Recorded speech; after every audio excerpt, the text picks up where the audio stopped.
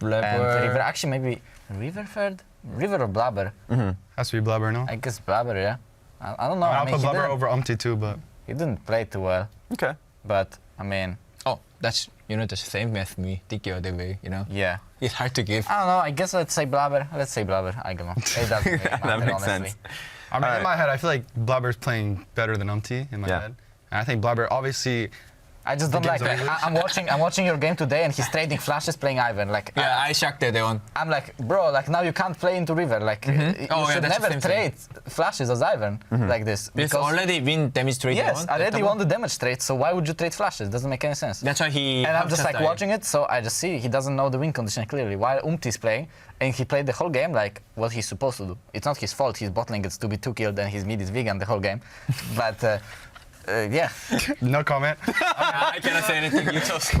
Now I understand you toxic. I mean, I think for at least mid lane list, I would say, I mean, Quid is playing well, but I definitely think I should be. I mean, I did have some int games for sure. Yeah. But I think it goes me, then Quid, and then third is like, Flacco's is doing well. I'd say Jensen. I think on his champs, he's pretty good.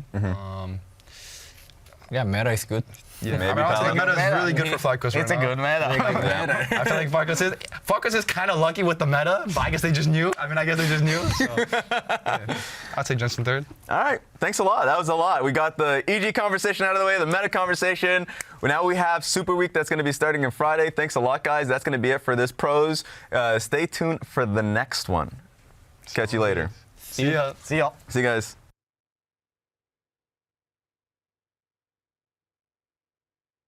Honestly, Impact ruined EG, I'm going to say it. Like, I saw a team and then Impact just wanted to leave EG. Yeah, I'm pretty sure there is no way. I blame Impact. There is no way Energy wins if we are all DG. Like, I'm never losing to those players.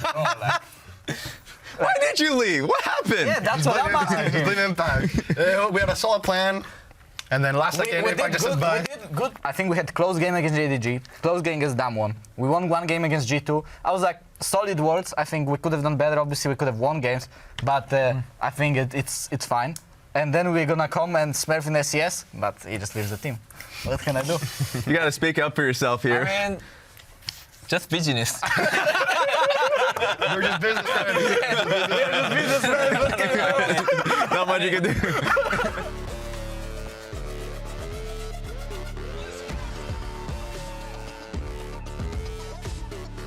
What's up, guys? We've got the EG reunion. I don't know how it's possible that we were able to get you. Actually, thank you, because you were the 3rd game of the day or the 2nd game of the day. So you ended up staying a little longer. Damn. Yeah. I mean, he casted our game. Are they? Yeah, I did, yeah. True. Actually, let's start with that. I was praising you, don't worry. Let's start with that, because Coach Inspired kind of showed himself. You're getting a little tilted on the cast. I mean, I don't know, like, you guys completely don't do anything. The game is completely free for Senna, and then you guys just go Nash and then make it completely funny through the game. Then game is completely over, TL is supposed to win, and then they counter it. Like, I couldn't focus on the cast. I mean, we should have won for free, and then we just messed up, we're boosted, and then they should have won for free, and they're boosted. So I guess just back and forth, who's more boosted? I don't know. This kind of things just happen in an A. I mean, it's fine. I mean, just anything. that's worse in any game.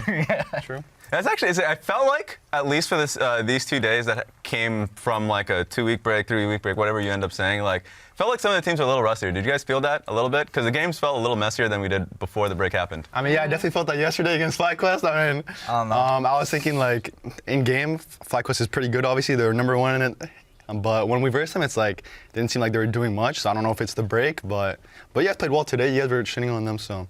And also, yeah, I mean, I think LCS is always low elo kind of. That's true. Not necessarily this week. I mean, that's true. That game was, yesterday was easy win condition, no? For you guys? Yeah, it was easy win condition. Yeah, if you Aatrox die like the one time. Yeah. It's kind of GG. It's kind of GG. Yeah. That's right. When he died one time, like. I mean, I think if we didn't abuse the map split, we didn't do anything, then we can't do anything. Yeah, I mean, you guys should have abused, but we're so after that game, we were just, I mean, let's lose in peace. Just a regular season game, no? I mean, like, honestly, before the game, I was like, guys, it's regular season, we can like experiment a bit. We'll see how they can play for playoffs. I mean, you should now we know they play in Italy. Like, I didn't think they would play in Italy. The games are also just really long, much longer than I think than we last saw them. And where do you guys think that's coming from? Because we got like the longest game, that was the energy game, that we had the longest game of the split. Generally, these games are going to like 30, 40 minutes, 40 minutes specifically. Like, what do you think is like the biggest contributing factor? Yes, you should go. People are bad. are the people bad at taking Dragon situation? Yeah, Yeah. I mean the energy game, like how bad was Immortals? How can you lose the game, bro? Contract is too good, no? Bro, like how can you lose that game? Also, Yeah. I think a lot of teams just don't know a clear win con, or they're just kind of dizzy on the map and they just play. Like they're just playing to play. They have like no intention, so the games just go long too. And if it's two bad teams with no intention, it just goes on forever. So at least that's how I feel. So, yeah. That makes sense. You align with that? I mean, today happened. Just like today, just like our game. Yeah, actually. It's kind of like our game. Yeah, two bad teams playing. For the viewers at home, let's talk about the state of the league, because now we have a super week that's coming up. So, but we're pretty close to the playoffs time now. First place team, FlyQuest now. Wow. You guys were tied with 100 Thieves, but you guys ended up getting the win today, so you ended up getting first place. Second place, 100 Thieves. Third, Cloud9. Energy that follows them. Dignitas, Team Liquid, Shopify, and Immortal. So, like, that's where this current standings are at the moment. Gonna look at you, Inspired, a bit, because now that you are first place, the question that I have for you is, do you think you're just that much better than the other teams? And specifically, is there another team that you think is close to like beating you guys? I mean, we lost to C9. There it is, They are there it is. definitely close to beat us. Yeah. And that's basically the only team that we are like really scared of. I think Team Liquid issue is their mid and AD are just not good. Like they are just throwing games that they should have been winning, or they are not playing their matchups correctly. Impact, you have something to say about that or no? I think Impact will leave with No no comment. comment. But just playing against them feels like they're just not that good. And on C9, I think they're all solid players, so it's not like you can count on them making mistakes that they shouldn't be making. So I think you just need to play the game very solid to win. Yeah. And if you don't, then obviously they will just win. And it doesn't feel like it against other teams. Other teams, I feel like I'm in unwinnable position, but I can still win the game. So, yeah. Let's talk 100 Thieves then, because they're second place. And there's already been like a conversation about. He got solo killed by Sniper. Oh my god! Actually, I'm just bullying Impact now. I saw Impact trash talking Sniper before this split started. Like, this guy sucks. And he just Yeah, gets solo killed. okay, but today what happened that he opened top first turret and second turret. to play. he did open top in our game. Yeah, then when happened that, like, nah, it should be get banned because he think he had dragged too much the object. Yeah. And Olaf get too much gold. Yeah. And I knew that like Bripo can be 1v9 that game. Blip Olaf? Yeah. I mean, any champion if you give it first turret, second True. turret. Yeah. We So used to you go. win. So are they frauds? That's like the big Yeah, they're community bad and question. lucky, obviously. Bad and lucky. I mean, I can't really say that since we lost to them. I Yeah. mean, we should have. I don't know. We just wanted to lose that game. So, I mean, I think Quid's actually not bad though. Yeah. I think he's probably the second best mid in the league. So, but I think them as a team is just not good. I think River's pretty good too. But just as a team, I don't really see them as a threat. So I'd be really happy in playoffs if we verse them. Yeah. It would be pretty free right away, but I mean, maybe we'll see. Yeah, I So agree you- with Jojo. I think River and Quid are good, but the rest of the team is just not that good. So I think they're bad and lucky. Okay. Second best mid. You're probably saying yourself. Second is best? first. You're saying Yeah. yourself is first. I mean, I'll be humble, so like. Nah. I mean, still first. I'm humble. I'm not like fifth, maybe fourth on a good day. Yeah, I would say me, then Quid. I thought Mask was pretty good in the beginning, but I feel like now, I don't know what happened. I felt that Korean in him, like when he first came. Like I Yeah. could tell this guy's Korean, and now I don't really like feel that Korean anymore. So I'm not sure what happened. I'm not sure. That's the unit of measurement. It's like Korean, and then now he's kind of like, I'm not sure. But I thought he was pretty good. I mean, Jensen had an insane Jensen game. Oriana. I mean, Jensen Oriana is pretty good. So, yeah. That makes sense. Let's talk about the break a little bit, just because at least going into the break, you guys were clearly at the top. Cloud9, you guys have obviously had like some losses going into it, and I think there were points that you guys needed to work on. But I'm going to direct it to you at first, because in general, when you're the first place team, like there's always that catch-up effect. You're playing against other teams, they're improving a lot more, and it's tough for you to keep kind of pushing yourself, or at least getting better when you're already at the peak. So my question to you is like, what was the break like for you guys in FlyQuest? I mean, before the break, I didn't really feel like we were playing that good anyway. Like, we are winning because we were kind of lucky in some games, and enemies were not really doing much, so we were like winning games that maybe we should not be supposed to win. And I think during the break, we kind of started like realizing more what we need to work on. So it feels like we are playing better on tempo on the game. Like, our bot lane is getting better resets, our mid laner doesn't greed his tempo. In mid game, we are playing together. So I think during the break, we've focused mostly on that, on like playing more as a team. Because I think in the end, in NA, if you are just a good team, you will just win. You Yeah. don't have to have like insane mechanics, because enemies are making a lot of mistakes. So as long as you keep tempo and play together, I think you will just win. That makes sense. How about yourself? Because obviously going into the break, everyone was just like, you look at the community conversation, flaming C9, like, what, are they really a super team, blah, blah. The first 3 games you guys had in the split were literally dominating lane. You guys were on the same page, but then something slipped. Yeah, I mean, my Vayne mid kind of ruined the team, so after I picked Vayne, I kind of went downhill. But I mean, I think the break was really good because I thought it might be another FlyQuest situation last year where we just don't make playoffs if we kept playing. No, I'm just being honest. That's a double shot. I wasn't thinking it will happen. I was thinking it could happen. Yeah. And the 3 big was nice. We can just reset mentally and just figure out our problems. And we had a lot of time to practice and just improve. So I definitely think it helped a lot. And What were some of the problems? I mean, I just think finding our team identity the most and what works for us. I think we all have pretty big strengths and we just weren't playing towards it. Yeah. And also just working more as a team, kind of like what Inspired said for us. We were making too many like individual plays where we just wanted to look good individually. But at the end, if we just play as a team, we're just going to win, in my opinion. So it was mostly that. That makes sense to me. Yeah. Impact, just because like for you guys had like really good elements of the game. Also, it was really interesting because like at least watching your games, it seemed like your guys' macro before the break was really strong. The way you guys were like basically playing to sides or like lane swapping, like it seemed like that was a positive for you guys. But there was like points of inconsistencies. Like what did you guys end up doing over the break that you guys like essentially what you were working on? What are we working? I think we are thinking more tempo-wise too, Yeah. because we have some tempo, like I cannot say the word actually. Terrorist. I see that somebody tempo terrorist and then like something gonna be wrong to map situation, so we try to fix that problem. Yeah. And I mean we fixed that one problem. Even we have a tempo, we don't know what to do. Yeah, like I think if even we call that like clearly to call about they're gonna come to bot side and we gonna push mid bot. But after that, what we can do, right? Yeah. Baiting them or to something. Yeah. People not make that decision making. Like no detail after. Yeah, no detail. That. Yeah. I think that's why that C9 game especially we cannot close the game because they need using number to check like over 2-3 people. Yeah. So I said that they have to come to bot side, and we can control mid top side. Then nothing happened, you know. So like that's our problem. Yeah. I think. I mean also it's not only that one. I think like problem is like even we lose early game, Yeah. like we should not lose the early game, but we kind of I think losing a lot some reason. Yeah. Like I wonder why. Why are we losing early game too? I'm not sure. I'm not too sure. But I mean, I would say like all of C9's losses, I feel like the only loss that like actually felt like a loss was versus TL. I just felt like you guys out-macroed us and played well. Like versus FlyQuest was just unlucky balling, like I don't know, 2v2 kill it happens. But I thought versus TL you guys actually played the map well early, and I thought if TL is like, I feel like you guys are just really inconsistent, but if you guys are playing well, you guys are pretty good. So at least that's in I my mean head. to me how I it's feel. like up to me too, I guess. Like normally that's why my Udyr kind of win percentage is high because True. I can move map and give vision. True. But that like other champ kind of hard to do that. Yeah. That's Udyr's strength, I think. Yeah. I mean, but still, if we team won't be strong, I need to play other champ, and we didn't know what to do without Udyr, you know? Like, bro, base top lane is weak. True. It's not that strong. Just push and move, no? Just help the team.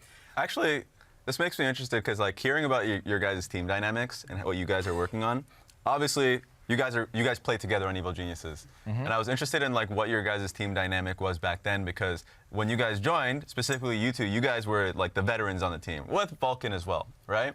And it was you and Danny that were basically the people who were learning quite a bit. So what was the dynamic back then? Because I'll start with you, because Inspired, the thing that is special about you from like any player that I know. Like you are very clear with feedback with players, I'm sure internally, but like when you're asked questions about like about like what went wrong in games, you flamed JoJo in front of the camera. You made it very clear what the faults were. So you're a very open and honest person. So like, what was it like on EGs for you, in your perspective? I don't know. I mean, we're just. I was just trying to play good as a team, and at the beginning we were kind of freestyling. But then once we realized how we like to play, that Danny is not really a lane bully player. He likes to scale. He has good mechanics. We realized, okay, let's just play scaling ADs. we're gonna play top side, roam to mid, make sure he's solid in the game, and that's basically how we were playing, like whole playoffs. We just 4v5 that Rift Herald every Yeah. game while Danny's hitting bot. Basically, always did like we go to Rift, enemies match us, okay, we will just dance here, Danny go hit plates, and if they don't match us, we get Rift and come to Danny lane and give him Herald. True. And then Danny gets a goal lead, and he will carry the game. So that's how we were playing. That makes sense. And like, how did you feel comfortable being able to be as open and honest? Because you came in, obviously, like 2 rookies and yourself. Honestly, I've never seen a rookie that is so open to taking feedback or like getting criticized. But how did you feel like comfortable being able to do that? Is that just who you are as a person whenever you join a team?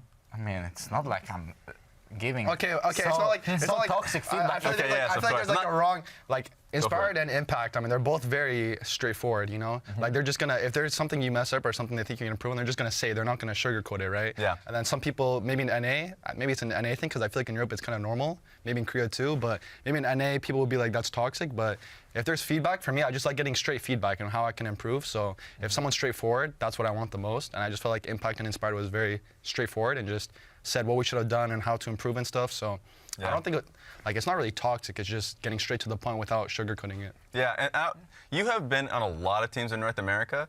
So would you say you've been on teams before where it's like you can't be straightforward and honest to people? And how? I mean, okay, let me think. I mean, yes, I think I cannot be toxic that much in any team before, meeting you. I'm thinking I cannot say straight the word to them because they're kind of like, or reaction is defensive, They're always saying like, no, it's, But when I surprised them when I talk to you. You always accepted the feedback, normally I'm biting to Bombion. I'm right, you're wrong. I'm right, you're wrong. Until like end of the topic, who is right? Yeah. Because I think people are saying, oh, you can play this way or 2-way, but I believe that 1-way or is better than like. It's no way 2-way can be better this game, True. So I like that talking about league like that and biting that, and I mean to me it's surprising that when I feedback you and inspire, like especially because I'm not play with European or any player that much, right? Like rookie, I mean to me inspire is not rookie but kind of like rookie to me. I mean, you're pretty young on EG Yeah. now, so yeah. That's why I'm surprised too. Like Yeah, I mean, I think people just have to realize like they're giving feedback for a reason. We just want to win as a team, and there's nothing personal, right? So there's no reason to take it personal or to get defensive because at the end we're giving feedback and helping each other to win as a team, right? So also is if people give feedback, if someone got feedback, right? If a reaction to emotional, other person who give feedback person getting emotional too, True. That's problem too, I think. So it's better for both sides. Just be calm down. True. Then talk. I think that's better. That makes sense. And I want to hit on you a little bit more because before Evil Geniuses, you were pretty much on like veteran rosters almost consistently. Like you always had players that had prior experiences that like know what they want as a team. And this was the first team that you actually had just straight up rookies or younger players. And ever since then, you have just been in a daycare. Especially with Team Liquid, I would say that you have like APA, who's of course a young player, Jan is a young player, and you mentioned on stage how it kind of feels like that.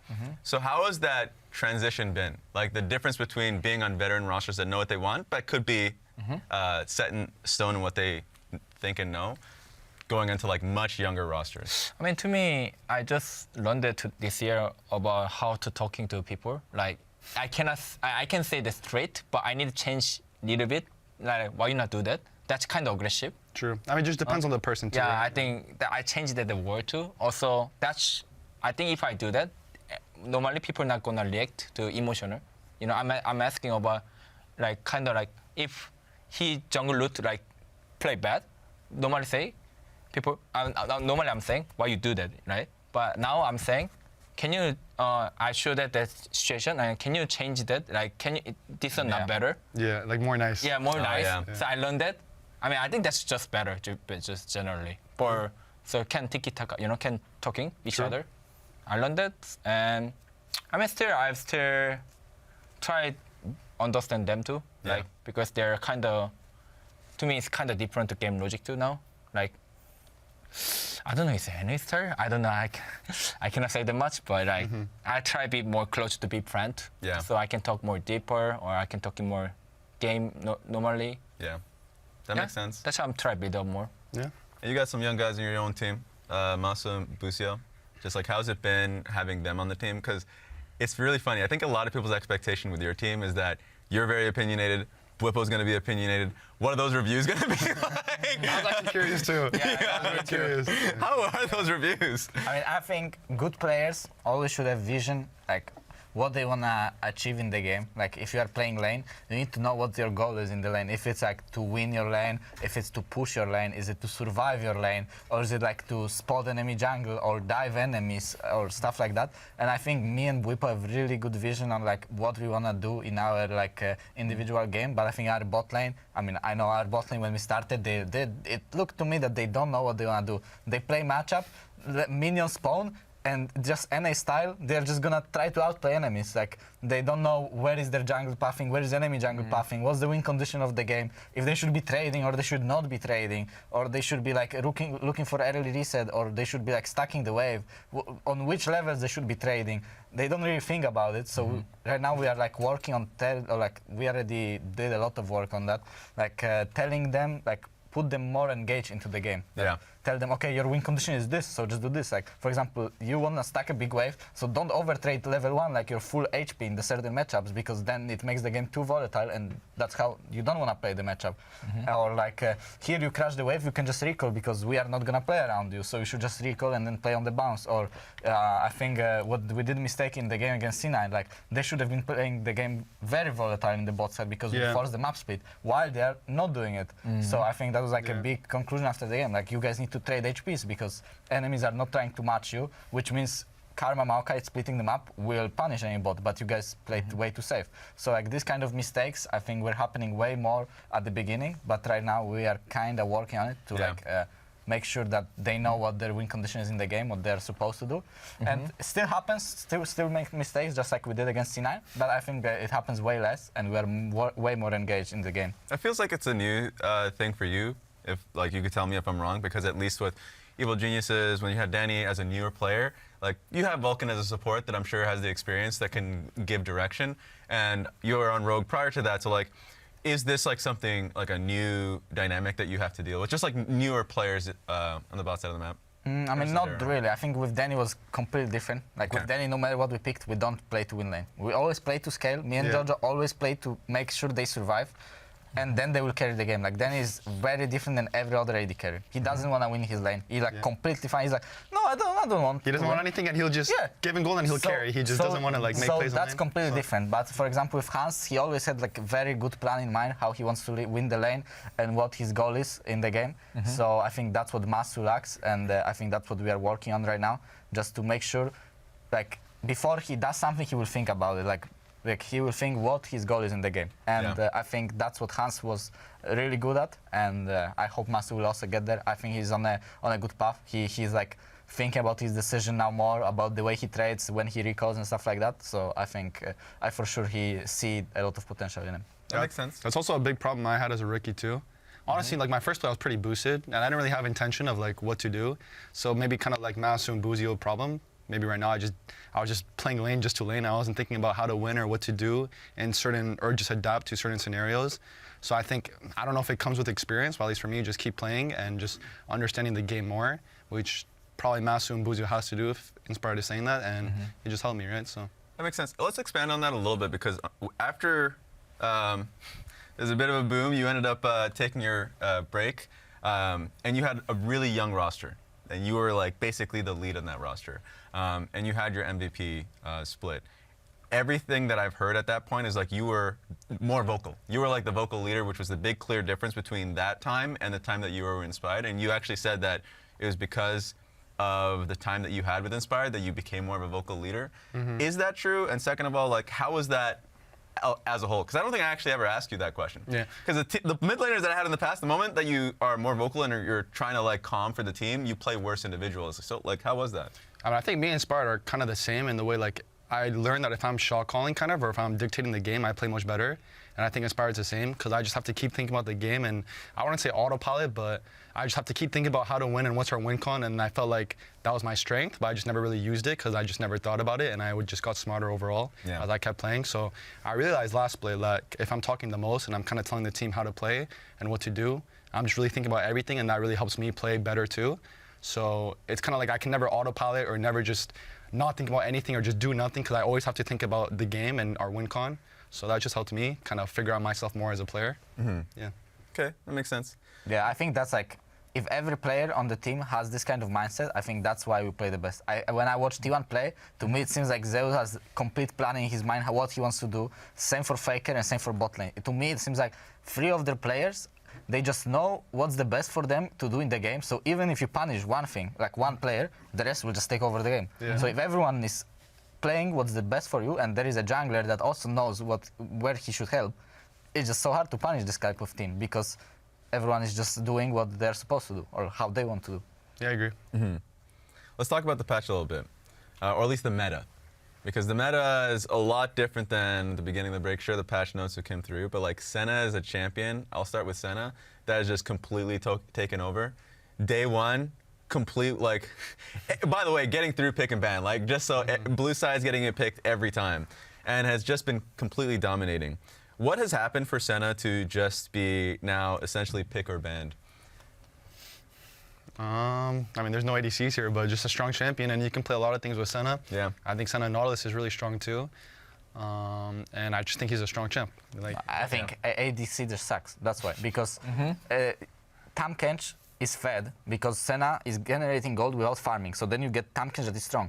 This will be weak if enemy AD carry will be able to kill the Tahm Kench, but AD carry item sucks, so no one can kill the Tahm Kench. If there will be Zeri that will free farm, and then if she gets actually 5 items, she will have super big damage, then obviously Tahm Kench will suck. But Tahm Kench is unkillable if he farms, so, and Senna is still strong. So why would you play AD carry if AD carry is not gonna deal damage in late game, it's gonna get one shot anyway? that's why a lot of people like playing Smolder into Senna too, Yeah. because it's kind of the same as Zeri, they just farm, and he can just outscale, so. Yeah, I still think Smolder probably doesn't outscale Zeri. Like in the game that you guys played, Smolder has 400 stacks, but if you don't run it down, like he is not gonna kill anyone. Yeah. So what's the point of playing AD carry if AD carry can't carry in late game? Actually, this reminds me of your game just yesterday, because like Core JJ had that 5-minute gank that helped your state, but then even though you guys had a lead top lane and you ended up getting a solo kill top lane because of it, Senna suddenly stopped laning. I remember. Yeah, taking your turret plates in front of your face, and I think you had like double melee because support started coming up, but you couldn't do anything against it, right? So like Senna was just taking plates top, taking plates mid, and it's like, okay, well, and you can't even make a play against like Nautilus. So for me, I guess a question around that is like, what should change overall for a strategy like this to fail? You just think just buff 80 carries? Yeah, I mean, right now people are playing Varus, right? The attack speed Varus, because in theory, like, he has enough damage to kill tanks. Yeah. But it's so easy to die. Like, Tahm Kench will still be tanky, and I think if Varus team doesn't play perfectly, like, Varus will die eventually in the game. Like, either on 1 item, it's easy to pick off Varus. At 2 items, it's easy. At 3 items, it's easy. Like, Varus has to play the game perfectly, I think, in order to win against TK. And TK team has just way more options. So, and Varus is like the only AD carry that abuses items like Ginso and the Blade. Yeah. And other AD carries that are buying crit, they just don't have enough damage. So I think you just kind of have to buff crit items in order to make AD carry scale. And if then my AD carry is gonna scale, I don't care if Tahm Kench gets fed, because he's just gonna get one shot. I agree. Also, I think no one can build Kraken build anymore now. Yeah, Kraken also sucks. Like before it was true damage, you were killing tanks one shot. Now you don't deal damage. Yeah. And we've also seen, okay, this is probably a good question for you, because we've seen a lot of Volibear. Like IMT is like first picking Volibear. I think that one is pretty IMT. egregious. That one's pretty Scrim egregious. gods? You can honestly talk about IMT, because it feels like they got worse after the break. Like the first game of the day that we saw yesterday, which was like IMT versus like Shopify or something, was I mean, pretty I poor. think when they play, they don't speak the same language. I think like their mid and top are disconnected from their jungler. They just don't talk to each other. Like their jungler is doing one thing, their mid laner does completely different thing. They just don't talk. Are you sure? There looks like bottom disconnect too. Or bot lane disconnected. But I feel like in scrims, IMT is, they're not the best team for sure, but they're much better than how they play on stage. I don't know why. I feel like IMT is like a scrim team. Yeah. And it's actually decent practice whenever we scrim them, but I feel like on stage they just play worse. I don't know why. Maybe they're just nerves, or I guess no one's speaking the same language on that team, but I'm not sure what it is, but yeah. Have you been on teams like that before, where it's like you can't transfer like scrims to stage at Not all? really. I mean, I think they just lack a leader, and I mean, I was the leader on the team. So Yeah. it seems like sometimes they just don't do anything. 100 Thieves are the opposite probably because they talk about, at least they've been honest about how they've been losing a lot of scrims, but then they've been winning on stage in general. Are you guys feeling like, at least your take, because earlier you guys said that, you know, a little bit fraudulent, but Bad and lucky. more lucky. So they were lucky that they won games. I mean, like there's no way they're better than them or them. Like there's no I way. mean, all I'm saying is, if I versed 100 Thieves in playoffs, I'm celebrating right Yes. now. Same. I can't drink, but I'm getting my beer and I'm bigger and I'm happy. But that's all I'm saying. I mean, yeah, we don't want to get clipped here, but I think anyone that plays 100 teams is get a free win. Like. But who knows? Maybe they'll just shit on everyone. Maybe.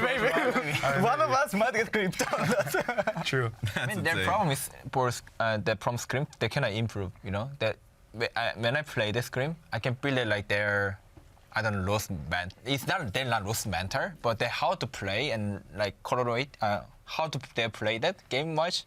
I don't understand. You know. Yeah. They They don't just have do a weak lot of points. random things. Yeah. Yeah.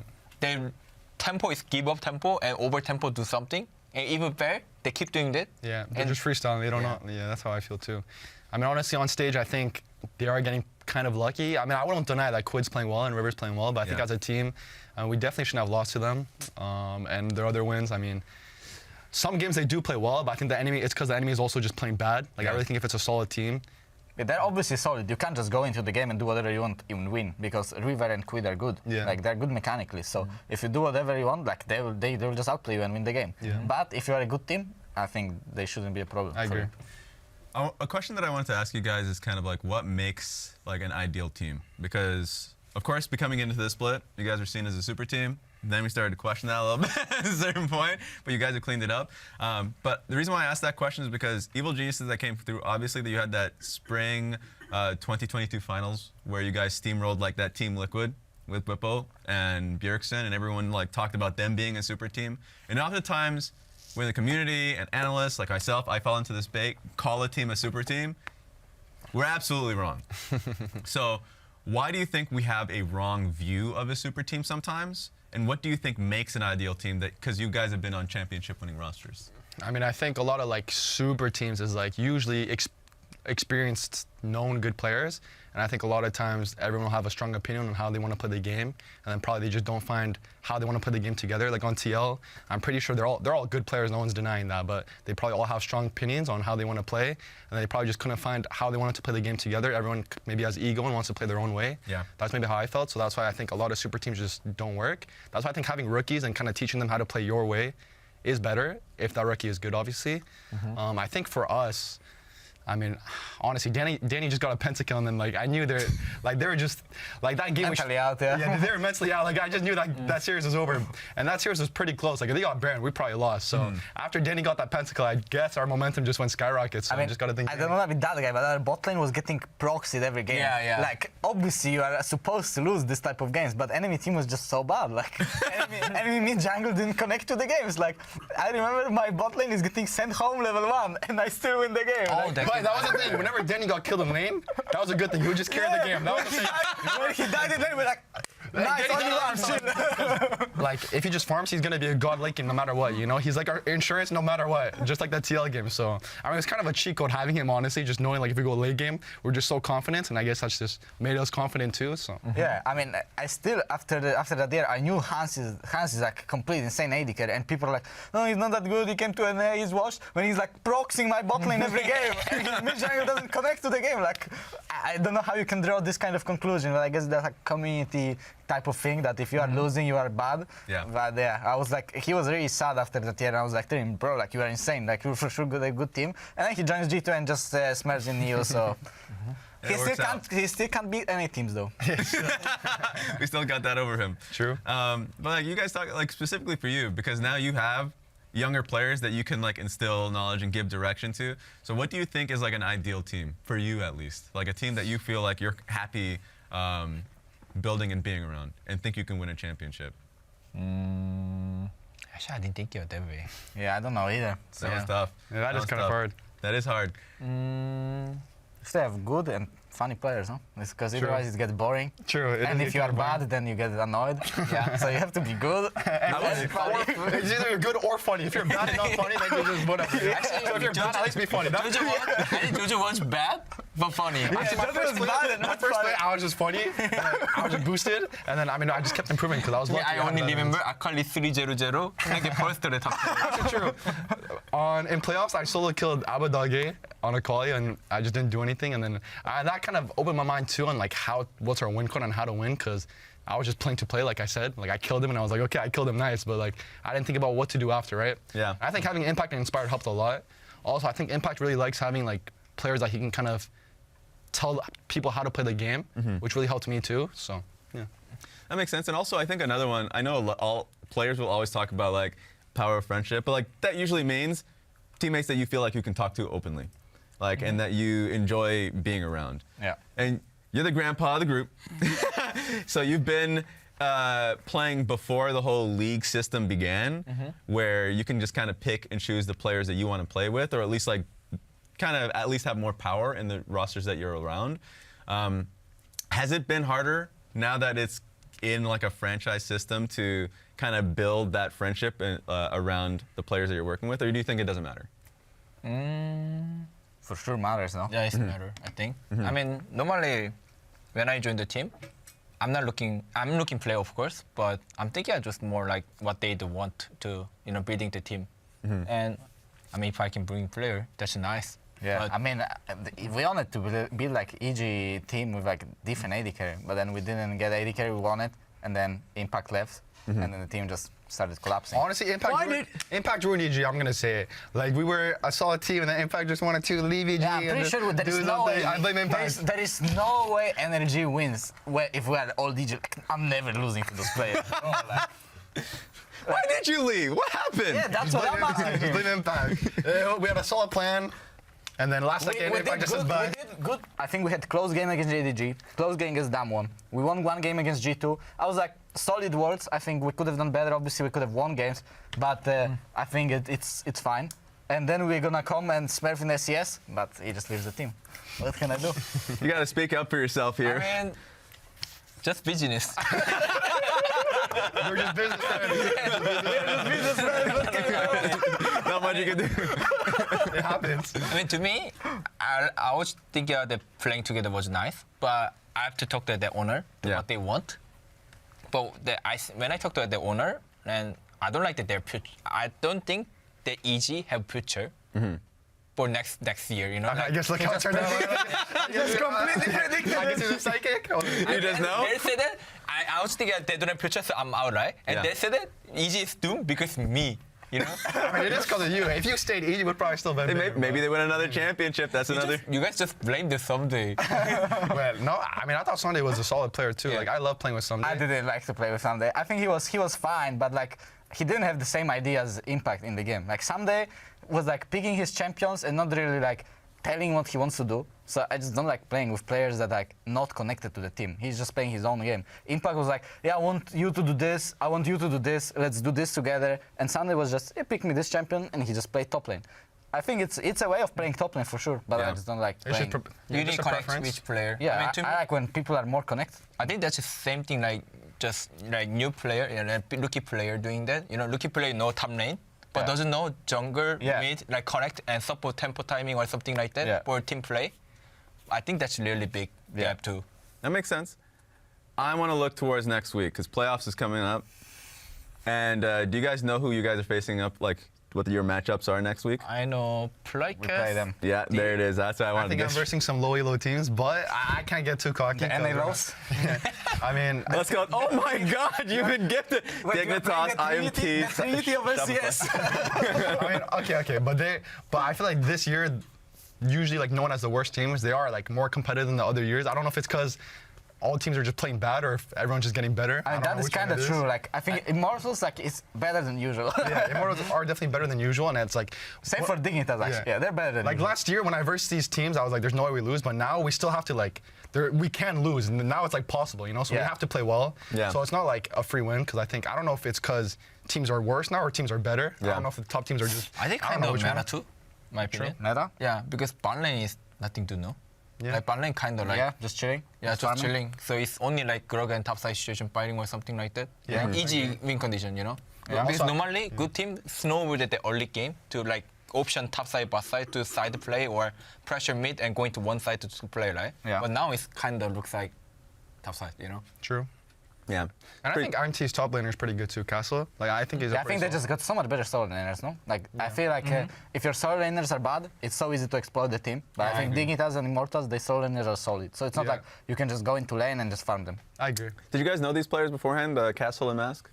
I didn't really know much about Mask. I mean, I knew a little bit about Dove. Like he played in. Yeah, we knew LPL. Dolph and Rich, yeah, right? Yeah, I They're knew Rich. playing in the... I know Mask. Yeah, I didn't Yeah? know Mask before. No. What did you because you already expected that Mask did play well early, and then you said you dropped off. How much like have you watched, or how did you know Mask? What happened? I actually don't know. And last year, so we thinking about switching the mid between the spring summer. If Mask was an option. Yeah. Oh. So we looked at because he speak English well, and he know how to play like team wise to more to moving map. So we think a good option, Yeah. but unfortunately it's decline. You know, not happen. Yeah. Unfortunately. Mask is because like you're right. I was I was personally surprised with Castle because like Mask I saw him with like Unicorns of Love like during the Eves Masters when I was prepping. And he was really good as a player. Castle I was genuinely surprised at how good he was because at least from what I saw with LCK Challengers it seemed like there was like he was struggling individually. That's what I saw. But you're right. Yeah, like some of his games he's just like carrying hard on Aatrox. So I agree with you guys. It feels like the teams like IMT and Shopify aren't like free wins. So what would you say you guys need to work on to like be able to have a strong week next week? I think we just have to play well as a team. I really think if C9, like me and my team, just play well as a team, we really can't lose to any of these teams, even if they play well. It just depends on us. If we have an off day, then I feel like that's the only time other teams can win. So we just have to focus on improving and being consistent. Yeah. And then I just think we can't lose. Like, obviously it's good to prep against certain teams, but just overall, I think if we play well, we're not going to lose. So Okay. just focus on us. How about you, Impact? Because the games that you have going into the next week, kind of like on and off. So like immediately, like you can talk about the matchups you guys have against each other, like FlyQuest versus Team Liquid. That's pretty exciting. Like, what's your thought on your weekend? Because you have FlyQuest, you have Dignitas, and then you have IMT next week. Oh, we're similar actually. Yeah, pretty close. True. I mean, to me, it's kind of tough game should be Yeah. against Dig and Immortal because this is best of one. I think who like ready to next week gonna win. You know, not like big gap to I think between their team, my opinion. So we have to think more. I think we need to fix our problem to the middle late game to decide decision making. Then we can win that. But FlyQuest, I think we have to ban Ziggs. Looks like it worked. I mean, that's what we did today and we won, so I mean, last to time me, we did that, we FlyQuest lost. it's pretty good, but like I think they still have problem too when I see that. Like when Inspired at the bot side doesn't know that sometimes to need to get pressure or need to over confident to fighting when they have advantage jungle. Like they know jungle are not going bot side. I think they're not using their own well. So I mean, let's see who gonna win. But I think we just need to fix that problem. Not like we think that like who gonna play burst. I think we need to think our problem fix. Yeah. Yeah, same as us. Okay, that makes sense. I was going to ask you the same question, but it seems like it's going to be the same idea. Yeah, I mean, that's usually what you do Yeah, in regular yeah. season, I think. Yeah. When it comes to playoffs, you know your opponent, then you can kind of Yeah. start preparing for that specific team. But I think during regular season, it's way too try hard to True. like, Yeah. to like you're playing best of one against one team, like, and to prep everything into them. I think it's kind of useless. Like you just focus what you want to play, and I agree. and Yeah, just that's play. why I don't like this break that much too. I won't play more game. Yeah, I think the break was kind of annoying. I mean, personally, I didn't mind the break too much. He benefited a little bit. And I was bored. Yeah, it was Yeah. kind of. It was kind of boring. One We were week, scrimming it's a lot. okay, but next week, like It wasn't even, people say it was 2 weeks, but it was like basically 3 weeks, no? Yeah, it was 3 weeks. Yeah. 2 weeks pretty break, but 1 week to Yeah. be late to LCS. But still, everybody break only 2 days, and everybody play the scrim.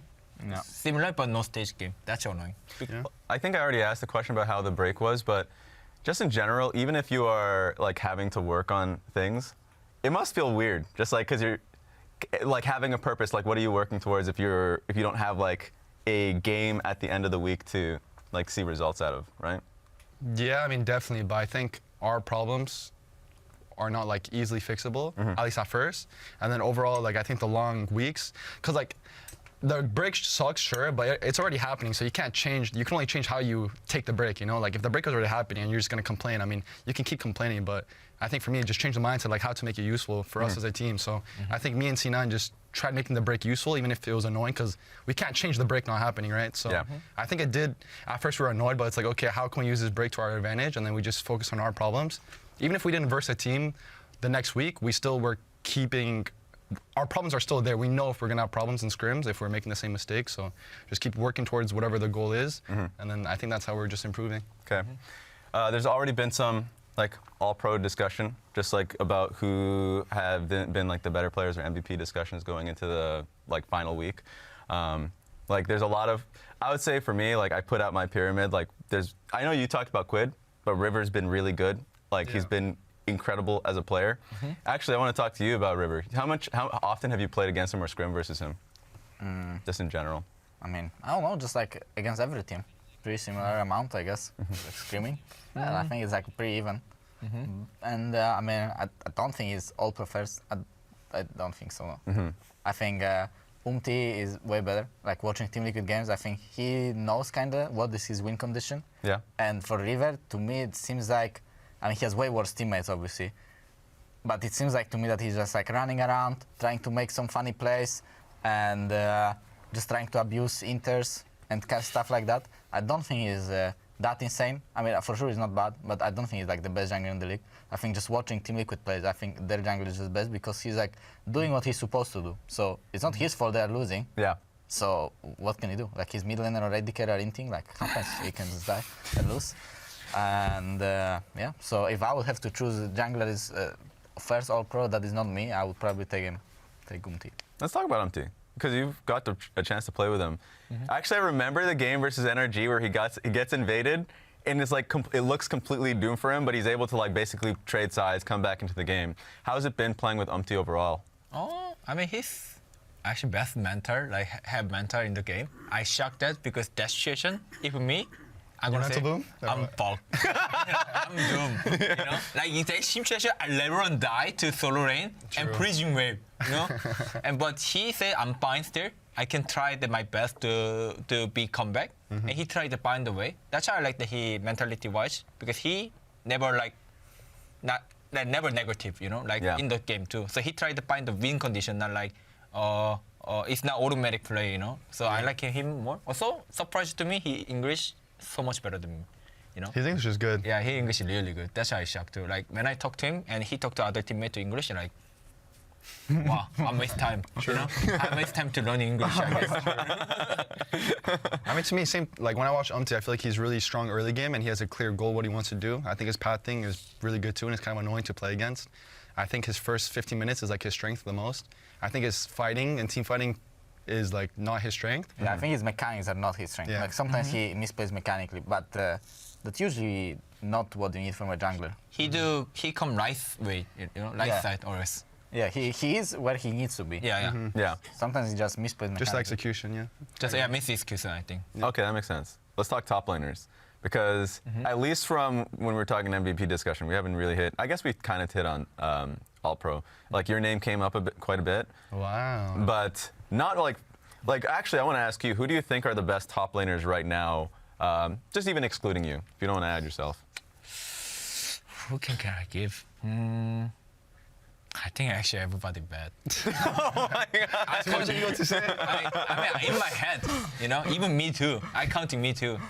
So everyone's just bad? Yeah, I think so. Compared to the other region, you know, like Korea or China, when I'm watching that, like should be match play like that, but when I played in the stage, I feel like, why matchup going this Actually, that's way? exactly how I feel all the time, by the way. When I watch other regions play matchups that I think are unplayable, and then I play them in NA, like I don't want to, okay, so versus FlyQuest, when I played Nico versus Oriana, whenever I watched other regions back then, Oriana has full control of the lane, but then I just had full control of the lane, and then I was confused, so I feel like in NA, like, the matchups are just not how they're supposed to be played, you know? When I watch other regions play the matchups, it just never goes that way in NA, so I feel like I can just pick whatever I want and kind of be greedy with my pick.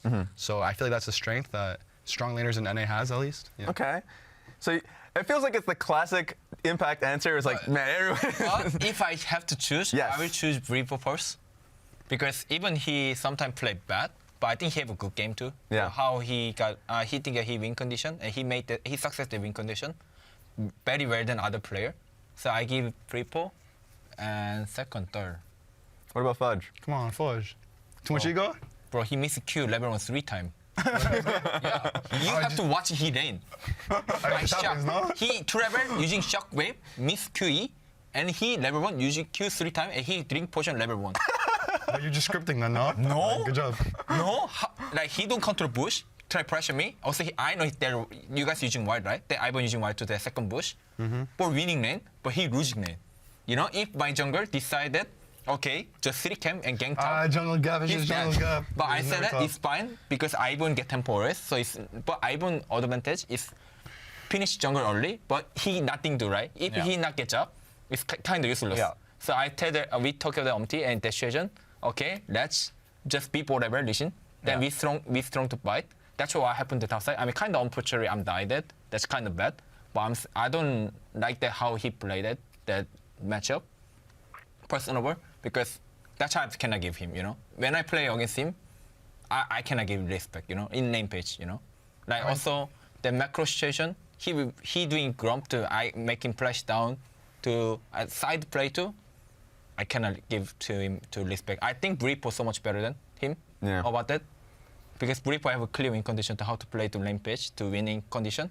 I think he's kind of sometimes overplay to try to do something and lose condition.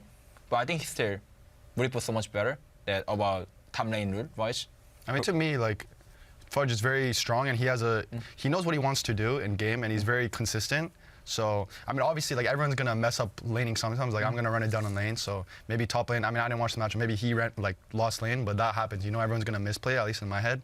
But at least whenever I play with Fudge, he's very consistent. He knows how he wants to play the game and his champion, his win condition. So, I mean, I think it's been really fun, like, good playing with him because I think he just explains.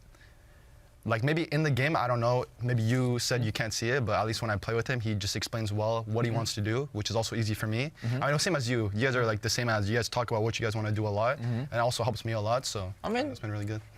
Sure, but it's not from me, you know, like to prove to my perspective. Yeah. But you haven't even listed a second one, so it feels like you just Too don't much ego? think. I mean, I'm just say fact what I feel that. Yeah. How I feel that, like, because when I play Forge these days, I'm not getting any pressure, you know. I was thinking, people think, we are thinking Jax is a risky pick to blind. I said, I don't care against this guy. I can pick that in my head because he better Aatrox. And I think Jace should win Jax, but I think in NA, I don't know how, but Jace is played bad. So, like, because they're not thinking of the transform, the cooldown situation, the 6-second cooldown situation, but when range form, they're working, you know? And they give free damage straight. Because the matchup is mind game much Jace better. Because Jace, if you just hold the hammer, just keep pushing hold lane, Jace cannot do anything. Jace have to look like, okay, I'm just waiting, you know. But they're not using their advantage. So anyway, I'm not give Purge to top 3. Yeah. I give Bripo to first 1 if without me. And I mean, I think Cassie actually good too. Like when I play in the Scream, I can feel that he's consistently play matchup very well. Yeah. When he play Langton or Jace, this Kancham, I can see that how he play lane page to lightweight, you know, to matchup watch. Because I little bit shocked because in NA, I didn't feel that much about the matchup like going, because I always imagine that matchup should go like this way. But when I play against Castle, go it that way. Yeah. Yeah. So, I mean, it hasn't happened for me yet. What by do you the think way. about Rich? I feel like Rich is like the guy that is kind of carrying Dignitas. He's kind of carrying. Yeah, he's doing really well. Today, I also don't like it because he played Naruto Jace matchup, right? I think he can overjing very well to buy Tabi, but he go page pulse item. That's why he missed the solo kill, I think. But still, he's good. But still, I don't know, team is kind of not great doing Okay, what if you had to put a number 3? You have to put a number 3, and I'm gonna include you, but you have to put a number 3 now. See, this is insane because I feel like any time I talk to Impact on anything is like, nah, everybody's playing poorly. Surely Rich is fourth, no? Like surely. Yeah, but who I can give 3? You want play top? No, let me think. I think it's fair to do Blippo yourself, and then you're saying Castle. Yeah. In lane, but like game-wise, I think he's disconnect with teammate. Yeah. Yeah. Who, Rich? No. Castle? I will give Okay, I give sniper. Anyway, I'm dying. So much ego. Give it a It's not sniper. ego. If ego, I'm not give it to him. Okay. I think he have a problem about the still understanding game wise, but I think he's good thing. Even he rookie, he try fight. Yeah, that's true. Yeah. I think not that's scared? he's not scared. I Yeah. think that's good thing because you can go next step.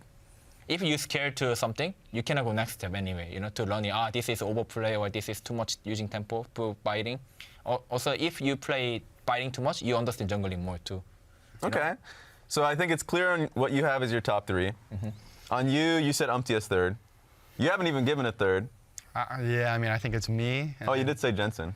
Wait, who did I say though? Well, how did I? You said Umpty as third. No, first. First. Oh, you said Umpty first? I mean, if I count myself, I'm first. I'll count you. I think Umti is second, and I'm Blabber third. Let me think.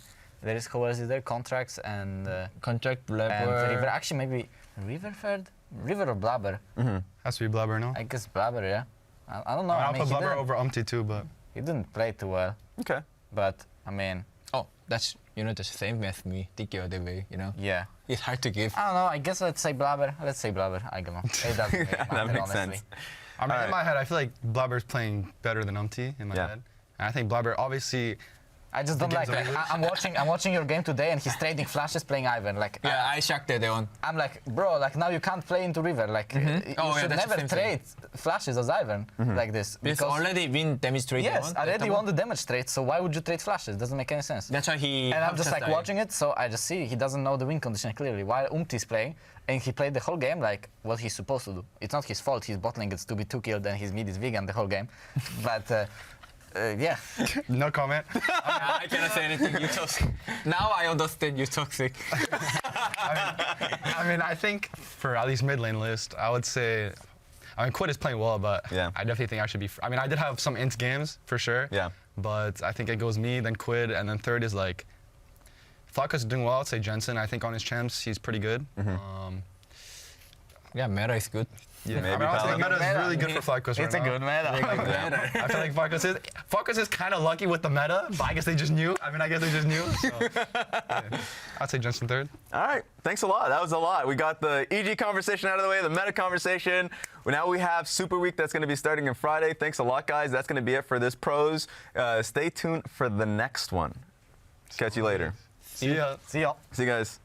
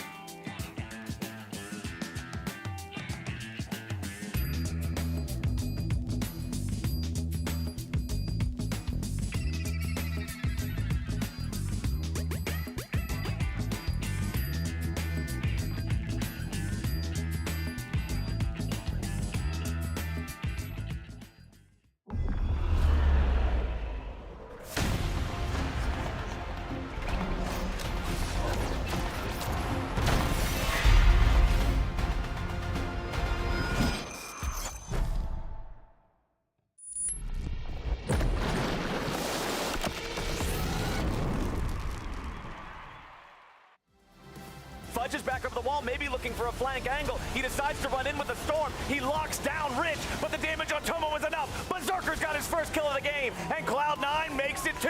JoJo's at a rampage, and Berserker ain't done. He dashes, he flashes, he takes out Sejuani for a double kill, and C9 is gonna walk it in from here. I mean, we're C9, so we're gonna win. But I still thought it could have been anyone's game. These last couple of minutes, though, has just been disaster after disaster after disaster. Face check in bot lane, you die. Go top lane, you die. Then overstay top lane, your ADC dies. Then your jungler is killing the crab, he dies too. It's just everything going wrong. Team Liquid, they were down in the early game. They trusted themselves to dig in, defend, defend and scale up, and they're gonna scale straight into a victory. I put my bet on you going for the I said I was right, but not for Visha. Hey, your bomb. GG. GG. Yeah. Keeping up, Yeah. Fly. We should fly. Okay. There in a flash. Jerry. Jerry. It's good fight. Jerry dead. What's Jax? Jax. Oh, I'm done. Jax no flash. Fight. Just keep fighting, guys. I've combo. Hold. Quid, you're so good. Stop. MVP. Could just be it. Tactical's under fire. It's only up to Castle and Ole, but 2-on-5 are not great odds for Immortals as they find the charm, and that could just be the end of Immortals' dream.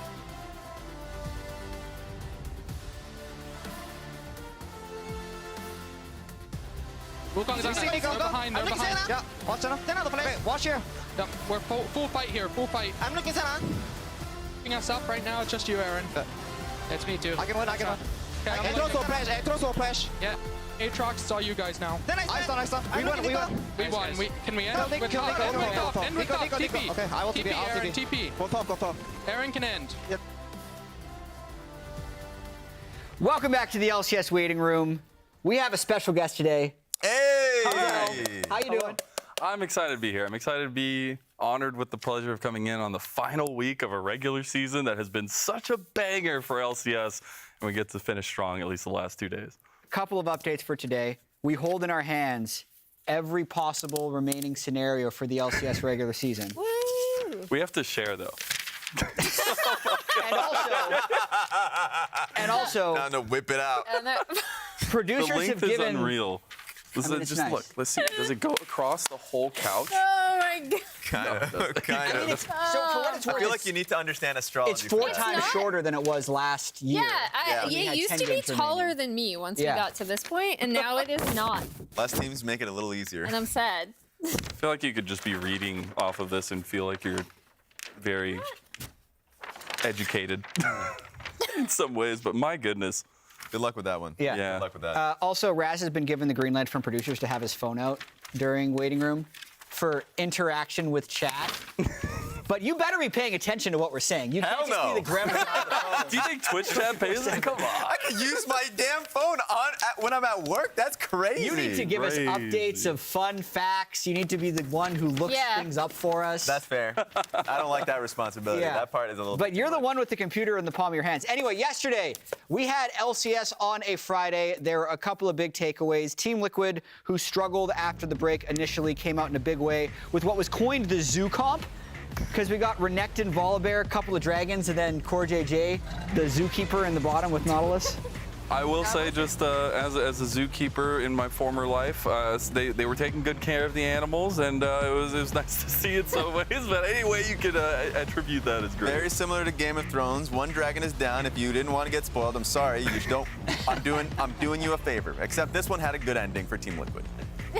It did. I mean, what's interesting about this team comp is it definitely looked like it could have the problem of having an Aurelion Sol and a Smolder that just don't do anything, but I think it at least fit the strengths of the players. So it's promising that they're able to win that game because they have a really hard schedule. Another big takeaway from yesterday was Quid's continued dominance. He won his 6th player of the game, which is pretty incredible considering we've played 12 games. He's won POG in half of the games he's played on stage. Yeah, and no one can catch him now, right? Because the next 2 closest, I believe, are JoJo and Blabber at 3 POGs apiece.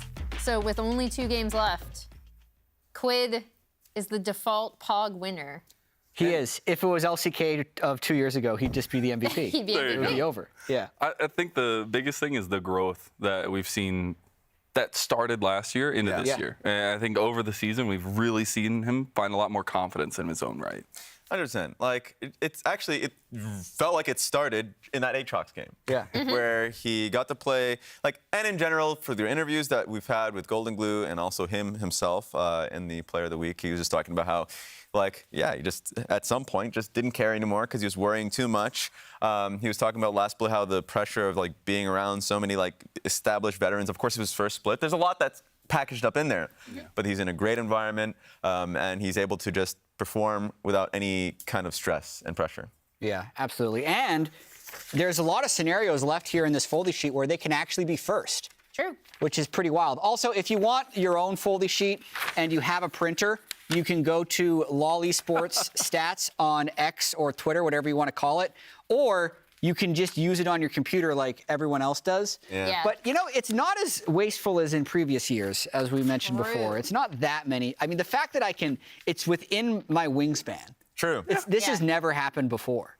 Also, you can have a lot of fun with. You're gonna need some extra space if you want to print it out. I feel like you're gonna need to pull out the trays and stuff, but it's fun to roll up and then let it go again. You just keep doing that over and over again. Okay. But don't get too handy with it. Then it'll get a little moist. So just calm down a little bit. We need to talk some playoff scenarios. Okay, I'm ready. So we have the tool made by our head statistician from yesterday, and we all have a particular scenario we want to go through for what happens in the remaining 8 games. So Emily, you're up first. All right.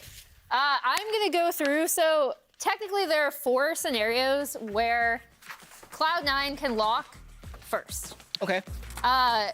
There are 4 because the path is incredibly similar, but there are a bunch of games that don't matter, right? So firstly, they have to win their remaining 2 games. FlyQuest has to lose their remaining 2 games, and 100 Thieves have to lose their 2 remaining games, and that will automatically lock Cloud9 in at top 1. The reason why there are 4 scenarios is because these games do not change the outcome. But yeah, so for Cloud9 essentially to make it to first, no tiebreakers, nothing. Essentially, Cloud9 fans, you're rooting for 100 Thieves to lose all their games and FlyQuest to lose all their games. Nice. That's 6 things need to happen. True. Yeah. Raz, what needs to happen for your scenario? All right, let's bring it up, because this one's actually extremely easy. Wait, mine wasn't? I thought it was pretty straightforward. Yeah, Pretty it's like, straightforward, this yeah. is what Well needs to explained. happen. Well, at least from mine in particular, NRG is already. Oh wow, I'm going NRG. Shopify Rebellion is already in arm's reach within Dignitas. So just like from their games, as long as they're winning one, they're in a pretty solid Raz, do me a spot. favor. You're showing how they make playoffs, right? Oh my God, get me out of there. There we go. Top 6. Here we go. That is true.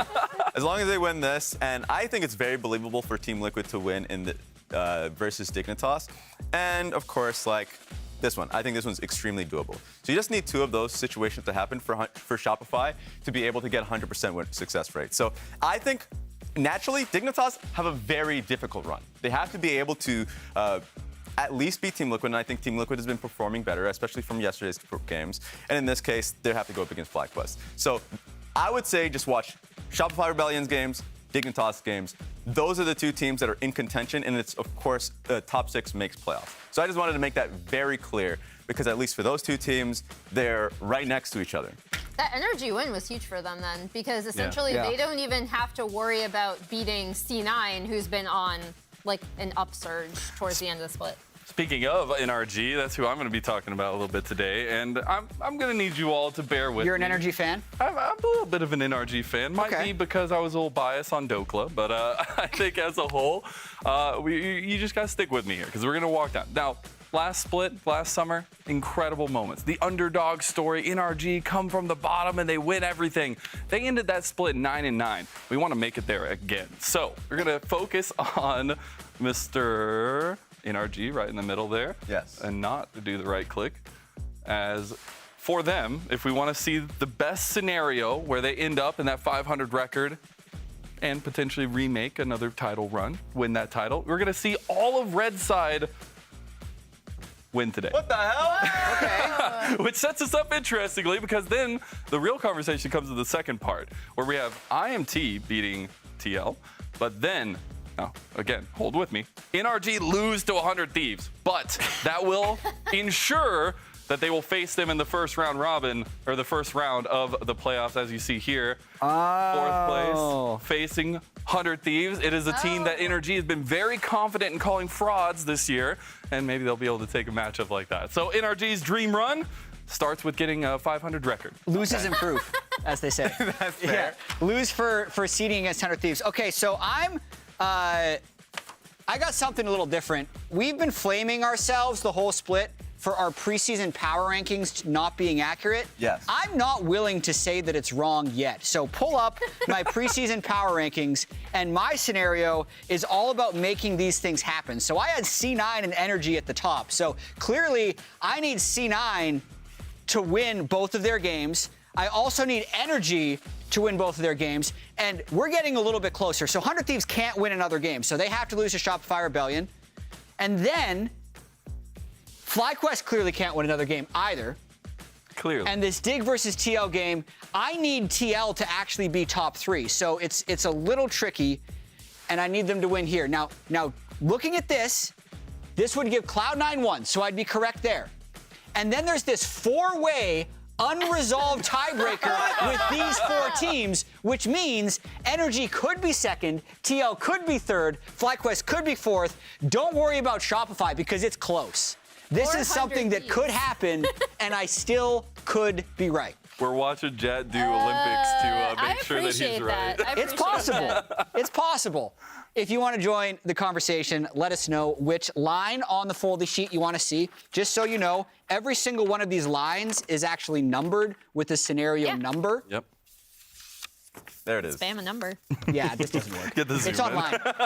Also, Discord, you'll be able to find a link to the foldy sheet there and chat. It's a really good community we have over there. We'll keep an eye on all the scenarios throughout the day, with our first game being between Immortals and Cloud9. We'll chat about that matchup soon. But first, check out some content that we shot with Immortals earlier in the season.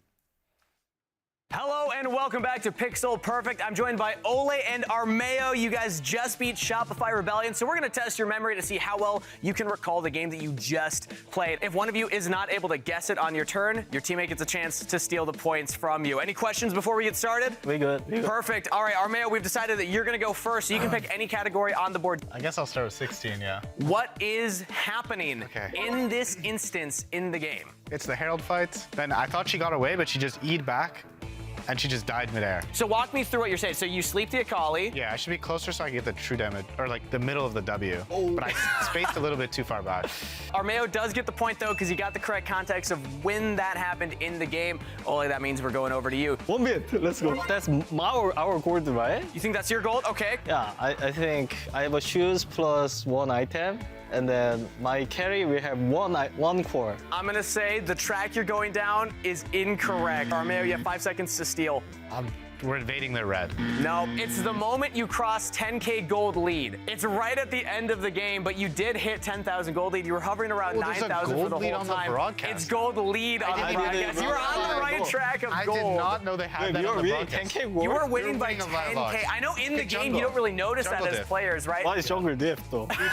Support gap. I'll also do the hard one. Okay, Armeo's up next. We're going for another 1-bit right now. This one might be a little bit easier. This is significantly easier. But you still need to give me the context of what's happening in the game right here. Most unfair completely, but I'll take the 3 points. We heralded mid, and then a team fight started. Well, the Akali did. As we look here, I'm so not you gonna said lie, they flanked from the top I was side. Nocturne ulted, so I probably did not even realize. That's a good point, but Yeah, you specified you were just flanked from the top. appeared. I don't know, what do we think? Do we give him the points? Ole, should we give him the points? He got almost all of it Can right. we split the points? I'm hearing from production, we're gonna give 2 to Ole, 1 for Armeo. It is tied right now between the two of you, so you have to go for it. Yeah, I may as well. Let's see it. You actually know? I guess it is. You are champion. They invaded our red buff. We're retaking red buff. We kill only Rel, I believe. I titled this one Ole's Revenge because you were able to punish them here in the jungle. Don't let them take our red buff. You keep going for these engages, man. A solid performance from me, so I want to give props. Yeah. Well, Armeo, you do technically win by points, but let's do the last one. Ole. This is so easy. I'm here. John say, oh, we need to protect our raptors, so I just like going there, and then they trap. Hey, they go. Oh, it was Armeo. You're throwing him under the bus. I didn't think they'd be there that early. No, I knew. We got the 1 for 1. Yeah, and then I just died for my team, and then Jace got 1 kill. I got Yeah, you traded 1 for 1. I have a Dark System. Traded 1 for 1, but I'm happy that we're throwing Armeo under the bus. But that is another point to Ole. Armeo, you do still walk away with the most points, so congratulations as well on your first win here in LCS. Armeo, thanks so much for playing Pixel Perfect. We'll be back with more later in the split.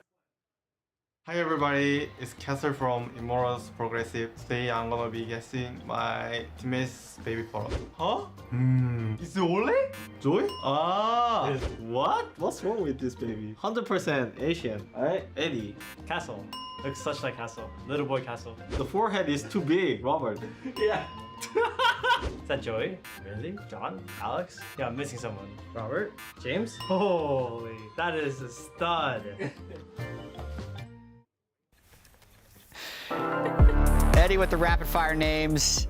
Again, we have 8 games left in the non-tiebreaker world of LCS regular season, so it's time to look back at the power rankings we made before the split. Now remember, these were projections of what we thought the regular season standings would look like after 6 weeks. So here's the power rankings versus the current standings. But as I just said before those Immortals videos, a lot could still change. It's still technically possible for Cloud9 to move into first, for Energy to move into second, just highly unlikely. Oh my God, yeah, impossible. And like the way we put 100 Thieves, by the way, consistently in 6th or 7th. Yeah, so it is confirmed, I believe that, well, it's close to confirmed that no one can be right about 100 Thieves. Yeah, that part's There's a gonna be chance they impossible. could fall I the feel fifth. like Kobe can. Yeah, they could fall the fifth. Because like you were They actually could. saying- No, in my 4-way tiebreaker scenario, they could fall the fifth. Yeah. So like this is still possible. Yeah. But I think it's clear that we got 100 Thieves wrong the most Yeah, don't look at my Shopify as a Rebellion unit. Oh no, Kobe actually has a chance of being 8 for 8. That would be the first Yeah, time wow, anyone Rez, had you ever were done really high on Shopify. one. Yeah, it was. When Not I looking came for into me the on that split, I was actually really high on FlyQuest, but there was a caveat for me. It was like, oh, well, you know, Masu Busio is going to be interesting. So it's curious that, you know, we see them at the 3-4 spots for a lot of members, and here we are in the split already gone. FlyQuest surging. A lot of TL believers too. The one that hit a lot of us, of course, is NRG. Now, NRG for sure couldn't perform better throughout the rest of this weekend. Yeah. But the full expectation was that they would come in off the high of their championship victory, with them keeping the same roster outside, of course, bringing in Huhi. We saw that as an upgrade, but of course, like they have had a lot more issues than we would have expected. And for me, it was the change in the coaching staff and all the behind the scenes, right? I think that we all saw that coming in the year. It's like, okay, what will be different with this roster? What will be different this year? And we have seen some differences in that regard, and especially in the draft prep and things like that. Yeah, and a note for fans, Dokla was very ill yesterday, was able to play through it. I imagine he's not going to be 100% today, so it's definitely a challenge that Energy is going to have to work through this week. It's funny, with how much playoffs. of fraud talk about 100 Thieves, we're the frauds. Yeah. Fraud stamp. I mean, I think it's going to be a really hot topic of conversation whenever 100 Thieves gets seeded into the playoffs, who ends up being favored in those series. Because we know there's a very real chance they're going to be the #1 seed. But I still don't necessarily know if that reputation is caught up based on what happens in scrims and based on the win quality. Like they eke out a lot of wins. Yes.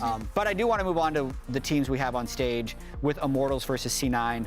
And it's an interesting place right now that Immortals is in as we see Cloud9 arriving, because Cloud9 is playing against an eliminated team. Yeah. And there's a big chance that they could definitely have a little bit of a letdown game since they've been on this 3-game win streak since the break. And let's talk about Blabber and some of the adjustments they've made during the break. I am specifically wanting to see, I think a lot of the cohesion between Blabber and JoJo comes to mind now that Azir's gone. I was talking with Cubby, an NACL caster, saying along the lines of, you know, the Azir really melded their 2 champion pools together, and we'll see, you know, continuation of evolving from that. And this quote in particular for Blabber is talking about how their team identity is what they really ironed out when they were going through the break. They were the team for sure that needed the break the most. There was a whole expectation of them being the super team, and of course them falling flat with like 4 or 5 losses in a row. So them coming off the break, they're playing towards top lane a lot more. And so with how Fudge has been playing well before the break, now they're starting to capitalize on it. Yeah, I think there are 2 big differences. One is top lane, as you mentioned. We kind of talked about how a lot of iterations with C9 and Blabber and Fudge working together specifically have worked out due to their synergy going towards top side. But then also Vulcan, obviously, this is a little bit ruined by yesterday. But I do like Vulcan on engaged champs a lot as we pull up his kind of champ pool before and after break. Obviously, again, we saw him bringing out the Nami yesterday, but before that, it was actually just Nautilus. And this is not to say that Vulcan can't play enchanters, because I feel like whenever you put a graphic like this, people are like, you're saying he can't play this. That is not true. But what I do like about Vulcan is his understanding of a lot of roam timers. He can grab going to mid, going to top side if he wants to as well, especially with some of the lane swaps we occasionally see towards Grubs. And I really, really like seeing that from Vulcan. I love when he is out on the map making plays with his lanes. It just looks that much more fluid. Agreed completely. And I think that's a point that we made about Vulcan. I will go back to talking about Fudge just a little bit, because while, you know, the community's been on him, especially during the break, and even though the laning stats were quite good from Fudge, we didn't really get to see them play towards him, or him be able to translate that outside of lane. Of course, now they are playing towards him in the Renekton game, and it was a bit of a bully towards Blippo in that game in particular. And so I like this. This actually reminded me of how C9 oftentimes played before this split. So yes, the Croc is back. It feels like the meta is really leaning into Fudge's favor here as well. It just seems like everything's falling into place for the style that he likes to play up there. This kill was hilarious because he didn't know how this kill happened, but it definitely was gifted to him. It was definitely gifted to him. And he got 3 kills early in this game. And so, like, I just think that they're on the same page now. If you end up seeing the Ashley Kang interview that dropped just yesterday, of course, even Berserker was talking about how, you know, before the break, they were like having long conversations without really knowing how they still want, like, a definitive answer how they wanted to play the game out. And now that has not been the case. Yeah, and I think when you talk about Fudge in top as well, we saw 2 really good examples of different ways that you can play out top, right? Because Nidalee Renekton, I, again, have been really outspoken about how much I did love that draft for C9 coming out last week with a Senna comp. But then Udyr is kind of a different way of carrying, but all the way back in the first few weeks, we were talking about how Fudge has such a great understanding of the way that Udyr takes over topside with minion management, with the dirty farming you can do on him and just constantly pushing the wave up. So his understanding of that as well, I think, is something that C9 can also make the most of. And I think Cloud9 has looked much better since the break, but a disappointing team since the break has been Immortals. And I think there's a little bit of nuance here, because they have been in some what felt to be winning positions. This Shopify game was, I believe, from week 5. And then more importantly, I'd say the game they had yesterday, it definitely looked like they were in a big position to win against 100 Thieves, 3,500 gold up at 20 minutes before falling behind at the end. And I think pressure could definitely be a part of this, knowing that you don't want to finish bottom 2 once again. This is now 5 splits in a row that Immortals has finished in the bottom 2 of the LCS. But we see this all the time when teams get officially eliminated. The pressure is removed. And then they stop second-guessing their decisions. And I think a lot of times they actually play a lot better. So if I had to circle an upset for Immortals, it would actually be this game. And it's really interesting because another thing we talk a lot about Immortals, and not just us, but other teams have said this, right? In watching their scrims, they're like, they're so good in scrims. Like, they bully a lot of teams that you would not expect them to bully in scrims specifically. And usually when it's that disparate between stage performance and scrims, there's some sort of mental block going on. Perhaps the NA special is getting eliminated and then playing really, really well in the game afterwards. So we could see some of that coming out of IMT today. That's the tricky nature of it, right? Every time, I'm even seeing it in the chat, people are like, free win for Cloud9, there's no way. IMT won last time. But that's true. Well, yes, but IMT's got the season series 1-0. I'm just saying. 32% of Immortals wins are against Cloud9. But when a team just feels free, or it happened to, and we have some of the EU chatters in here, when it happened to K-Corp, like they were out of the last split and suddenly they're just taking wins, and the Cabo Shard is the second coming with Olaf. So like losing that pressure will happen. It's just a thing that you have to be aware of. And for that, I particularly look at bot lane. I know this is where it kind of went down last time around in the first round robin, but the Ezreal Bard was very curious to me, trying to play a little bit off that bot lane duo. Trying to do that again with Tactical and Ole. It's got to be important today. Okay, let's check the predictions that we all have for today's games. As much as we just talked up Immortals, I doubt any of us were brave enough to say they win game one. Discord's over 90% on Cloud9. Wow. Yeah. And the only place we have a little bit of disagreement today is going to be down with Shopify and 100 Thieves. I'm just hoping that the law of averages prevail because my 100 Thieves predictions have been terrible. And the worst thing you can do is like, you know how they say buy low, sell high? Yeah. I don't want to buy high. So I'm selling high with 100 Thieves and hoping that it goes. Mazel's going to have to run up to the stage to cast game one. Looking forward to that. Okay. But that's it for us from the lounge. We have a fun piece of content with Emily and Raz before we get into game one. Etymology.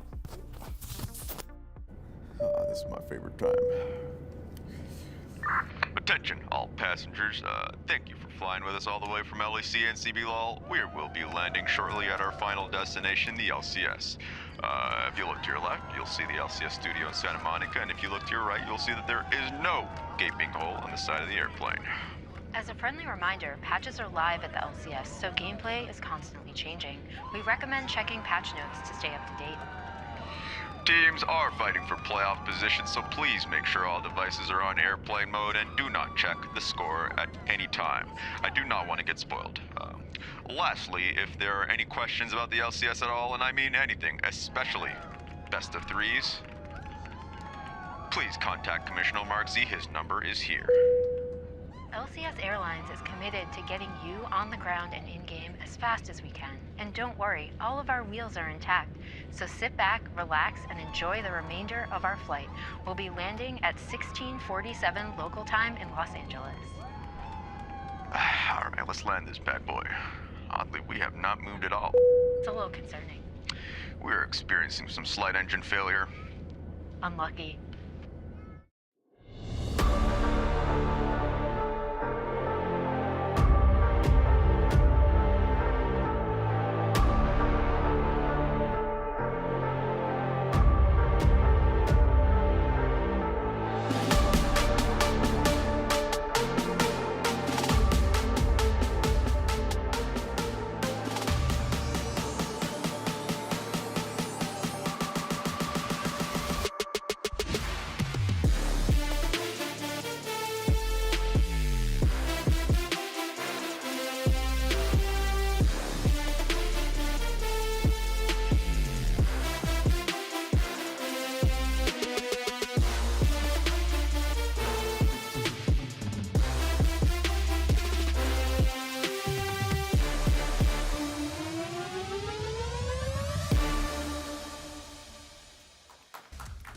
Welcome back to the final week of the LCS regular season. First up, Berserker and C9 are back and try to stay undefeated since the break, while IMT, they try to play spoiler and start a new slide for the super team. Now in game number 2, we'll have FlyQuest trying to right the ship versus NRG, and it's a rumble in the jungle as reigning champion Contracts takes on Inspired, who wants to add another MVP trophy to his case. Team Liquid got the upset win over FlyQuest yesterday, and they want to keep that momentum going against XU and Dignitas in a battle for playoff seeding. Finally, after taking down the reigning champions yesterday, Shopify Rebellion have to take down 100 Thieves. That's a lot of Thieves today to end the season strong. While the Thieves look to prove the doubters wrong and fight for the first place in the standings. Welcome all, and I'm super happy to be joined with Azael here, and we're going to have a lot of fun, aren't we? Yeah, absolutely, man. It's good to have you back here at the LCS once again. I got to cast with you last time as well, if I recall correctly. I was with Kobe last time. I haven't gotten to get with you this time. You're the only person that I didn't get to cast with because every time someone new comes in, I always get to cast them. So this is going to be a lot of fun. Big fan of your casting. We got Cloud9 versus Immortals. Should be a good one. Cloud9 obviously looking very hot after the break. Are starting a little bit of a win streak here and looking to continue that. I love the immediate focus from Cloud9. They remember IMT taking them down in the first round robin, and they remember Armeo's Ivern. They do not want to see that one again. The Kalista also banned, likely candidate here in our meta now, as well as the Nautilus, Lucian, and Varus banned by IMT on the blue side. Yep. Definitely one of those pocket picks for our Mayo. The Ivern, he is well known for it. It's something that he's very good on in scrims as well. So going to be giving respect over to that. Despite the fact that Immortals, aren't actually picking up a lot of wins on stage. They are on a bit of a losing streak here, unfortunately. They have still been doing very well in scrims. So a lot of teams still have respect for the players, respect for the team, and know that when they are playing their best, they definitely can take teams down. We've also seen them in a lot of winning positions. They just haven't been able to close out some of these games, including yesterday where Tactical was in a really good spot on this area. They did get ahead. They just couldn't close it out. So Immortals, while they aren't going to be making playoffs, they definitely want to kind of right the ship as much as they can and end the season on a high note. That's the biggest thing is scrim buffs can be as many as you want, but what do they actually add up to? You've got to find ways to turn it into actual wins on stage. IMT could play spoiler once again to Cloud9, a would-be super team who had expectations hit high for them to start the season, and we're starting to get those expectations up and running again on this streak. Now, we did have that first pick, Jace, locked in for IMT. The Senna, though, also locked in for C9. Yeah, a little bit surprising to see, Senna not grabbed as one of those first picks. There is a potential because Smolder actually wasn't banned also, which is another kind of shocker to me because this is not the hot pick Smolder. It is the super, super strong version. So with Senna going over to C9, we might be seeing Senna Nautilus as we've been seeing a lot of these last couple weeks. But Immortals also have the option to grab the Smolder themselves, look towards that. Tactical, definitely good on those late game hyper carries. That is one of the ways that Immortals have picked up some of their wins, have been a threat in these games. So we'll see if they're going to be looking towards it. I know across the world there's a lot of conversation of it tells which region you watch the most if you think Senna or Smolder wins. It's not going to be even a conversation yet because Ziggs locked in for Immortals. Yeah, this is very heavy poke already on the 1-2 here for Immortals. Jace, Ziggs, and now you have to wonder, do they want to go towards still something like that Smolder? Do they want to go even more heavy into the poke? I do think when you do have Ziggs, that buys a lot of time with the wave clear as well, maybe allow you to get towards those stacks that you would like to grab. It is going to be Vi, though, here, as our Mayo going to be grabbing an aggressive jungler. Does give them some of that hard engage. And it also gives you a little bit of skirmishing power into Blabber if you can find those early level moves. But it's also the single target lockdown that you're really looking to tie up all of that long range to. And I think for Cloud9 going to the last of the first phase here, finding some stability in the top. Okay, well, they just go ahead and do what I was asking for. They get the Ornn. Well, this is actually pretty interesting because this hasn't been one of the common picks, this split at all in the LCS. It's actually the first game of Ornn for Fudge. I had to double check on that, but it was the first game of Ornn here coming in. Yes, he's played some tanks, with Udyr. He has one game of Cassante, but he's been playing a lot more of these bruisers, a lot more of these carry-style champions for Cloud9, and his laning has been a big part of his success with the team this split. So it is going to be Fudge on that Ornn, and we'll have to see where this goes. Of course, there is a slight chance of some of these things getting flexed around the bot. I have seen some people experimenting with different tanks in the bot lane alongside that Senna, but I am thinking it's going to be top, and we're not going to do anything too crazy. We're far cry from the Tom Kench meta, I feel like, but we're not all the way to the like Harriet, maybe it's Senna Lee Sin down in the bot lane. True. Hey, got to see what kind of spice we're going to be getting here. But I think a conversation we talked about on the desk was kind of the meta fitting for Fudge. This one maybe a little bit, but yeah, the Malphite ban. So confused by the Malphite ban. The Leona ban as well. I like that actually taking away just that forward frontal engage for Ole. Yeah, no, that definitely makes sense, but I'm just trying to think, what are they concerned about, with this Malphite here? Obviously, it's a good matchup in the Jace, but the Ornn has already been locked. So Immortals are clearly seriously considering that the Ornn is a flex, that the Ornn is, going to be going mid or bot, it's not actually going to be playing top. Because Malphite was, especially Comet Malphite, was one of those kind of classic matchups that people picked into the Jace, and especially when it is another AD jungler like the Vi, it could be strong. Yeah. But just definitely did not expect that with the Ornn already locked in. I wouldn't have thought Immortals would seriously consider the Ornn getting flexed. I appreciate the Ahri sneaking in there as the final ban too. Something we've seen right in a lot of priority here as well across the world, but as well just giving a lot of onus to JoJo himself. The Aatrox is locked in right now as well, so that flexibility, it's there. Yeah, it is interesting, because generally when you think about some of these aggressive picks, you think about JoJo being able to play them. So it is going to be Aatrox coming in. So now the question is is this actually going to be Ornn bot, farming Ornn bot? I think it's more likely than seeing it be a mid, because I don't think we're going to see mid Ornn, and I think the Aatrox is almost for sure going to be going top. It is going to be Bard here for Olay, and it's Ziggs bot, I think, for Tactical. I think it's going to be Taliyah mid, so they are really cooking with this draft. Things are getting flexed around like crazy, and it should be Ornn bot. I said it almost as a bit of a just like, oh, haha, you have to consider it. I didn't think they would actually do it. If Akali gets locked, it should be Akali mid. It should be the Aatrox top. And it should be Ornn Senna bot lane here, replacing that Nautilus with another one of the tanks, which would be very fun for me to see, because this is something I've been wanting for a while. Cho'Gath is one of the ones that had some popularity around the world a while ago. Even there was some pros a couple years back that were experimenting with Senna Mundo and some of these other farming tanks that can work quite well. So we're going to see Vulcan on the Ornn. We'll see how this does.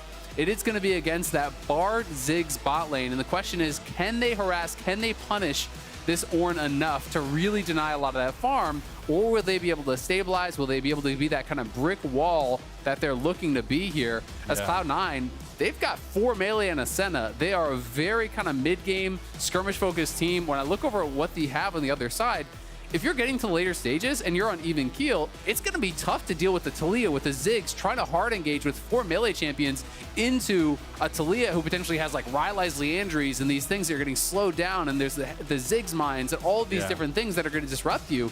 I actually really like what Immortals cooked up, and this is, I think, one of the most interesting drafts we've had all year in the LCS. I love it, too, because it's a shade of what IMT did to take down Cloud9 in the first round robin. They had the Ezreal Bard, a lot of poking, a lot of prodding available there. Now the Ziggs Bard. But Olay, he was a massive factor the last time around. The Tempered Faiths were so clutch. It's so good, and they're going to have to show off today as well. Cloud9, they might be cooking, but they're trying to cook up a 5-0 finish to their regular season.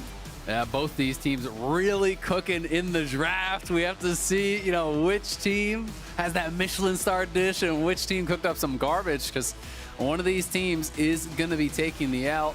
Just want to make sure we got fire alarms, everything good, batteries are in, there's no beeping. We're still fine, but we're getting into game number 1. Let's hear that crowd get wild, because we're kicking off this Saturday here, the LCS. It's Immortals versus Cloud9. It's going to be a fun one. Also some interesting runes. My eyes are immediately drawn to Armeo with the Hail of Blades. Is going to be playing, you know, very aggressive style with that. And I'm also curious, okay, so it is going to be, as soon as I saw Olay go top, obviously he's getting that lane ward, which is really important in these melee versus rain matchups, but it's also worth noting, Olay is also going to start W, so he's going to start the Caretaker Shrine that is that additional heal. Each one, when it's fully charged, you know, is 50 health, and you can drop a couple of them. So he drops 1 top, he drops 2 mid. That is essentially, you know, an extra charge of like a refillable potion. Obviously, a regular potion is going to be more health than just the 2, but still, that is a significant amount of extra health there. So a lot of times what you'll see with this strategy is they'll drop those shrines in their solo lanes. You'll see their solo laners trade heavily at level 1, level 2, and then just jump back and kind of use those shrines as a free potion so that then Olay can start dropping them down in bot lane. And I think it's a really smart strategy, because generally speaking, you're not going to be able to pressure at level 1 as a Bard anyway. Yeah. So it's not really that big of a hit here, as Jojo going to walk in and get that ward on Armeo, and now they have full info. I like seeing some at least movement of the vision here, but specifically also the Taliyah is something that has seen a lot of rise in bans since the Azir has been disabled. Obviously the matchup, and that's a very interesting one in its own right, but I'm very curious how Mass can use this pick to kind of get out of lane. As you see, first LCS Ornn support since Olay did it in 2019 spring. And I have to ask the question, is it an Ornn support? Because he's the one farming, right? So it's an Ornn carry, baby. I would actually say it's a bot lane Ornn. You know, it is more that Ornn carry, because it is going to be the fasting Senna with the support item. And it will be a really interesting one. And Taliyah, yeah, gaining a lot of popularity, gaining a lot of priority. You can see already one of those shrines going to be grabbed up there by Mask. But this is an incredible Taliyah game. Just look at the other team, count the dashes. There's 4, right? Yeah. There are 4 there. Even more, because some of them have multiple dashes, but at least 4 of those that are going to be very difficult to deal with. So we'll see, you know, how they're going to be able to perform. Also, Tactical playing this Ziggs, that's a big question, because this is obviously a pretty big departure from the style that he normally is playing when Immortals do pick up wins. Yeah, and I think zooming out a little bit for Cloud9, this was a season that should have been absolute success for them. They have brought a ton of the biggest pieces of the LCS together, And we hadn't seen that to start off. Now, this last little bit definitely going well for them, so we'll see if they continue that. JoJo maybe not going so well in the mid lane as Bass taking some heavy trades onto him. Yeah, and that can be the struggle of these range versus melee matchups. We saw JoJo doing it just yesterday, though, on the Yone. You know, you're in these matchups, you have to take that punishment. You go D-Shield, very likely he is playing second win secondary. Almost always you're going to see that. He's also fleet as well. And it's just about, can you actually survive the early game here? He is second win, of course. Yeah. So really just going towards as many of those survival runes as possible. And one thing I've noticed as well when we're looking at Cloud9's composition, they have a lot of entrances, Fudge on a backline, a flank in particular, but really the only long distance engage they have is going to be Vulcan on the Ornn. Yeah, it is going to be him on the Ornn. Of course, Blabber can look for those plays. We can see potential flanks coming from JoJo and Fudge. It's going to be about those multi-prong attacks, very likely. Especially when you are playing this 4 melee comp, you do not want to run straight at a Ziggs and Talia. It's just not going to work. You're going to be getting poked out and chipped down so heavily. But something else we have to talk about here is Berserker and his performance. This is a guy, as we're going to see some trading up on top, who has not been performing, poorly by any means, but has also not been dominating like we kind of expected from him, right? This is last summer versus this split in spring. He has been known for so long as, by a lot of pros, they'll just tell you straight up, he's not just the best ADC. They would just say he's just the best player in the league. And I don't think he's really performed to that level. There can be a lot of reasons for that. Obviously, changes in the style of the team. You bring in JoJo as a big carry mid. Maybe you're playing more around him. The meta has been something that has maybe not fit him as well, as there's been a lot of Varus and things like that instead of Viseria and whatnot. But it's been a cause for concern potentially here for Cloud9, as Berserker hasn't been that huge reliable carry. Yeah, it's an interesting conversation. When you come in and you make such a big splash like he did, where he is mechanically outperforming a ton of the ADCs in the league, that consistency, staying power of that, and that big splash is not always there. You really have to take it up another notch, and Berserker's trying to make that way here, but that's what best performances for playoffs are saved for. There you go, right? And you can kind of regain that position very quickly with some good performances. Blabber was spotted walking into the river. He's not spotted, obviously, by the Scuttle Crab there, so is going to be able to at least sneak one away, but they should have an idea of what he's doing, and Castle is going to confirm it. So what do you think about the Telegrubbies here? Are you a big fan of the episode 1 of the Telegrubbies going each way? It's looking pretty good. Definitely going to be happy to grab one, at least for Blabber. Make sure you can take one out of each of the set of 3. You deny the Void might spawn. On the other side, Armeo just soloing up this Dragon, trying to push that down, and now Tactical and Olay are going to move over and try to zone out Vulcan. We'll see if they can do it. Oh, that was a nice little buffer there as well. They were trying to use some of that priority on bottom side, but ends up being Vulcan and Berserker taking prio instead, and Dragon handed over to Cloud9. Yeah, well done there. Cloud9 fight their way in. Blabber moves straight down after he's pushed off the grubs. Berserker and Vulcan move over. Gonna be able to pick up a couple souls off the back of that as well. So Cloud9 feeling comfortable in the early game. And it's just an interesting game to really kind of try to read, because the compositions are very atypical. Yeah. On paper, I want to say that Immortals should have the scaling advantage. I do think that their comp is going to be really tricky for Cloud9 to deal with.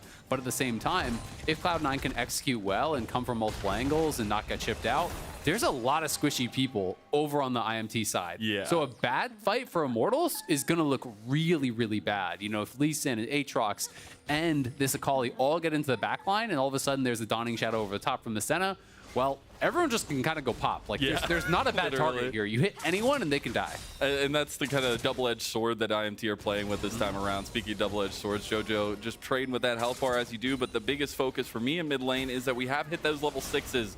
I want to see Mask be proactive with the Weaver's Wall, because the faster you can get on the map, the faster this cohesion between him and Armeo can be unlocked. Yep, and that's one of the things that makes having mid lane prio as well on this Leah so important. He is in this mid lane matchup against a melee champion there for JoJo, and has been pushing him in. Something you touched on earlier, though, was the importance of Vulcan in this comp. He is that primary engage, and that's something that people have been kind of touching on. Vulcan on Engage versus Vulcan on Enchanters. And since being back after the break, he's been playing a lot of Nautilus and has been winning a lot on Nautilus. This is the playstyle that people most associate Vulcan with throughout his career when he's been winning championships with other teams. Thinking to how he is as a player, he's very proactive, he likes to be aggressive, he wants to be the one to start up the fights. And that's one of the major changes that Cloud9 did make over the 2-week break, was this adjustment in playstyle. We're going to have Blabber more unlocked to play carries. We're going to be putting Vulcan back on these engaged champions, even if they believe, hey, maybe it's not the best thing in the meta. This is what's best for our team, and I think playing to comfort and playing to your own personal style and what you excel at is sometimes a lot more important than just kind of, you know, mimicking what other teams are doing. Yeah, no, I completely agree, and I think that's where it's an interesting duality, because when you think about the engages for Vulcan, it's really big, but also when Emily was talking about on the desk, the roams, just being out on timers is so important for Vulcan to have that success and that proactivity. But on the Ornn, the farming, definitely going to keep him down in the bot lane, so it's going to be a little bit later that we see that activity from Vulcan. The farm, very even, honestly, everywhere except in the top lane, where Castle has been doing really well against Fudge on the Jace here. Mid lane, dead even. Bot lane, you know, pretty well dead even. Just a couple CS in the advantage of Vulcan there. And Jojo has done a really good job, I think, just surviving the onslaught in the mid lane. And if you can survive through these early levels, you can generally kind of get to a point where you're starting to be a bit more comfortable.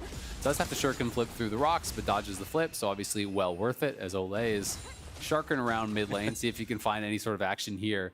Because once you're past those early levels as well, Ornn just becomes a bit of a brick wall. I don't think that there's any realistic chance of kind of just poking him out constantly. Yeah. So now Olay just wants to get active on the map and see what he can get done. And that's important. They play with a lot of vision around the top side of the map, and they're doing so right now as well. They gonna have a pretty heavy trade on the mask here as Berserker's gonna show up. The rest of IMT are here too. Cease and desist goes in. He misses the ulti over the wall, the perfect execution, but it's first blood for IMT. Traded right back though to Blabber, and both junglers coming away 1 for 1. Yeah, 1 for 1 at the end of the day. It is first blood though for Immortals. They get the kill on a Jojo.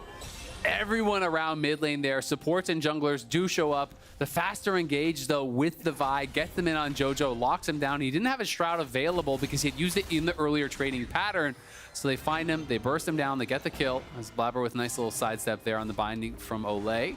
Will get the crab and get out, but we can watch this one more time. Jojo just trying to soften them up, and we can see on the mini-map, you know, all these pings. Olay is coming down, Armeo is coming down. Both teams are trying to set up for the first play, but the Vi just gives them that faster go button. The one turret shot as well there from Jojo, not quite enough damage to be able to finish him off. And then Jojo, as you said, didn't quite have the angle on the R2 there. I think he tried to go too kind of horizontal instead of just going straight over the wall. Yeah. Ends up getting caught, ends up getting burst down there. But it is the trade back, and gold very, very even across the board. It's really anyone's game. And the beauty of it is we had the really succinct timers of the objectives in the first round. So now we have the episode 2 of Telegrubbies, as well as another dragon coming up, and want to see where that focus for both teams are, especially with how much prevalence we have now in mid lane from C9. Yeah, I think C9 at the very least, you want to just try to get one more grub. You want to deny the Void Might spawn. It's always what you're trying to look for. At the very least, don't let them get 5. That's where it can get pretty annoying, getting those additional spawns. We can see the opportunity rush here for Castle. This is getting a lot more popular. This item very strong, especially on poke champs, where you're not constantly trading or not constantly in the mix. You'll have that passive ready with the bonus lethality. That is going to be quite nice for his poke. And Blabber here on spawn for the grubs. We'll see if Immortals are coming up to fight. It looks like they want to, but Blabber could just take one and go over the wall. This is kind of exactly what I'm talking about. But Talia is in the area. Okay, so Blabber did get one, but he'll go down immediately afterwards. I don't know if that was worth it, but at least you deny the grubs. 1 for 1. Grub for a Blabber. Grub for a Blabber, you know, same thing. We're not going to talk about scuttle crabs. We're going to talk about grubs now. Exactly. Well, 5 grubs denied. A mission accomplished. Whether or not it was worth it, well, that remains to be seen, but it is going to be at least the denial there. Does unfortunately get caught. Good collapse there from Immortals, but no one's starting up the dragon just yet. You can see in the bot lane on the minimap, you can see Jojo is actually waiting in the brush. I think he's trying to wait for the cooldowns to be used there from Mask, and he uses them. Oh, he wants it. He wants that 1v1, but the Weaver's Wall used in Mask's escape. So at least Olay is going to come down here to try to cover Mask. Yeah, nice little attempt there from Jojo. Just spotted them on the minimap, and in those cases, you're almost always just waiting for their abilities to be on cooldown. As soon as you use the seismic shove, that's the go button. You're going to be going in. And now a TP down here from Mask. He's going to come right back. But it is just going to be to cover the wave. Not going to be anything too much. They want to try to get some presence around this dragon pit as well. Armeo's already in there, but Vulcan's going to force him out potentially. Armeo's just going to start it up anyways. IMT moving up from the bot side. Cloud9 a bit desynced on if they want to contest for this one, but it's going to take a while to burn down with these combos. We got a TP now coming in from Fudge. Yeah, he's going to come try to join the party. So is Castle. It looks like we're going to get a 5v5 here. Horn has been sounded. Armeo, he can't get it. Blabber's the one that steals steals it away. You got to be careful on the backside of this one because Fudge had an angle. Blabber's all by himself, though, and he's all alone against Castle. He just gets soloed out again. Castle takes him down, but Blabber does get the dragon. It went to 1 HP.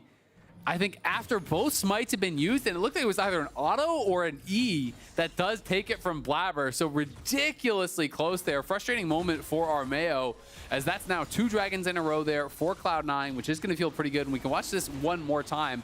Olay fishing with the Bartle was very close, but it wasn't perfectly placed. It was just on the edge there for Berserker, so it doesn't force the flash. Just a nice sidestep. And then in comes the ulti from Vulcan. The Dawning Shadow over the top. 1482. Let's see, where does the first smite to? Oh my god, wow. 1 HP. Yeah, so literally 1 HP. And then Blabber just punches that thing. Yeah, thanks for the leash. He'll take it. That That's looked the like Spider-Man meme. It's like, oh, who's gonna smite it? Oh my goodness, what a way to start off this one as well. Both junglers kind of going at it, but a lot of objective control now controlled for Cloud9. We'll see them moving back on the map, though, because we have a Rift Herald that's going to be spawning soon, and see if they want to take priority in that where some of that mid-game action can really start working out for IMT. So what do you think? You know, is that a jungle diff smite, or is that you just got lucky? What do you think, chat? Jungle diff on that dragon take? I'd say if you're giving it to him, you give it to him. All right, one. So is that redemption now for the mishap? I would say yes. With the grubs? Okay. It's the little things. It's the little things. We do see, though, full turret play control by IMT as they will continue to use that pressure to take this Rift Herald. Yep, going to be starting up the Rift Herald. Immortal's doing a pretty good job. Do have a gold lead here, 1.3k up. Again, Castle has been doing a lot of work. He's gotten 2 kills. He's taken a lot of plates up in topside, and he has been pushing Fudge in constantly. So he's in a good spot. They have a tremendous amount of poke, and it's just going to be so much about the setups for the fight. Can Ziggs, can Jace poke you out prior to the fight? Do they deny your opportunity? Chat looks like it's pretty split on Jungle Diff versus Lucky. we'll you can spot the Cloud9 versus the Immortals fans on absolutely, that one. All the Cloud9 fans like Jungle Diff for sure. Totally for Jungle Diff, yeah, absolutely. It's all skill, baby. Hey, that's all that matters. Unless it gets stolen from you, and then it's just luck. Yeah, it just if it's stolen from you, it's luck. If you're the one who steals it, it's Jungle Diff. That's results-based analysis. I'll take it. Yeah. Now that we have first items really coming up for a majority of members, I think the skirmishing between Blabber and Armeo can kick up. The Sundered Skies, obviously, this season have been so monumental in that early skirmish pathing, but we're already getting to the mid-game, and we're already getting to a point where we haven't necessarily seen that combination of Armeo and Mask yet that we were trying to see the Weaver's Wall used proactively with. Yeah, haven't really been able to get on the map too much as Mask. You know, hasn't been able to find too many of those plays. But of course, you know, there is still a really good combo with the cease and desist coming into the seismic shove. So you're always going to have that combo throughout the game. There are a lot of good targets over on the C9 side. Priority 1 going to be Berserker, of course. But we will see, you know, if they're going to be able to find that. Olay, again, not going to find it. He had vision of him briefly as he walked down, but they even brought the Weaver's Wall over. Yeah, that's unfortunate. So as he walked down towards the tri-brush, they spotted him, and they had a ward above, but he didn't have full vision on him, so I think he was trying to anticipate where he was going to walk.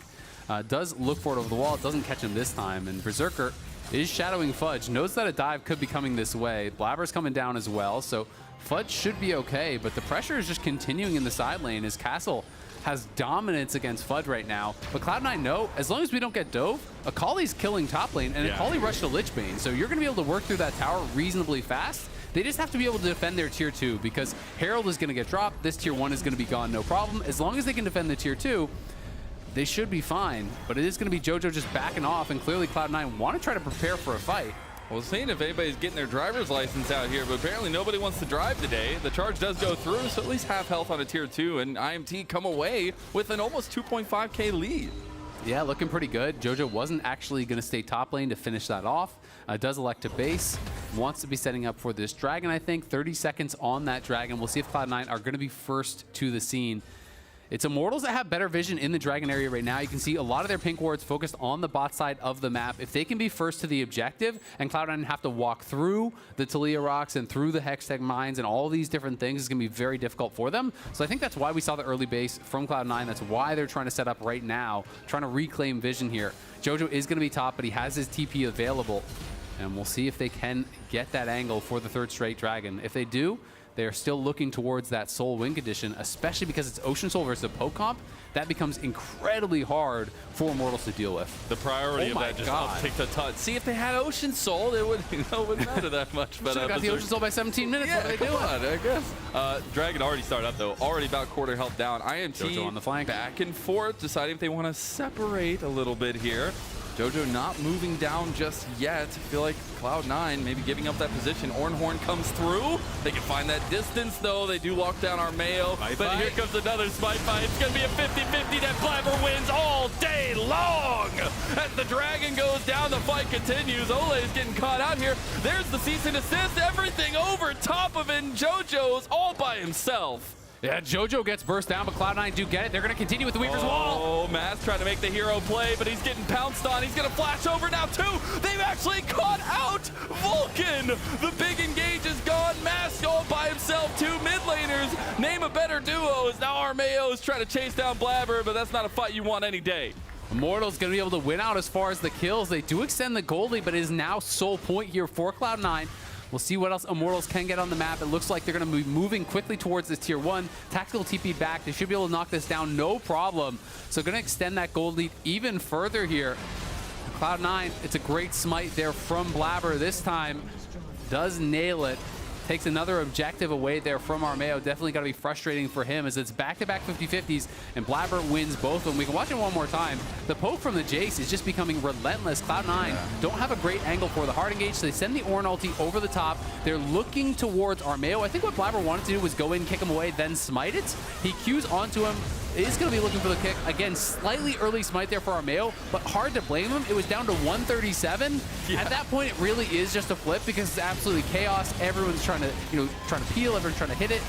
Jojo looks for the flank, gets locked down by the cease and desist. The Vial comes through. They burst him down with Tactical's ult as well. And then as Mask looks for the re-engage, everyone from C9 is trying to pile in on him, but Vulcan's left to die. He goes down. They do get Mask, but Fudge gets taken out on the run as well. Yeah. And it was just a long series of plays there back in. Yeah. And curious that Mask wanted to go back in for the re-engage, but IMT realizing they could try to get a pick apart there. Now, we did see a little bit of side lane action there. Speaking of side lane action, we got a little presence from Ole and IMT on top side of the map. But that's where I want to go back to the conversation about Cloud9 a little bit more. They are a beast in waiting, it feels like. A beast of a team that has also a lot of scaling options in this game and some bridge builders to get them there. And yes, there's a pretty big lead for IMT. You always have to be careful of that fact. Yeah, you do. You definitely have to be careful of the advantages that Immortals have accrued, but Cloud9 going to look for the engage. They actually get the nice little move here on a castle. He's going to knock him away and get out of that one. Now Armeo's face-to-face with an angry Jojo. And I think Ole is going to back them off. So Cloud9, they are left wanting, but they are continuing to try things. Yeah, they do look for the engage. They had them spotted out on that ward. Immortals wasn't aware of it. But while, Cloud9 obviously does have some scaling, they do have, the Senna that's going to be infinite scaling. They have the Ornn items that are going to come through. There's some good things there. I do think there's a lot of powerful scaling over on the Immortal side as well. And again, I think the difficulty is much higher for Cloud9 as far as how to find these fights, how to find those engages. You've got to find flanks. You've got to be really, really good about how you're setting up these fights, or you're just going to get poked out before the fight even happens. So much for Immortals hinges on just stopping this next dragon. If they can actually delay the Ocean Soul, deny it on this next dragon, make sure they get that, then they're going to be in a really good spot, I think. But for Cloud9, if they grab the Ocean Soul, all of a sudden, so much of the poke, so much of what Immortals comp is built around really does not matter anymore. Yeah. And that's where they're really going to start to struggle. But for now, they're just playing through Castle. This guy is monstrously strong, has the big shutdown that Cloud9 would like to grab, but he's going to push forward, take another tower. And he is very far ahead now in this 1v1, over 3,000 gold ahead in the isolated 1v1 from where Fudge is. So there's just no contesting Castle in this side lane right now. And it was first pick, so a little confidence leading with that one. Hey, it worked out. It works out, blue side first pick Jace. And it just fits with the composition. Also, that ease of execution I love because literally Armeo just needs to find a target and everybody needs to follow up Armeo, and that makes it a lot easier to find. The next thing I'm looking at though is vision control. We have a dragon in a minute. That is that soul for Cloud9. I want to see IMT move down that way. Yeah, Immortals are going to start to establish vision on that side of the map. Obviously, when you're the team that has no dragons, you don't have the luxury of being like, oh, well, we could threaten towards the Baron. You have to deny the soul. Cloud9 can obviously play opposite side of the map. If they feel like, hey, we don't have a good angle for this, they could just try to play for the tier 1 mid. They could try to play for the tier 2 top. They could try to claw back some of that gold. Because Cloud9 is in a spot where if they lose this fight and they lose it bad, they lose Dragon, they lose Baron, the game could really spiral out of control because they're already quite far behind. So they have got to be precise. But this is another game where Immortals has a significant lead, has a winning position. They have to be able to close them out, though. This would be the third time in a couple weeks here where they have been able to create these 5-6K gold advantages. They haven't been able to come away with a win yet, though. Yeah, they really haven't. And those are heartbreaking to keep adding up to your pile here. IMT, they have the saving grace of having beat Cloud9 in the first round robin. They're going to try to do it again. They fight in over here, though. They find JoJo. The Dawning Shadow has come across to try to save him, but Armeo's not letting him go. He does end up getting out with the dash. Now Castle's in. That's a little bit of trouble. Mask wants to find JoJo. The flash over, though, and he gets him in the end. Armeo's getting low now, though. Castle is running away from Fudge and Vulcan, the two tanks of Cloud9. Blabber and Berserker are coming on the other side. Vulcan buying a lot of time, and they might get a ton of shutdowns here. Shutdown went straight to Blabber's pocket, but now INT, they're refocused, they're refighting, and they're taking down Berserker as Cloud9 only have 2 members left. Fudge and Blabber, you gotta run away. Ole doesn't want to let you, though, as he's going down. That's a double kill for IMT's Mask. Immortals are getting everything. They're taking the Dragon on the other side of the map as well. Fudge gonna look for the turnaround. Call it fate, call it destiny. IMT are murdering Cloud9. 6,000 gold lead. They deny the soul as well. They are just focusing JoJo so heavily, even though he reacted instantly with the Shroud. He died almost 100-0 in the Shroud just from the AoE damage coming through. And now Immortals straight out onto the Baron. We'll see if Cloud9 can do anything about it. Blabber's not up for a long time. It's looking like it's going to be their Baron. JoJo's heading down towards bot. Berserker maybe going to try to get some vision, but he's going to be able to do nothing about it. And this is the game really getting out of hand now for Cloud9. A Red Bull Baron power play comes alive, and IMT do so as well. Almost 8,000 gold up. And we'll take a look back at that fight. It was a crazy one, and C9 were attempting something, but it didn't work out. Well, again, it's just about so much the pressure they're putting on JoJo. The Season Assist comes through. The Seismic Shove is there guaranteed after. The Ziggs ult is over the top. JoJo is out of the fight before he can really contribute anything. And he is the strongest member right now. You're just looking at the levels alone on the other side. So they push him out. They focus him down. Berserker doesn't have enough damage to get through. Fudge is 3,000 gold behind in the individual advantage. And look at the satchel charge there from Tactical, interrupting the dash forward from Fudge. Tactical was really playing well in this critical fight. Ole is untouched. He's chasing them down. He's harassing them. Immortals, they poke them down. They focus down that first target. They keep JoJo as a non-factor.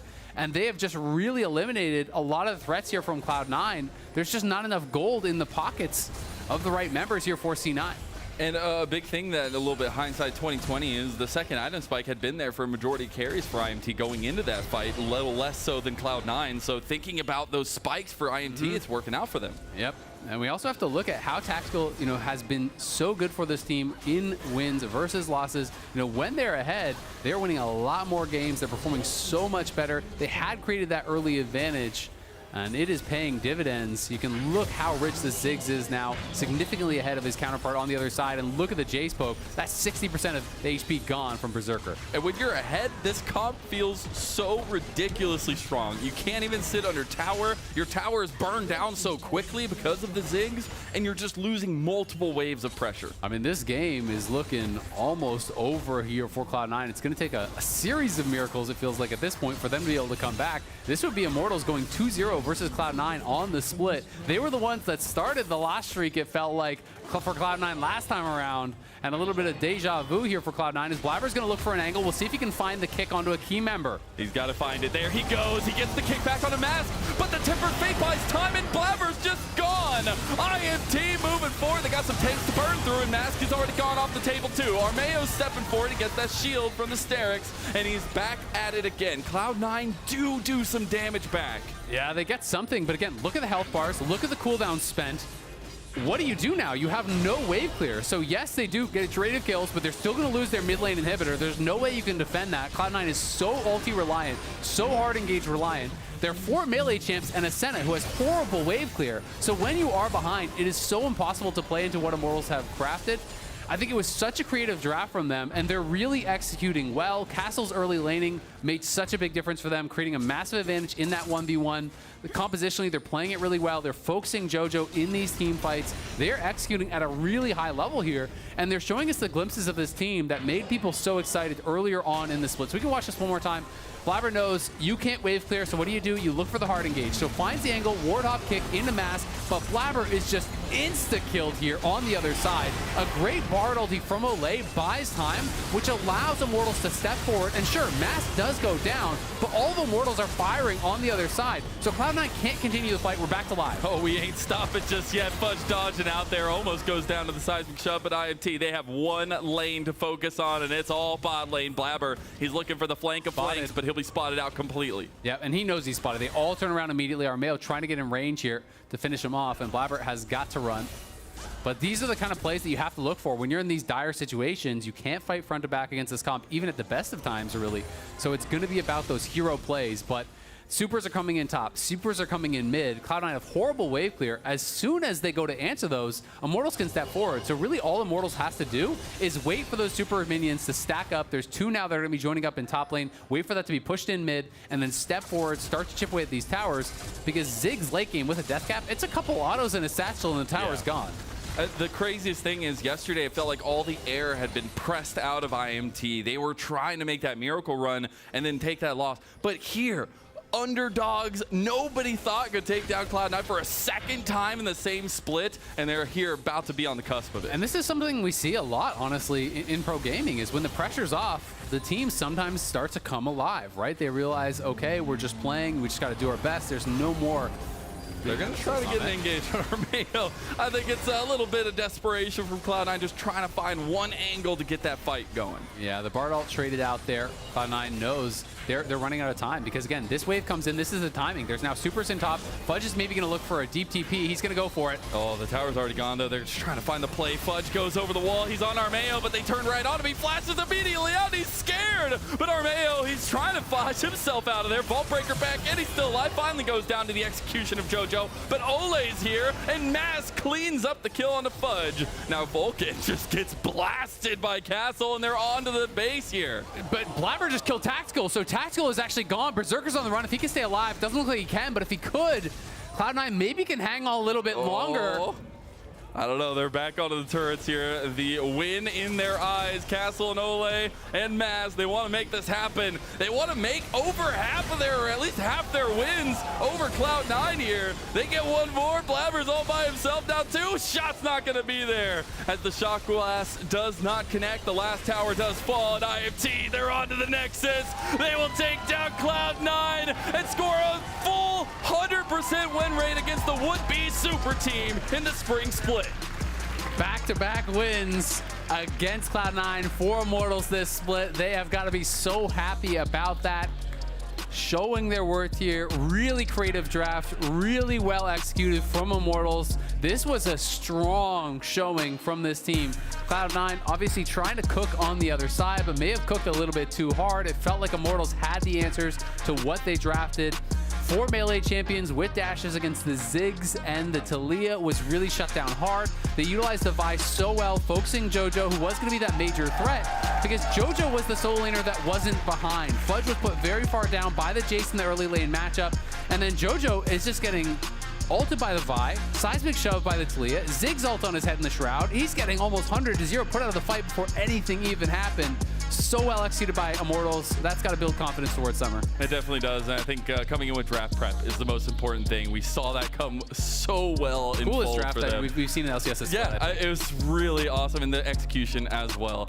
Now, a reminder that Fantasy LCS is happening over on Sleeper. Make sure you lock in your picks and bans for next week's games if you want to top your league. Now, we're headed to a break before Fly versus NRG, but first, let's check in with Raz and JoJo in this week's MasterCard Player of the Week interview.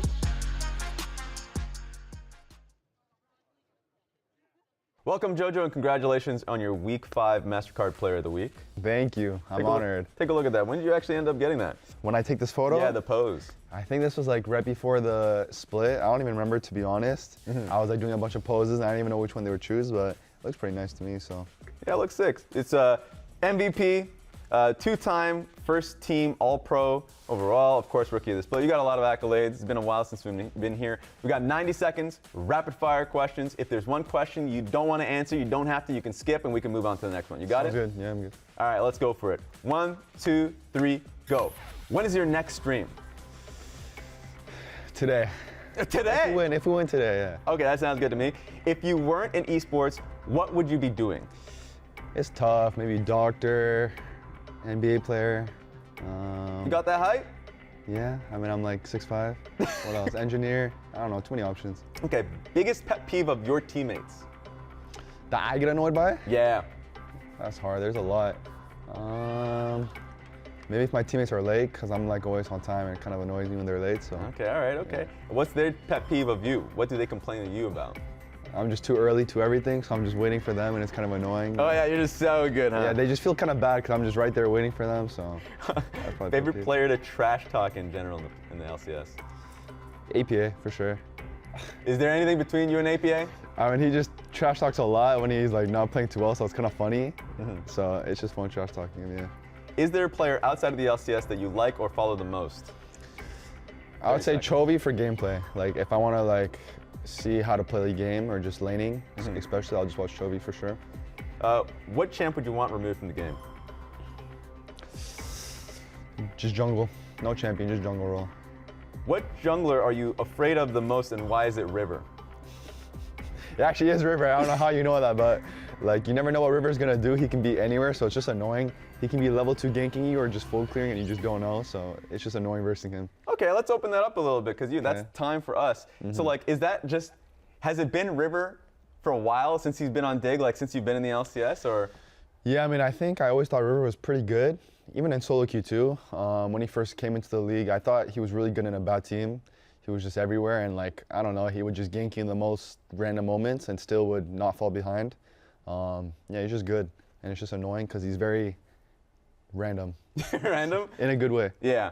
That makes sense to me. Okay, congratulations one more time. You passed the test and hold that bad boy up. I'm gonna show it to the camera right now. You guys can zoom in if you want. There he is. He's right there.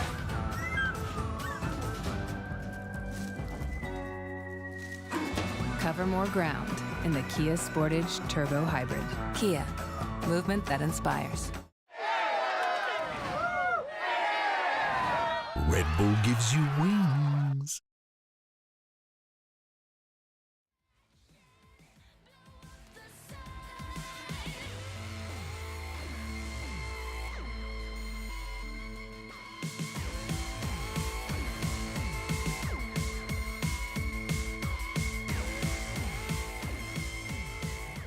Hello, I'm here with Victorious Immortal support, Ale. Congratulations. Thank you. You guys have a 100% win rate against C9 specifically. Yes.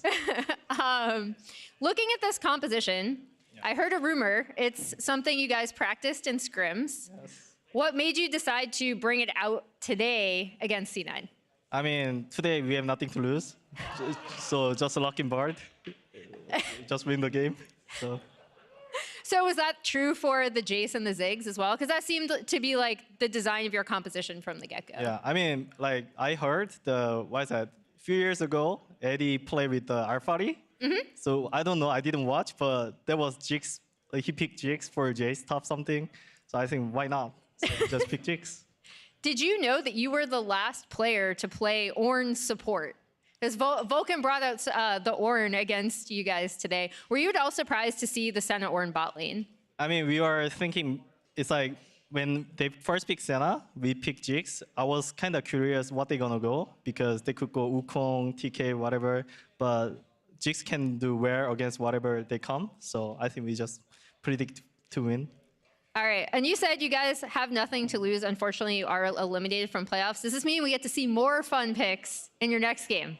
Yeah, I mean, I'm down for playing Amumu or Camille support. So, Elise support? I mean, if things okay, I just, yeah. All right, thank you so much for taking the time, Ale, and we'll head it back to the lounge for NRG versus FlyQuest.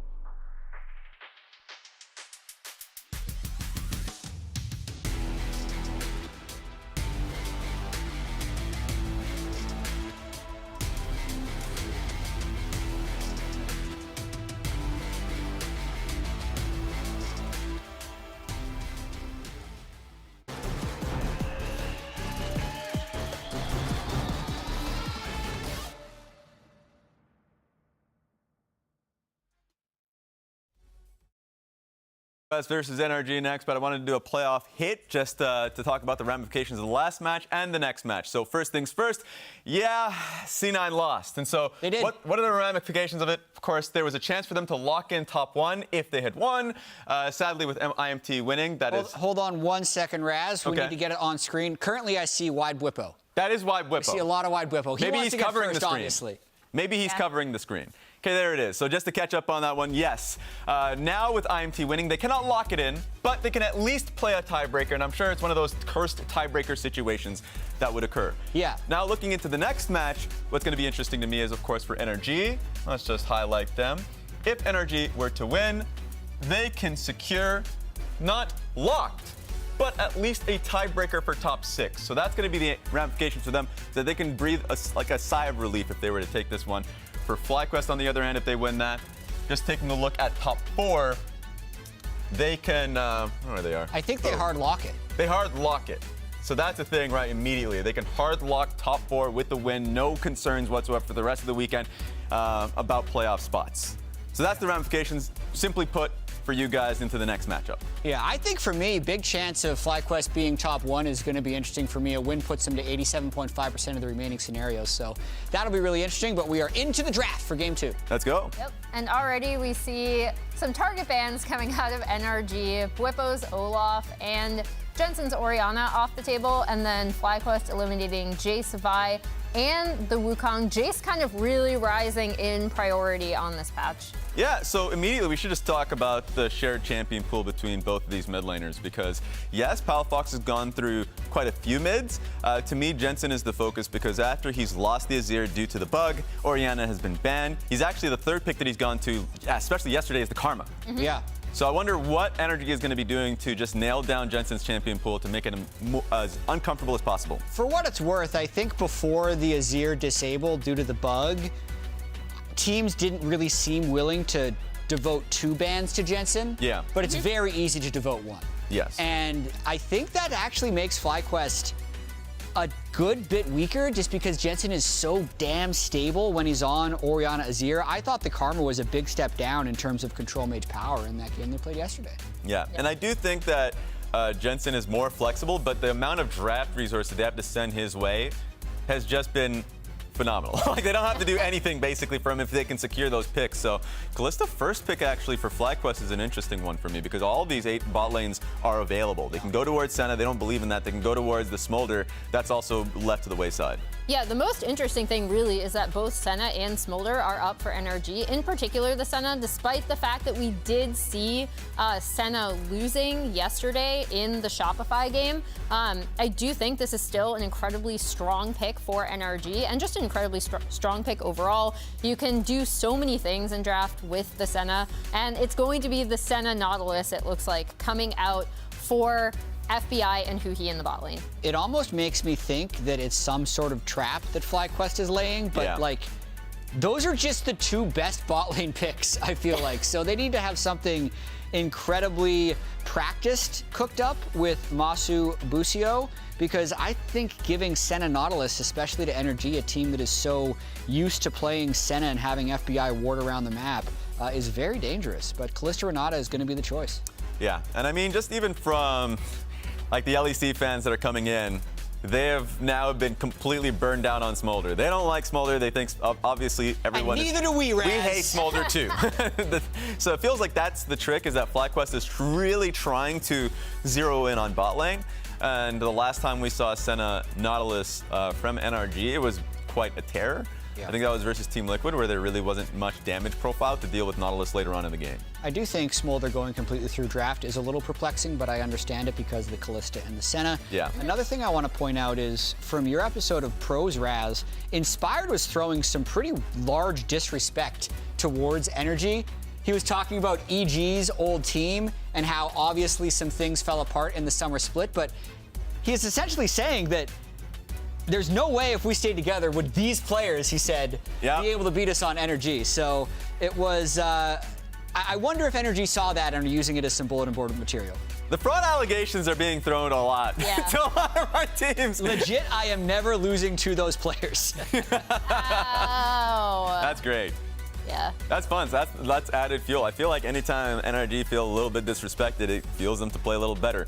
That being said, I wonder what the condition is for Dokla, because remember, the game they had yesterday, he was definitely feeling under the weather. I actually saw him in the hallway. He said he is tired, but a lot better than yesterday. Thank God. That's good. All right. He looks a little better. Yeah, throw a lot of love to Dokla, who of course was going through, I guess, a pretty big illness just yesterday. He had his Jordan flu game, but he had. Yeah. He almost brought it back for them, honestly. True. In one of those later game team fights in the Shopify game. As we see, Volibear has been kind of a terror in LCS specifically, and then Sejuani removed by NRG against Inspired. Yeah, jungle pick is going to be really interesting, especially with Poppy being pretty high priority for me if you're going up against Kalista.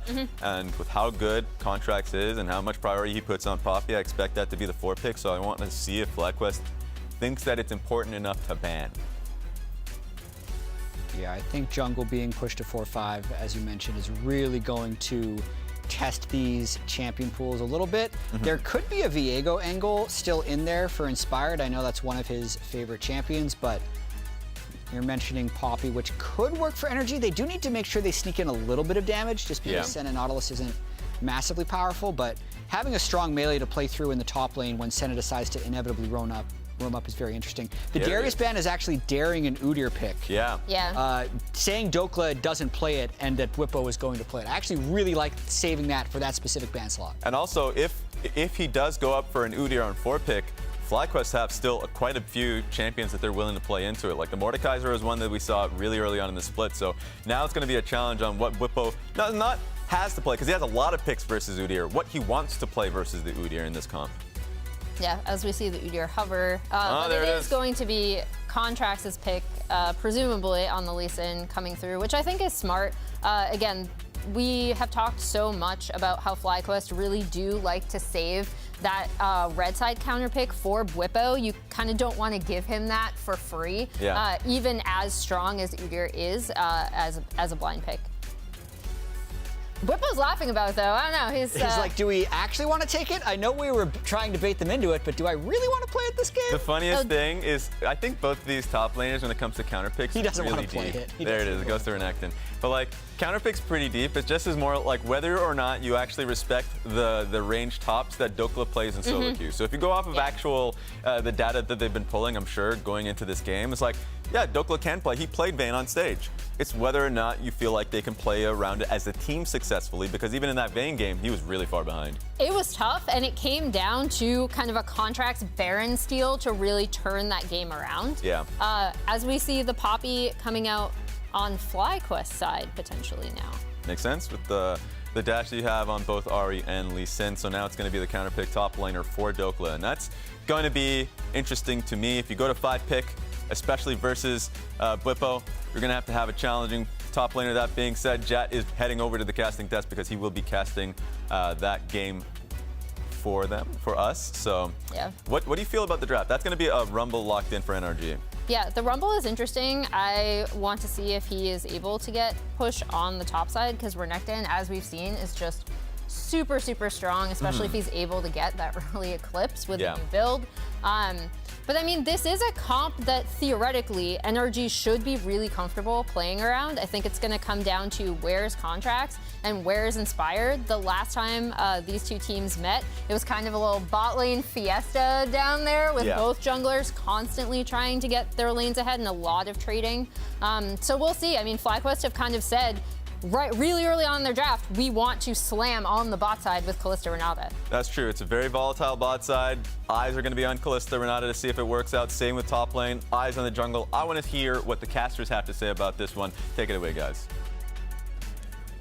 Welcome back to the caster desk, and welcome to a slugfest between FlyQuest and NRG. I'm Azel. I'm joined by Jat and Azael in a tri-cast. I'm just saying, I get to knock off two of my GOAT casters, goating bucket list here, getting to cast with you guys, but it's going to be a lot of fun because of the implications of this one. NRG, the champions of summer. FlyQuest, feeling like the champions of spring here this year. Yeah, they've been doing really well in the regular season, definitely making a case for themselves as the best team heading into playoffs. It's going to be a fun one. Obviously, the Rumble people won't be surprised as having been a first pick for Dokla split, but we also have a couple other first picks that may surprise you. First time Lee Sin actually for Contracts this split, and also first Renekton for Bwipo this split. So some of the most meta champs, but they actually haven't been playing them. Contracts in particular has been playing so much different stuff. His most played champions he only has 2 plays on, and there's only 2 of them. So Contracts, we are almost at the end of the split, and is basically just not repeating champions throughout almost the entire time. Now we're getting into game number 2 of the day, so let's go ahead and get loud as the LCS continues. It is going to be NRG versus FlyQuest. It's going to be a lot of fun here. And hitting again one time on the playoff implications here. The Cloud9 loss actually means a FlyQuest win guarantees Cloud9 won't be first place. So the super team getting first place that everyone predicted before the split could end here in this game. This is a replay of what happened as we were loading into the game. Palafox checking that bush, has to burn his flash early. On the side of NRG, a win will lock them into at least a tiebreaker for top 6. So nothing crazy is going to happen this game, but it will definitely greatly increase FlyQuest's chances for first with the win, and NRG really wants to secure a top 4, which is going to require a lot of wins for the rest of the weekend. And the funny thing is, you know, INT just won over Cloud9, and they had won in the first round robin. NRG also won over FlyQuest in the first round robin. So we'll see if the continuation of fate is there, as Masu and Busio taking a pretty hefty trade in the bot lane. So Thinkar put out this tweet as we have some scrappy level 1. He wants to know who will win in a fight off the rift between these two teams. That's a tough one. Chat, we want to. Who's gonna win? Is it FlyQuest or NRG? Have you seen the guns on Dokla though? Like I don't know. Also a pretty big guy though. And Dokla was sick yesterday. Inspired's also kind of jacked. He is. It's like subtly jacked. He's like the fit jacked. I feel like it might be FlyQuest. I don't know. Well, hopefully we'll get a consensus of the community and see who they think would win in an actual fist fight. But we're getting a little fist fighting on bot side. I really like this focus from Masu and Busio. Something they have been focusing on is 2v2s and finding a lot more consistency in that fact. And playing up like this with the Renata Kalista is good to start. I mean, this start is really, really good for FlyQuest. Obviously, they get the flash off of Palafox. They invade with the Poppy Talia, push Contracts off that side of the map. Now they can kind of create this split map situation. You have Dokla who's playing Ignite Rumble. He wants to play aggressive. If your jungler is pushed out of the top quadrant, you don't get to play aggressive. You have to sit under your tower. You can't actually abuse this matchup in the way that you want to, which is going to make it really, really difficult. And there's also an angle for a flash gank here on Palafox, potentially. We'll see. Get a little bit of movement there, at least knowing that he doesn't have the flash. Palafox was staying far enough away from the wall. He didn't lose the fear game with Inspired doing that gank. Honestly, ooh, nice flash play. Nice little lollipop hook there as well. Masu's in some trouble. Busio's going down first. First blood goes over. The biggest thing that Masu and Busio did not want to have happen is early deaths in the bot lane, and here we are. And this is partially because Inspired showed for that gank mid lane, but more so it was just really clean execution there by Huhi and Contracts. Lee Sin hasn't been a huge part of the meta, so I think a lot of times people disrespect his ability to gank as Jensen gets fairly chunked out. I've got to say, I feel like it's a pretty big mistake from FlyQuest bot lane to actually be dying there. They have basically full info of where contracts could be. Inspired crosses, so Inspired starts top quadrant. They know that contracts is starting in his blues buff quadrant. They know that Inspired crosses through mid and goes to his bot side quadrant. There's nowhere else he could be except there. Like, there's literally nowhere else on the map. He can't cross back and do the enemy blue, otherwise they would spot him. So I just think it's the only place he can make a play. It works, so they kind of get bailed out. But FlyQuest's level 1 plan and their early game plan, I think, was so good, and it was really thrown away by a bad death from Busio and Masu in the bot lane. Yeah, and it looks like they even had a ward in that tribe rush as that gank was happening. So part of it is, I really do want to see it again to see how much they saw versus how much the hook landed and then Lee Sin came out of fog in terms of the execution. But losing both summoners, having the ward, and then also giving up first blood is a big blunder. Yeah, it definitely is. Cleanse also we saw there burned by FBI, definitely something to return to though, but that's where I want to focus in a little bit more on what this mid game can look like as we come to at least contrast coming down on the bottom side, because Busio and Masu need to be ahead with a Callista combo, and right now they're being pushed in.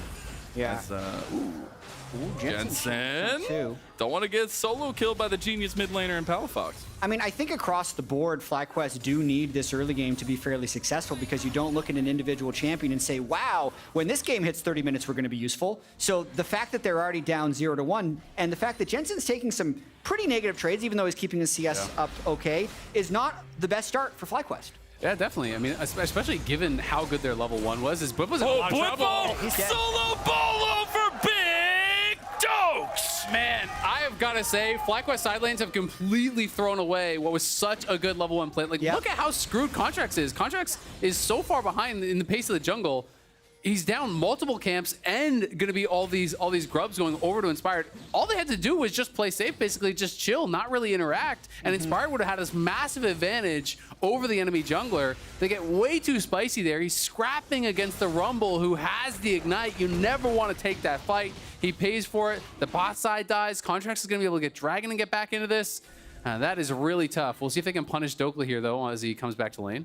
I mean, Inspired, I think, would have been seen by that wave, so Dokka's going to know exactly They want to try to cut him off. He has Equalizer, so he could equalize the wave, but then you can't walk back to the tower. So it's actually really kind of difficult here. Oh god, it's so difficult. They are getting the dragon on the other side of the map, so they'll have that first Infernal Dragon. Feels like that's a pretty decent boon there, but trying to figure out how to dissect this top lane is going to be difficult for NRG. Yeah, well, currently Palafox is going to move up, and the fact that he's missing from mid is going to allow Dokla to walk up, plus it saves his Equalizer. So I think a quality play by FlyQuest given the circumstances, but I want to go back to what Azale was mentioning with the side lanes. There are 2 lanes that were organically getting pushed, and then both gave up individual mistake kills to their lane opponent. Those are really big momentum shifters in the grand scheme of the game, because what is now an even game should really be at least a 1,000 gold advantage for FlyQuest if they're playing their matchups accordingly.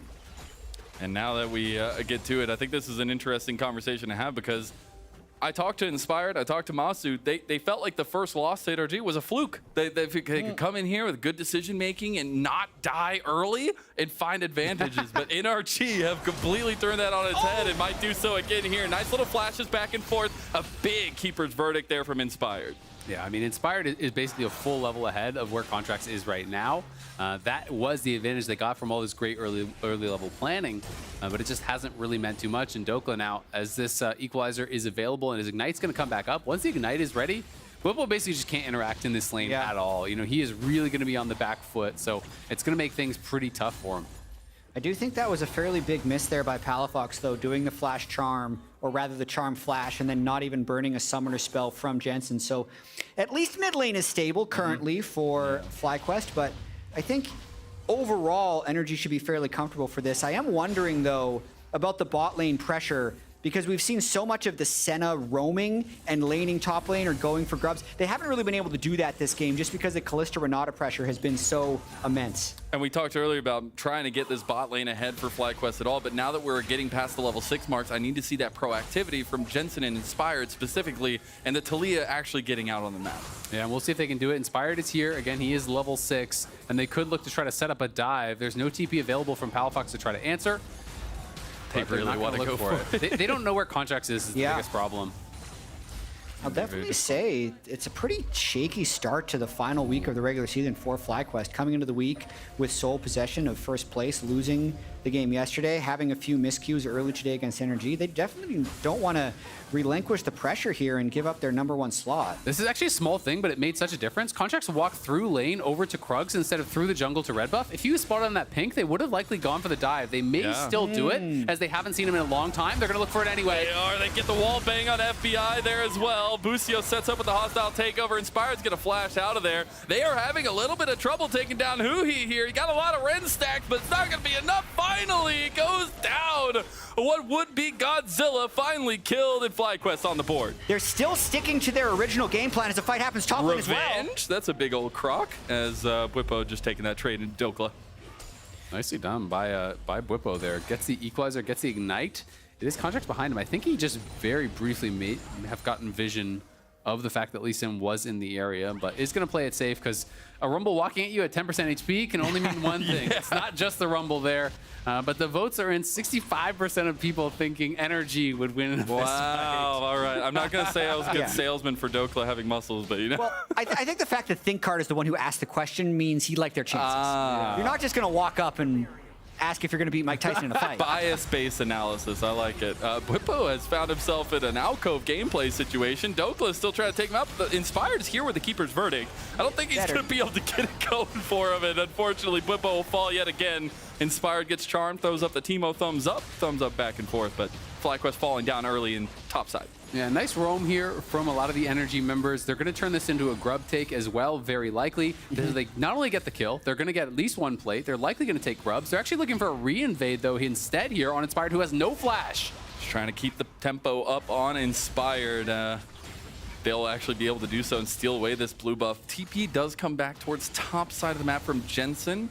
Don't think there's going to be any contest up here, though. Yeah, the level advantage is also gone completely. Contracts a level up on Inspired as they go for grubs. This is actually so interesting. So it's a Knight's Vow rush here for Inspired. He linked with the Renekton, so really feeling like it's going to be a lot of scrapping around that top side. Rushing a support item, we'll see if it works out. Oh, Huhi tries his best Spider-Man impression, but can't get the wall there as Contracts and FBI trying to escort him out.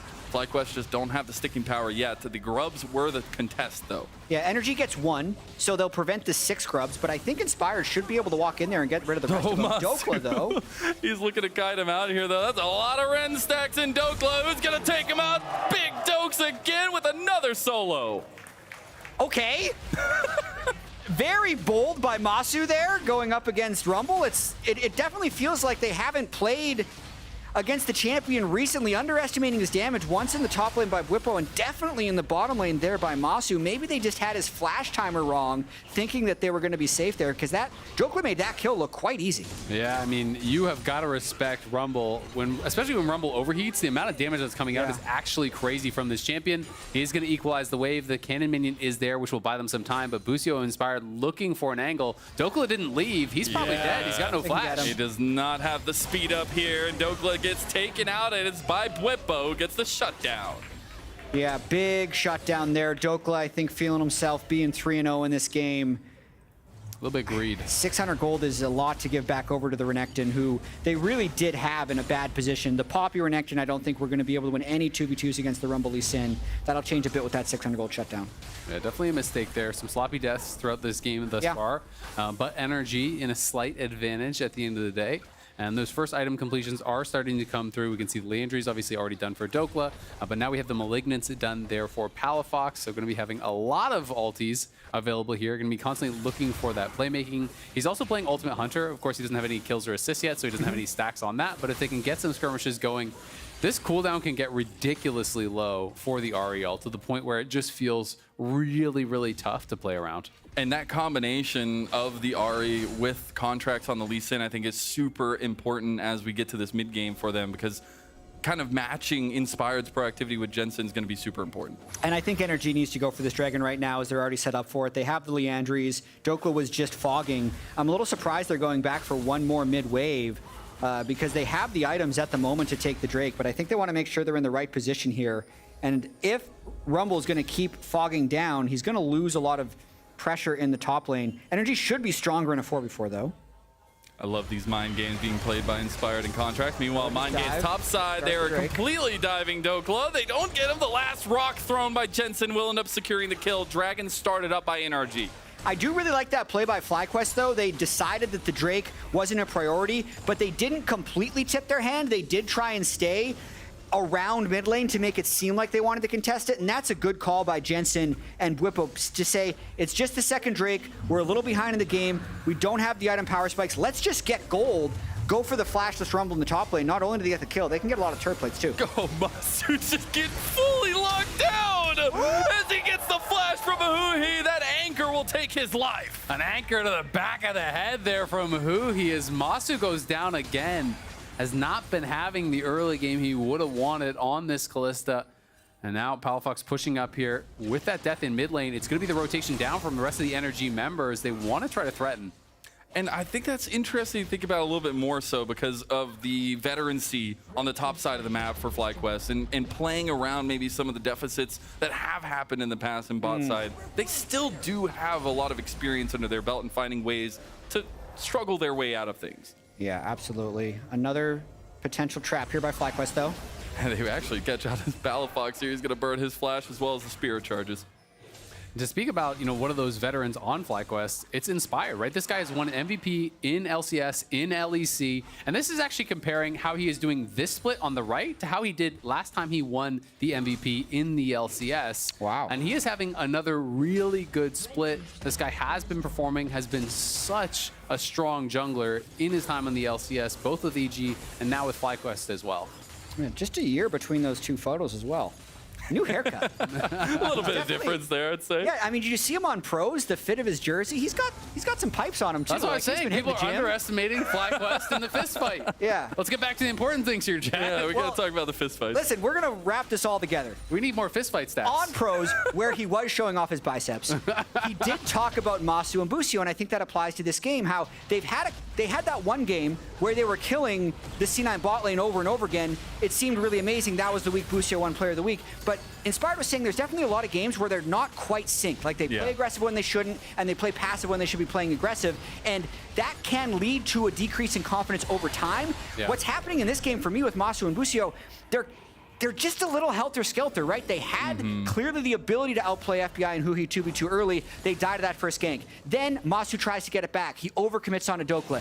Then he gets caught in mid lane again. So it's going to be, I really want to see how Masu reacts to this because he is a little down and out through his own mistakes this game, and he needs to bounce back if they want to win. Absolutely. I will say, if there's anything I would like to see from a rookie, I'd rather they're erring on the side of aggression and then just kind of tempering as they learn and they get that more experience. Because these are some very young players.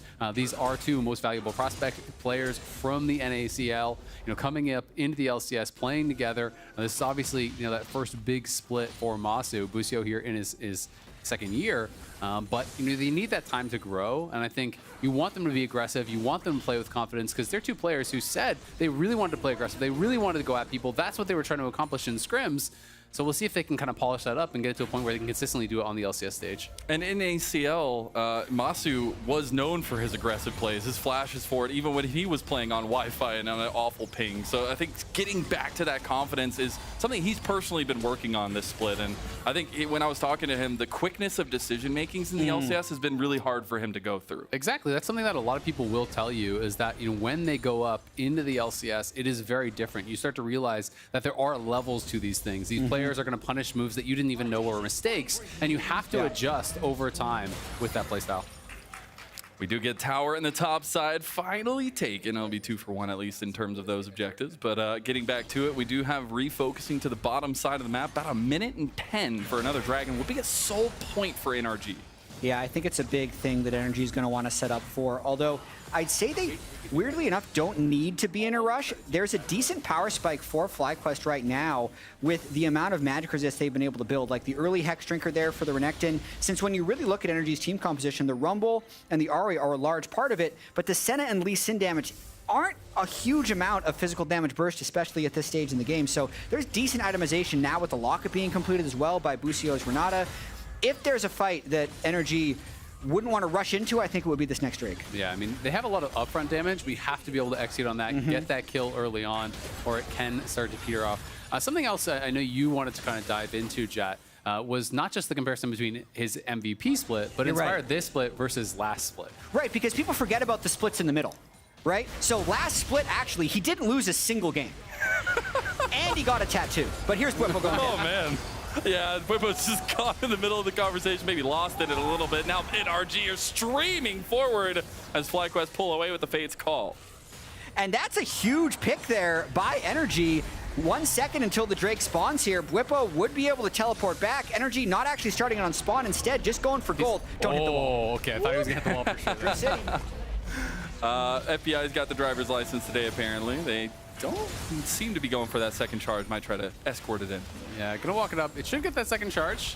Will get that chip damage down. Gives them prio as well. Obviously, Bwippo was already dead. They're over. They're onto the dragon, but FlyQuest could contest this with the teleport. They'd that still was a have their bizarre not TP. ult. Yeah, Jensen's a little far back. He does have the Weaver's Wall available if they want to cut something off. Nice charm on Amasu. He's going to have to burn that cleanse immediately. Now, NRG should have the right of way to this dragon, but Jensen wants to cut off the rest of the team here. He's getting chunked. He gets bounced back too, but that is big. He's still alive, gets bailed out as well. FlyQuest take one, and now they move onto the dragon, but it's already gone from Contracts and NRG. Yeah, nice equalizer there from Dokla. Does push them back. They lose Huhi, but they get the dragon. They move to Soul Point, which is going to be very big here for the team.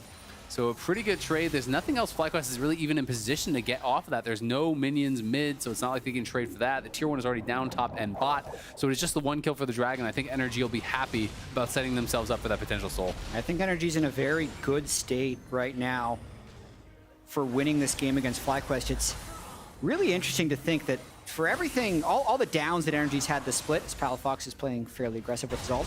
They're only a game away from FlyQuest with a win. So much action, though. Oh my god, what? They're giving me a little taste of the LPL here as we get a shutdown going over to Masu in the mid lane because they took down Palafox. Contracts was gone on the bot side. They can't get FBI. He's skating them around here, and he's got those shots. He wants one more. The flash from Busio, but Huhi with another one, and that anchor's coming for them all.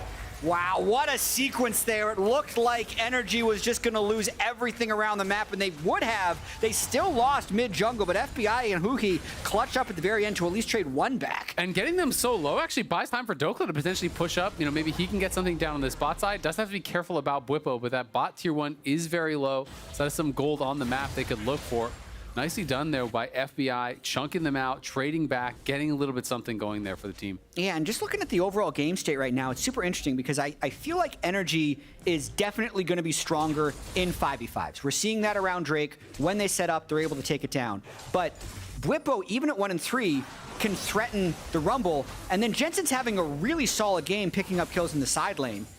Watching this whole sequence one more time, this was some early trading in the mid lane. Yeah. It was just a little bit aggressive there from Palafox. He wanted to use the last charge for that little bit more chip damage on Amasu, but Busio catches him with the handshake, and that's what prompts the engage. They know that he doesn't have any more ulti charges to get out, so they try to pile in. They think they can finish off FBI, but this is where it's some nice play there from FBI. They're going to go again. We just can't stop fighting. Palafox is down to a killing spree for Masu, and I'd say it's a nice little comeback. I mean, this is a sequence of the game where FlyQuest are being very aggressive and being the initiators. They fight in the mid lane, they fight in the bot lane. During our replay, they fight again in the mid lane. They should very well try and force Baron, or at least play that way so Energy has to check. Yeah, I thought they were going to try to at least force the TP from Huhi. Started up, get that out, but instead they are electing to actually just walk down and try to answer. Can Renekton stop it? He does. Does indeed. We get the little movement there from Huhi making his way out of there, but I think this is what speaks to some of that veterancy. Keeping your head in the game for FlyQuest, even though things were going so badly. I mean, they do have a really good setup here for the Taliyah, obviously, you know, with the Renekton stun, point and click into the seismic shove. That is one target almost always just going to getting bursted down. And they also have great denial of engage with the Poppy as well as the Renata. You know, Energy can win these fights if they really make advantage of that initial engage. They get a great equalizer. They have the setup for that. But if you all funnel into one choke, all of a sudden you're walking into the Taliyah rocks. You're walking into the hostile takeover here from Busio, and the game is going to get flipped on its head. And we are hitting those almost three item spikes. At least the Gwynsu's was completed for Masu, waiting for that second one for FBI, but obviously a little bit back end of that one since he isn't farming as much. And that is where that kind of spike maybe plays into the hand of FlyQuest a little bit more. Those combinations may be easier to sync together. Absolutely, and Masu, who we've talked a lot about this game, has bounced back. Yeah. 3 kills now on the Callista. Really a huge threat in these team fights, as well as contesting the mid wave very aggressively against the Senna. That's going to be harder and harder as the Senna gets more souls because the range is going to increase. But Masu with the early adversity, and then Jensen not being on his Orianna or Azir, actually having a pretty big game here on Chaleo when the Karma yesterday was not it. And a personal note for Masu was trying to not view bot lane in a vacuum and trying to make sure that he can actually have say on the map after getting out of laning phase. And this is a nice little example of one of those situations. I'm going to be interested to see if they're going to start putting more gold in the pockets of FBI and start donating some more farm over onto him to try to accelerate him a little bit here. He obviously has been picking up a little bit of farm, but you want to try to give as much gold as you can to this guy at this point in the game, because he really does have to be one of those bigger threats. He is picking up quite a few souls, 93 so far, doing much better than Berserker did last game, where he was down to like 60 or something like that around this point in the game, maybe even lower. So it was really striking to pick them up, and this is something that I think FBI is very comfortable on. This is one of his most played. He's played it 5 times. Oh, Bwipo just gets completely caught wanting, though. Everything's used to save him now. Equalizer back, but it ain't gonna equalize anything because Masu goes on a rampage. It just feels like Palafox has not been able to hit a charm on anyone. He keeps fishing, but they don't really have the lockdown besides Huhi. There's no point and click CC really for him to guarantee that charm. And they're just being able to avoid it. They commit in onto Bwipo. They think they can get the kill, but it gets turned around and Contracts gets burst down. I mean, the fact that that play from Bwipo is what denied the soul, that's a little bit ludicrous. Like, he just blind walked into what felt like the entire Energy team, lives to tell the tale. They kill the jungler on the way out, and there we go. Soul point fight delay. Or not calculated? You tell us, chat. What do you think? Oh, goodness. I think we're going to get that 50-50 I would like to say he was seeing the whole game. He had a vision. That's why he built the Mercury Treads and the Hex Drinker, but what? That sounds about Bwipo. I mean, yeah, it's been working pretty well for him. He ends up being pretty tanky. The rest of the team kind of piling in there to save him, and they don't have the burst damage to actually knock him down, so it makes it tough. FlyQuest now in a very good spot. Energy definitely were counting on being able to get that soul as a major win condition here, and now FlyQuest has bought themselves, at the very least, a lot more time to continue scaling up. Can we tell who the Knight's Vow is on? Did he move it to the Senna, or is it still? It's still on the Renekton. Yeah, it is. I can see it now. Inspired and Bwipo are still paired up.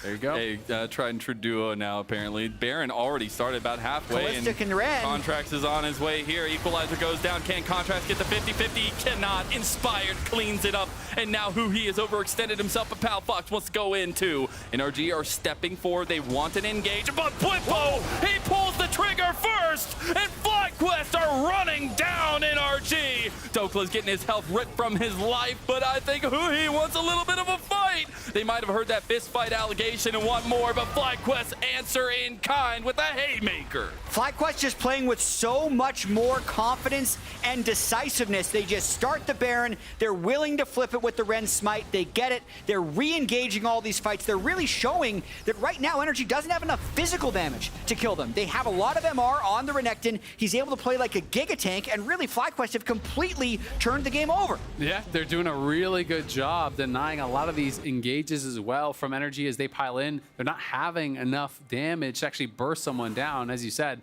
now a Maw is going to be completed. We can see, it's not only the Knight's Vow that's helping keep Bwipo alive, also an Abyssal Rush there from Inspired. We can watch this one more time. As they do go in, Inspired gets relatively low. The Locket gets used. Energy want to look for the fight, but the flash forward, the stun, and the insta-kill on Palafox, who has just been having so much difficulty getting involved this game. But I also think, as the fight concludes, the side laning of FlyQuest, even though it's hard to track in individual moments, has been hugely successful. There is a 3-level gap between Renekton and Rumble. There is a 2-level gap between Taliyah and Ahri. So 5 cumulative levels across solo lanes because they're constantly able to push sides. The Taliyah is threatening, the Poppy's looming, and it allowed them to have the advantage for that fight. Yeah, and I think one of the problems there for Energy is they're feeling the pressure. I think they're feeling like, hey, we need to get something done early, so it's forcing them to group, right? Yeah. And that's ending up putting them further and further behind. FlyQuest isn't allowing themselves to get caught out. When they fish, they're not really finding those kills. So then you just slowly fall further and further behind, and it builds up these big leads. And I'm just sitting here watching Bwipo take multiple engages by himself to set up the team a lot of these times, and it's that decision-making that's making the difference. He has 6 levels on FBI. Jesus. He's a big crocodile. one of those Florida. Is that enough to crocodiles. make like the full boots, or is it too much to handle? The croc is a big one here. I think when Bwipo has had, I feel like, a resurgence in his own branding, but also his play this year. It's been really impressive to watch. A kind of meta trender here in the LCS. Also, speaking of trending, you got the Weaver's Wall in to block off the turret. The wallbang there from Inspired under tower onto Huhi. NRG are trying to fight back, but they lose one. The Crypt Bloom's starting to come in clutch here. Inspired will fall too. So it's a 1-for-1, but FlyQuest continue the siege with the Baron buff. Yeah, really interesting sequence there. They can burst down Huhi so quickly, but Inspired gets a little too aggressive. It shouldn't really matter, though, since Bwipo can still just press R, be this 4,000 health threat, and they can pretty easily clear that inhib and then reset for Drake. Exactly, and Energy's comp is so ulti-reliant. When there's no equalizer, there's no Ahri ult. Sure, they have a lot of people alive, but what are you going to do? Who's going to kill Bwipo in that situation? No one has a chance to do so. You know, it's so much about that upfront damage, about being able to eliminate someone, but it never feels like they've been able to get onto Jensen. He's the easiest target to really try to kill if you can get on him, but they haven't been able to do it. Also later today, Courage going to come in to see if the curse continues. He has never cast 100 Thieves to win a game. I think he was looking at the schedule as well and be like, oh yeah, sure, we can be Shopify. Let me have that one. Ah, I see. We'll see. We'll see. There's been a Shopify beat Energy yesterday. Oh, they did. Immortals beat Cloud9 today. They did. Hey, but that's trending though, because they already beat them in the first round, Robin. Come on. Apparently, we're just devolving into a point where every team is fist fighting every team. We're figuring out who can win those, I guess. But FlyQuest fist fighting pretty handily here in game 2 of the day, and it looks like they'll be able to take another dragon here too. Okay, how does Energy come back? Because right now it looks like FlyQuest has a 85% chance. To me, FBI would need to get to at least 140 souls, because then he can maybe win like an eye contact poke and like stop FlyQuest from. That's a very specific amount of very souls. specific. That's what I was going to say. It's checking the wind going on in the studio. You're like, oh well, the wind's coming in from the north. This is gonna sound weird, but just about like 140 will do it. Back in the day, I watched a lot of scrims against FBI when Senna was meta, and when he got to 140 souls, they just win.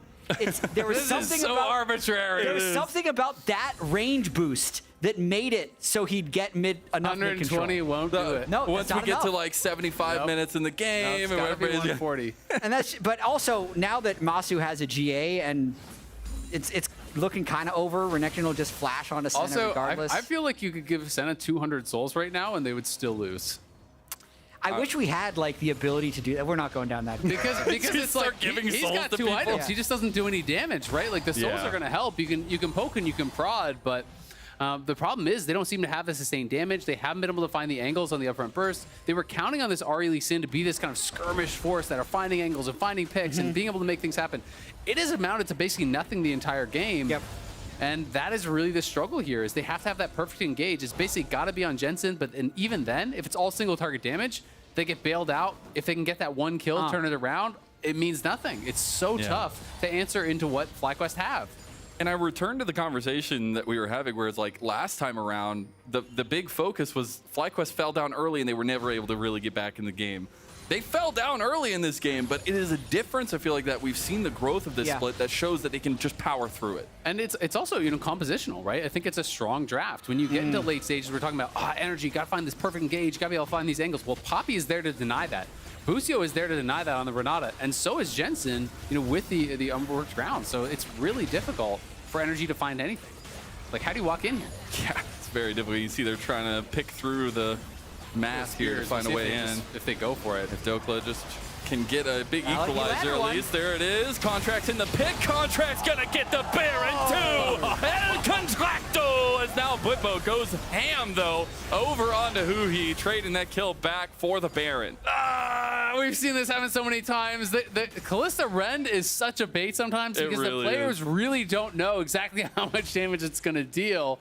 And they try to combine that with the smite. It does not work. Contracts gets the kill. They get the Baron. That buys Energy some time. We'll see if that's enough to get them back into it. Maybe if they can get Soul now, there maybe could if be they an can angle. get to 140 stacks. They already need 13 more, and then they win the game. This is easy. I gotta say, that's the second ridiculous Baron steal Contracts has had in as many weeks. He had one in their comeback against the Poppy Immortals game as well, right? Yeah. And I think if... Oh, FBI, what? This is very dangerous. He's got to get those 13 stacks. Oh, he gets the flash wall no. bang from Inspired. It gets completely outplayed. Jensen is unstoppable. That's a big mistake there. I don't think it's going to matter that much. They should still be able to hold their Nexus from this, but they'll probably lose an inhibitor in a 5v4 here. And that means inhibs on top and bottom gone. Super minions across the side lanes in a team comp that feels really good to kind of pick apart the map. NRG are struggling to find a defensive answer. But so what I find interesting about this is, like, I want to credit FlyQuest with their ability to pilot their draft. Because I think a lot of teams could play Renekton Taliyah and think that it falls off a cliff after, say, 15 minutes. Like, if you haven't won from early Renekton dives, you're done for. But they accrued such large advantages in setup before the fights that they allowed the fights to be successful. Watching this one more time, Palafox actually lands a charm here. It really throws a lot of chaos into FlyQuest because they can nearly take Masu out of the fight. It allows Contracts to just kind of fly into the pit. 500 health there on the Baron by the time he smites it. Yeah, he steps in, gets the kick on Inspired. Inspired was trying to channel up the Poppycopter and knock him out. Now they maybe found another pick. NRG were the ones that started that one off, and they're looking to finish it too. Nice little double knock up from Inspired, but here comes FlyQuest on the front to back. You gotta be really careful. Jensen's full health now. Bwipo's healing up a storm. They've already got one. Give a double kill to Masu. They want more. Masu stepping forward. He's gonna get burned down though himself as Palafox claims the shutdown. Such a close fight there. They could not quite finish off the first kill on Inspired, which will now just allow FlyQuest to continue to try and pile in. 2 for 1 so far. Yeah, and they actually TP top there. So they're looking for a potential flank angle here. You know, Bwipo could try to threaten to walk in behind. They want to try to take that mid lane inhibitor, maybe be able to threaten them, but they don't have a minion wave until this next one comes in. I just love it. Bwipo is giving his body to the team, it feels like, in these fights, consistently being that frontline engage. And they will finally take an inhibit. Won't be all 3 at the same time, but definitely some lasting damage to NRG's base. And now they can go right back towards this dragon here. Masu not up for a while. He's going to be up faster and with a TP, and Contracts is spawning now, but there's going to be supers coming in the top lane. They're going to TP deep. They're going to look for a flank, try to get the soul, and try to go for a Hail Mary. But I think FlyQuest is going to try and go for the base, actually, because they have teleport on Jensen. They're going to try and split them up, whereas NRG's actually the ones that want to go for the Drake. Oh, this is kind of decent. FlyQuest wants to end. Yeah. Jensen are just going to try to go for the end. They're TPing, yeah. Jensen's in there like swimwear, baby, and they have an open Nexus turret waiting for them. NRG take down Busio, but here comes FlyQuest. They want to make sure they make revenge for losing that first round robin against NRG, and it's at the hands of Bwipo and Jensen. They're trying to take down the last tower here. I don't think they can do it. Dokla's still there. Dokla's burning him to a crisp. 1,000 gold shut down and give another 600 to Palafox. It's total chaos. Who he's trying to delay Masu and Inspired. They're going for the Drake. Inspired's here. I think Contracts is coming back. My God. This is absolutely insane. Look at all those Ren stacks. The Keeper's verdict, it hits him, and the Dragon will be secured by Masu. Oh my God, this game is insanity, man. FlyQuest tried to go for the game ender. They probably could have just won the fight at the Dragon, but they end up trying to go for it. Palafox ulted and flashed over the wall to try to get out of there. Now he's looking for the chase down here. Man. He still has the charm. He is so angry at Inspired here, and it's the charm on the Krug. What? Palafox ends up getting the kill in the end, but the Krug's tried to save FlyQuest's life. That Krug is a paid actor. There is no way. Ran straight down into the wave. Protect the president. He's diving in front of Inspired.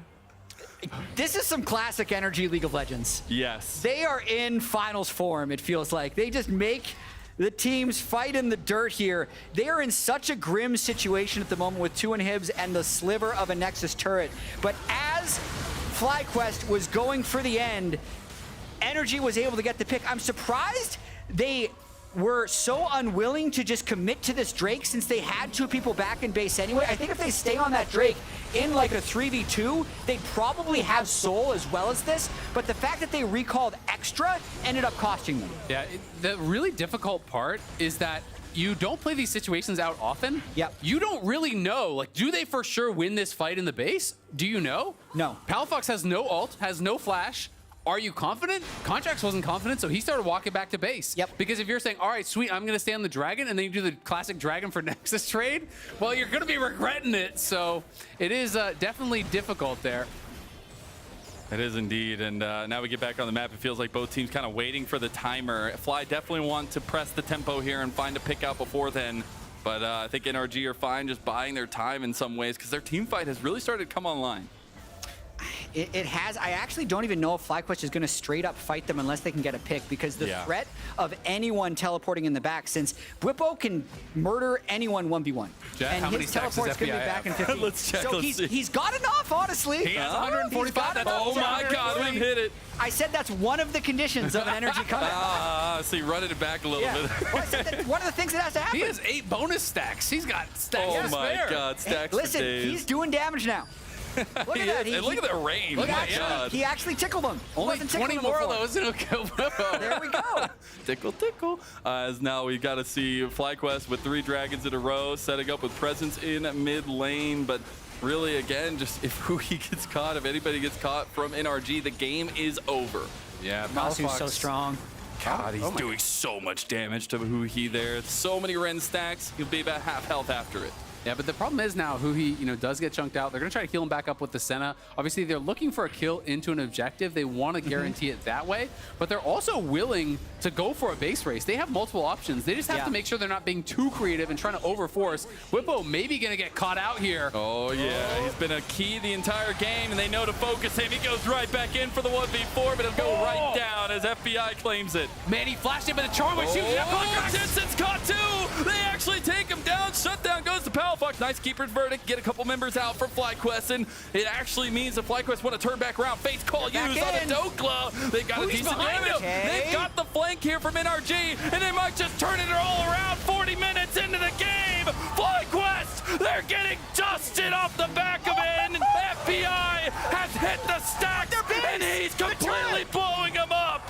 They lost another Nexus turret there to the minions. They lost another Nexus turret, but they're pinging down towards bot, but they have no TP now because who uses it? If Palafox teleports bottom, they might have been able to get my gosh. Oh my God, they're going to get Baron. Well, that was Hui's TP, so Palafox didn't have TP, I don't think, so he couldn't actually TP down towards bot. Their base should be okay. They will take Baron. This is insanity, and I just think FlyQuest are making it a little bit too complicated. Yes. And NRG are thriving in the chaos. There was so much going through that. When Bwipo flashed back in, he was trying to do it for a big empowered Q on multiple people to get that heal and buy time. But the charm from Palafox caught him as he went in. He never got the Q off. He didn't get the healing through. Now Bwipo's back. Double TP coming through. Can they win this fight? It's dead even now, but it might not be for long. Bwipo takes the engage here, but Jensen, he can't find the seismic shove. GA gonna be popped here. Bwipo needs to find a way out, but he can't get it. The charm doesn't connect, but it doesn't matter. That Croc's going down anyways. Palafox is unstoppable. Bwipo is overforcing like crazy. It's still 3 members there. He pops the ulti, runs in. Sure, you have the GA, but now you're dead. When the dragon's going to be spawning, you probably just gave away soul for free, and you still have to be able to fight through the Nautilus. It's not like there's no one there to peel. And they spent their double TP there. So every inhibitor is up. They had that as a backdoor threat this entire time. Jensen could still ult into the base potentially, so they have to leave someone. They have to kill this so fast, and Energy's a little slow checking. I think this could be Soul. Hui's got to go right away. Oh, nice little denial They from got it. Huhi. They got to Soul. That's it. The Rend is there, and Soul secured 4 Cloud Dragons in a row for FlyQuest. Man, Energy were so slow to show up to that. And now they feel like they maybe need to try to force something here. Contracts is looking because they know they just gave over that soul as a freebie. Bwipo is still dead for a while and has no TP, so they need more, but their minion waves aren't in the right spots. Yeah, and FlyQuest is so fast here, so I think they're going to be, even though it hasn't worked for them, I think they're going to continue to try and spread out and push these side waves. If they can sneak anyone up the side, they'll go for it, but this is a window here. NRG has 5 people in the mid lane. And Baron. They have minions, they have Baron, they got 170 Senna range at the moment. God. So let's see what they can do. They are pushing into the base. Mid lane is the siege potential here. Baron still ticking as Inspired wants to pull them off. Nice little dredge line from Huhi, but I've overextended himself a little bit. Dawning Shadow to save the day, and they just can't tank through the front line of NRG. A minute more of Baron. I think they got 3/4 of the turret on that first wave. They should be able to finish the turret here. Inspired got pushed back, so it should be an inhibitor broken here. Yeah, it looks like they're going to be able to step up and take this down. The wave clear, not enough. It's getting really dicey here. You can see Busio trying to find an angle for a potential hostile takeover. Inspired looking for a flank around as well. He's going to try to reject someone, and now they're going to look for the fight. They want it, and Huhi can't get the connection there. This might have been the pick that Fly needed. They get the Nautilus, they get the front line, and now onto the mid lane. Yeah, they're going to look to try to push for the base. Energy trying to make something happen here while the Baron buff is still active. They only have 30 seconds remaining. They know their Nexus is open. Nice kick from Contracts, denying the engage there. Inspired gets caught by Palafox. Inspired is gone. Now Dokla's gone too, trading off the kills. But range is at the advantage of FBI. They've got the range, they've got the distance, but Whippo wants to close that distance. He's got it. As now Palafox is just down and out. Jensen gets the shutdown. Masu's kiting. And in FlyQuest, they're fighting tooth and nail here. FBI's gone. And FlyQuest, they've just done it. It's an absolute banger between these two teams fighting tooth and nail, but FlyQuest finally make it happen. Are you not entertained, LCS? FlyQuest versus NRG turns out to be an absolute banger. It's not going to be the longest of the split, but FlyQuest will move themselves to 9-4 and get revenge on NRG's first round robin. 43 kills in 44 minutes. 7 Drakes secured. Look Much at those faces. entertainment. I would say the Cloud Soul had a huge impact on that final fight, being able to chase down Energy. They made that one a banger. This win guarantees FlyQuest is in the upper bracket of playoffs, so they are now guaranteed top 4 and still the leading candidates to be the #1 seed. Really fun game there between both these teams. You know, FlyQuest obviously looking like they were in a really good spot for a while. I think they got a little bit too fancy, a little bit too creative. I think they probably could have just taken standard fights, not taken any big risks, and look to try to just close out the game that way. But it was a great steal from Contracts, pulls the game a little bit closer back to parity. At the end of the day, though, FlyQuest are able to get it done. Energy just always seems to end up in these crazy games, though, man. It really do. I love it as well because something that Inspired pointed out to me coming into the game was smiles are the biggest thing he feels like has been a positivity for FlyQuest. You see a ton of smiles up there, the laughing, the camaraderie, but FlyQuest just know how to get it done. Yeah, I mean, that's one of those games that if you're FlyQuest, you're smiling, you're laughing if you win. If you lost that game, they wouldn't be, oh, did you see that part where we were 4K ahead and we lost the Baron? No. It would be Hilarious! A very Remember different when I was conversation. Gigafed on Renekton and teleported and died? Awesome! But FlyQuest looking really good in the regular season. They have been very dominant. And it's going to be exciting to see how far they can go in playoffs. Truly will be. And now with playoffs on the horizon, we're excited to let all you fans at home know you can cast your own votes for Kia MVP and Kia All-Pro this year. That's actually huge. Head over to KiaLCSAwards.com to place your votes. Now we're going to be joining Raz and Jensen on stage for an interview. What's up, everyone, and congratulations to Jensen on that victory.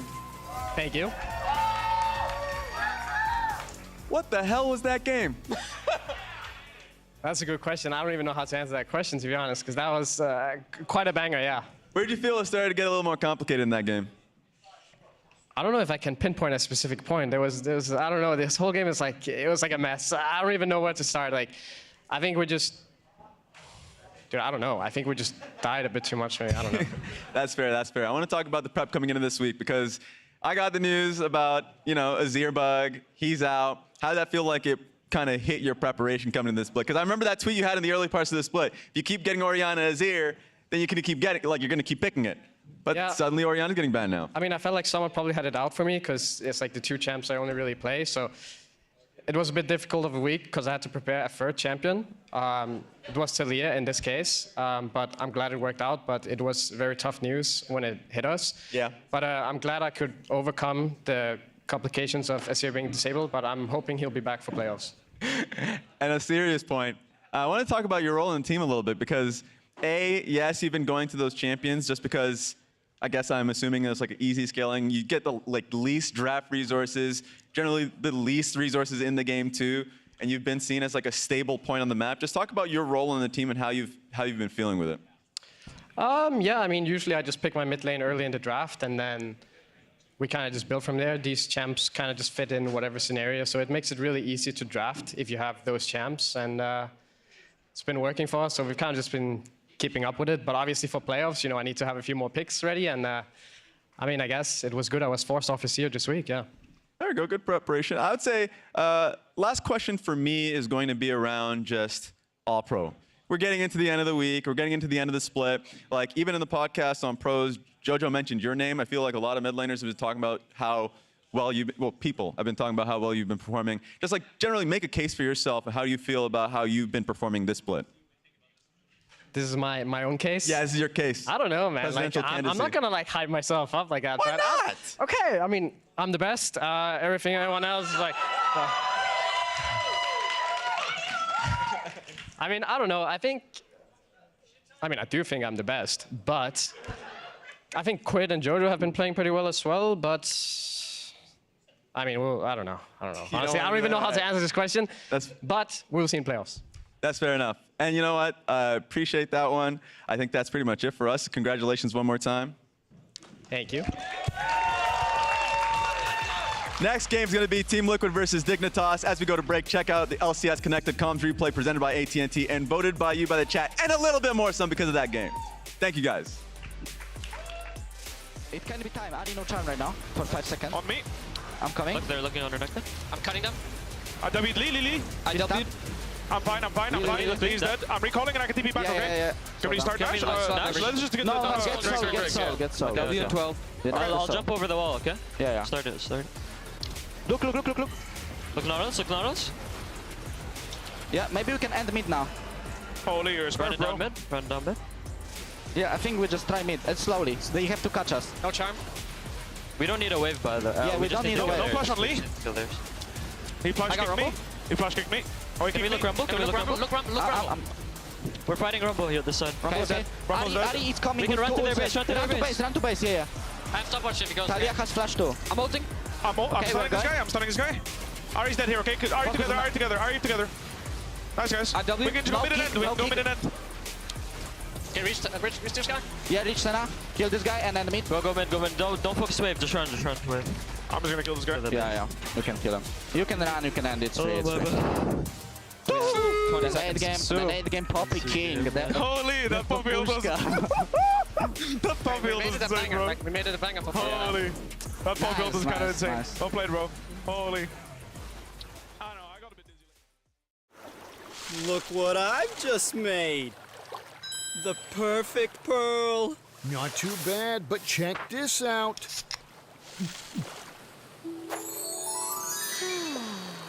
Whoa, a true Venus clam. Red Bull gives you wings. The new Red Bull Sea Blue Edition with the taste of Juneberry. Wings for every taste.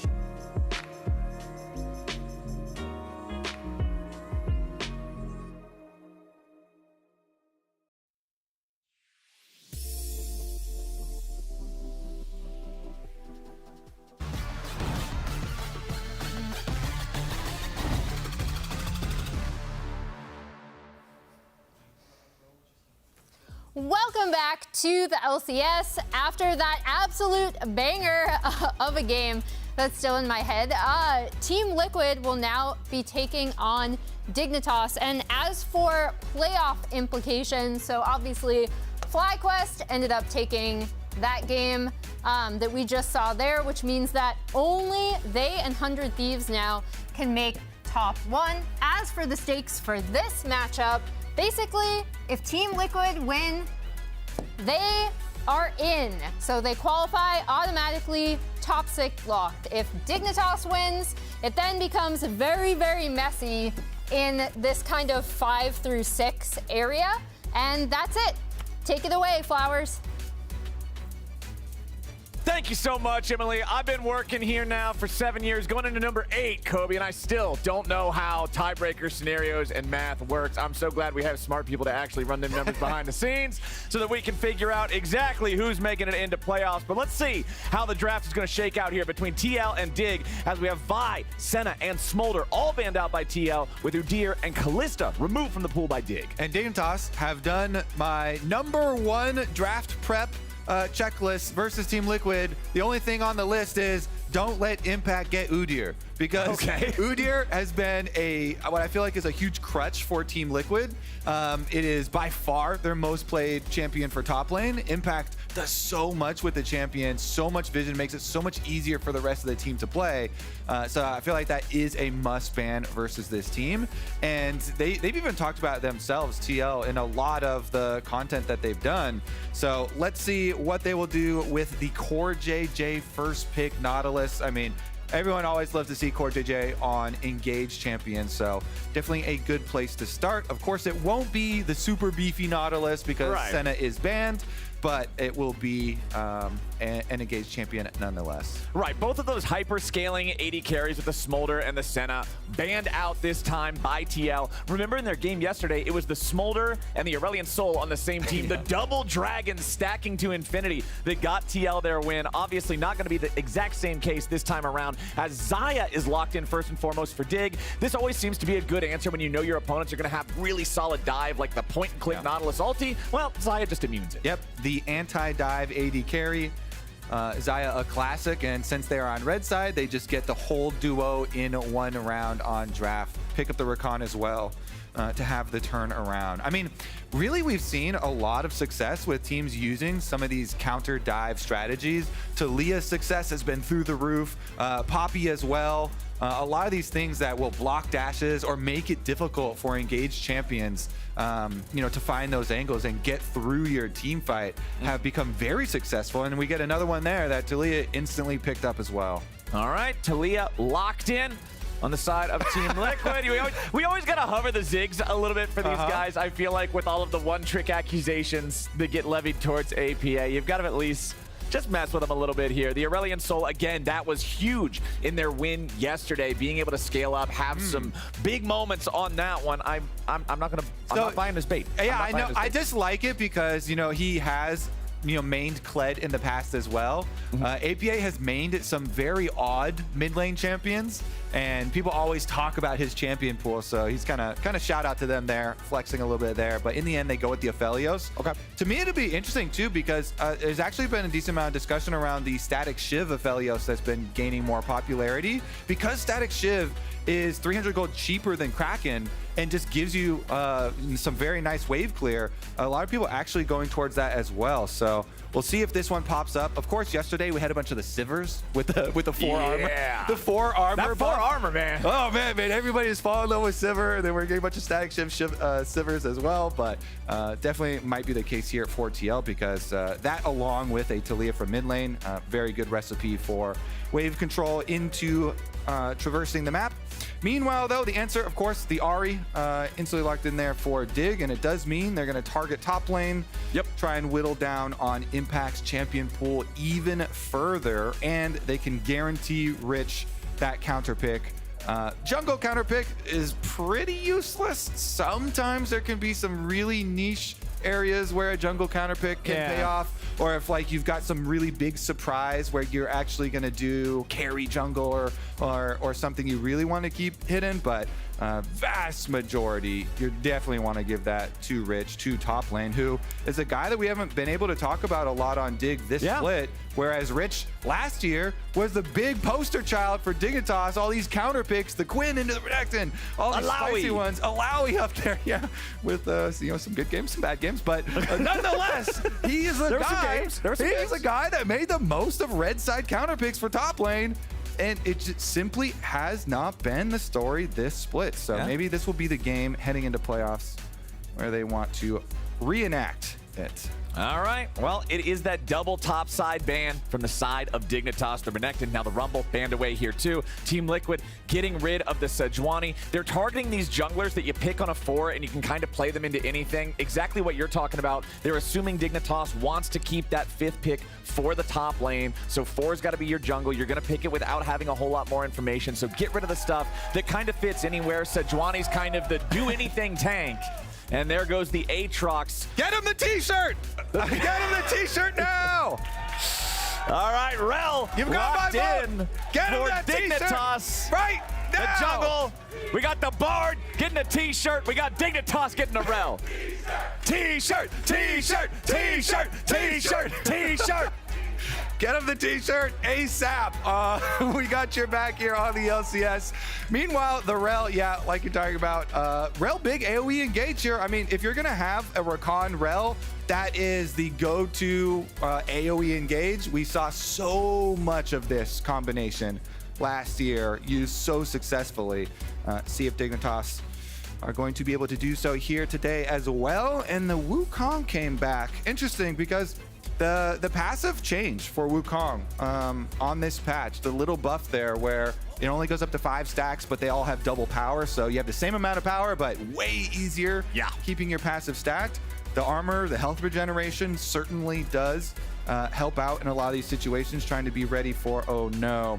That reaction you just saw on your screen, maybe they're just waiting for something. Okay, never mind. I won't even bring it up. Okay, all right. We've got some all chat going here that it seems like everything is gonna go smooth, okay? Good reactions though from the players as we get into this game. Super, super hyped for this one. As Emily said, TL, it's a monumental game for them. Right, Team Liquid can lock themselves into the playoffs, I believe. Dignitas, they're still gonna have to scrap a little bit more, but they'd really like to win this one here too. Remember, they're only 1 game apart so far in the standings. 15 seconds left before we hop into the game, Kobe. Who are you gonna give the edge to in this draft? I mean, I personally really like the Dignitas side with the flexibility there. As long as Tomo is good with his Xayah ultimate, I really feel like this draft overall has has a really good chance. But honestly, wait, is the t-shirt here? The t-shirt! Hey, there we go! We get a camera on that soon. We got the t-shirt. Thank you, Daniel. Hell yeah, buddy. Daniel with the delivery. Yeah! 1 million mastery points, Bard.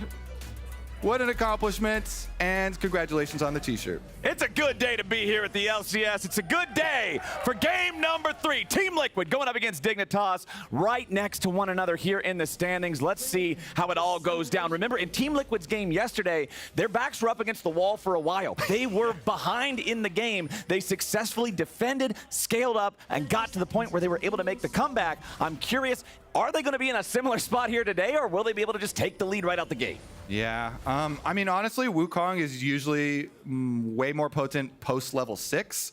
Not too much of an early skirmishing type of jungle, so I kind of expect early farming out of TL for the very beginning. But once you do get to that level 6 for Wukong, you definitely can go for some combination plays around the Taliyah or around the Nautilus on bottom side of the map. So Umti might be looking towards mid, towards bottom after he gets off a couple of full clears for himself.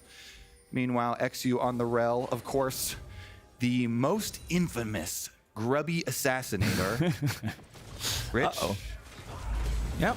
Rich is not having a great time here. Impact immediately popping the Ghost, chases after him, and Tofo Strike coming out again. Rich has to flash over the wall.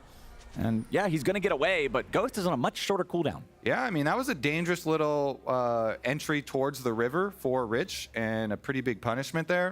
Ghost, obviously, a much shorter cooldown, but also pretty big chunk out of his health bar.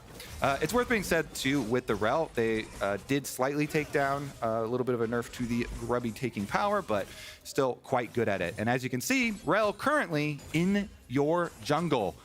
Counter jungle immediately here from XU.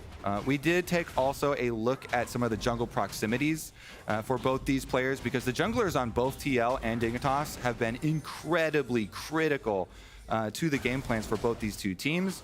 And both of them, you know, number 3 and number 4 with jungle proximities around bottom lane, spending quite a lot of time here. So it's interesting that with XU splitting the map here on Rel, you want to get to the level 3. He's finishing off Krugs. They didn't find him on Krugs. Seems like they are not going to do anything about it. So no dive here.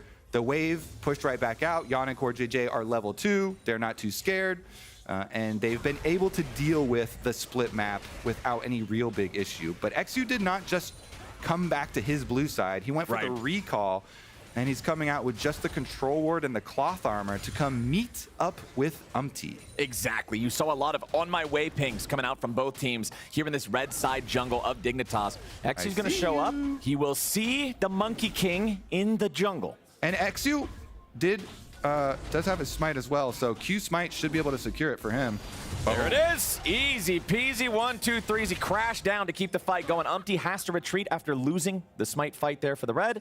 And hey, if you're XU, you're pretty happy about this. Double red. Very happy. I mean, it's always really fun with jungle to examine the possibilities when you do have big ability plus smite combination like that.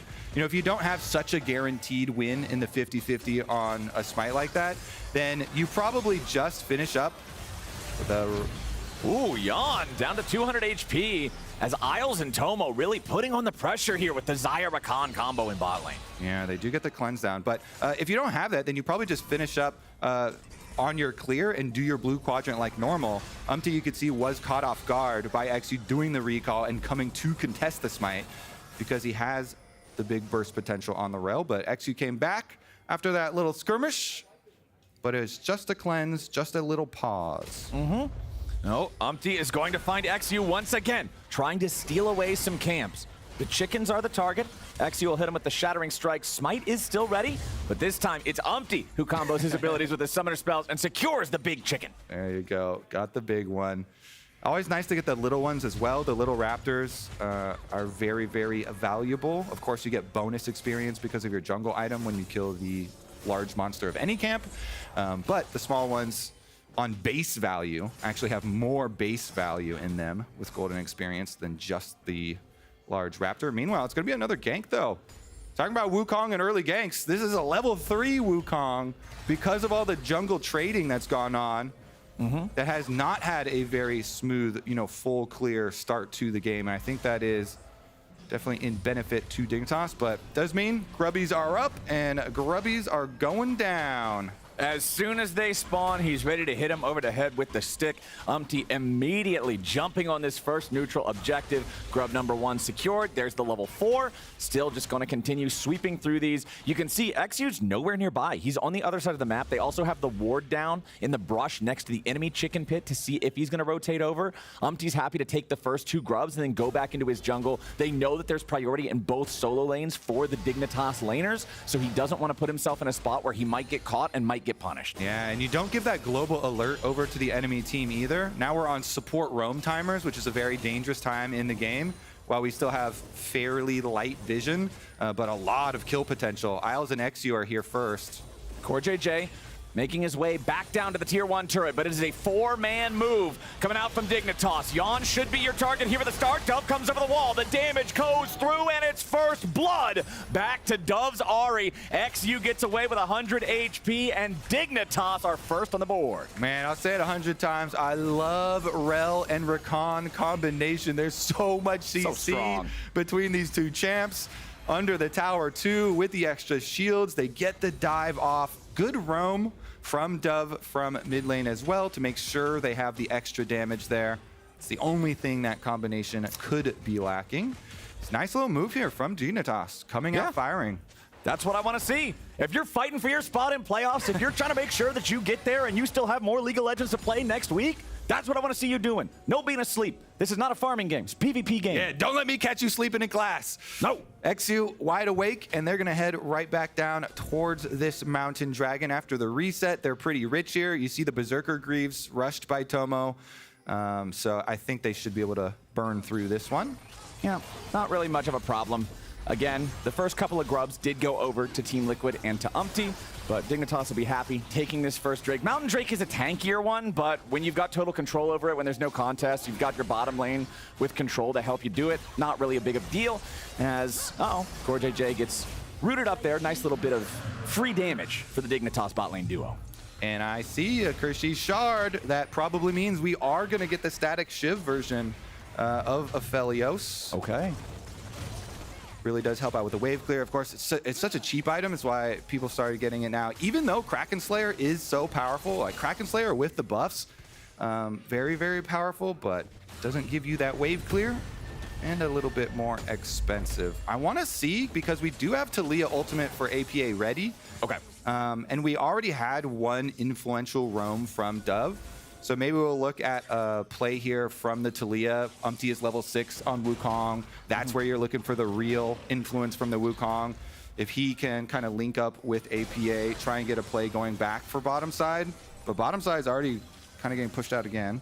Bottom side's kind of getting pushed out. Also, worth mentioning, APA doesn't have anything that adds extra firepower in his inventory just yet. Mercury Treads plus tier. He's going for those items to set himself up for success scaling forward, but none of them really add extra burst, extra potential to guarantee that they get the job done if they're trying to make a dive. Yeah, I mean, I really do love the new Seraph's Embrace with all the buffs that they've given to it, but it still is very much a scaling item. You know, like you're saying, when you're starting the tier, obviously going to have a lot less combat power, but so nice for scaling up later, and it just gives a really juicy 2-item power spike when you do get your Seraphs completed. The extra shield, so much health there. When you're playing against an Ahri and things that can, lend a lot of CC, that little cushion of extra shield could be the difference between life and death. But life and death on bottom side pertains to running away. Yep, it's looking more like death now as Yawn is caught in a bad spot. Tomo and Isles going in looking for him here. Tomo does end up having to spend a Featherstorm to guarantee it, but he'll happily do so. It's a 2-0 game for Dignitas. Another move here in the bot lane, another death for Aphelios. Okay, bot lane camp going well. XU back down there, got another one. Aphelios in the dirt.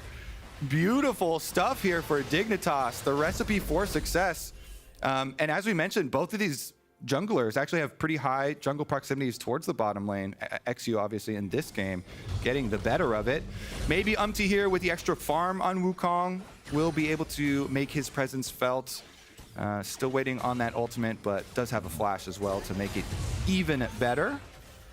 And XU can secure the final grub of the first set of them. 2 grubs to 1 favoring Team Liquid. As, again, I feel like just bottom lane's kind of been our story so far. And that's a lot of what I was expecting for this game. I feel like both of these teams can kind of look at bottom lane as a way to blow this game open. You've got Impact up in the top side, who's kind of this immovable wall. He's just always the eternal presence in top lane. So you're going to look to the other side of the map, I feel like, naturally. And so far, it's gone Dignitas' way. It certainly has. And I cannot stop giving credit to XU. This guy, the coaches were so outspoken as we have a top lane scuffle that, to your point earlier, probably not going to result in any death. Just a way for top laners to have some fun in the game. But XU, the coaching staff was so excited about bringing him into a full-time starting position.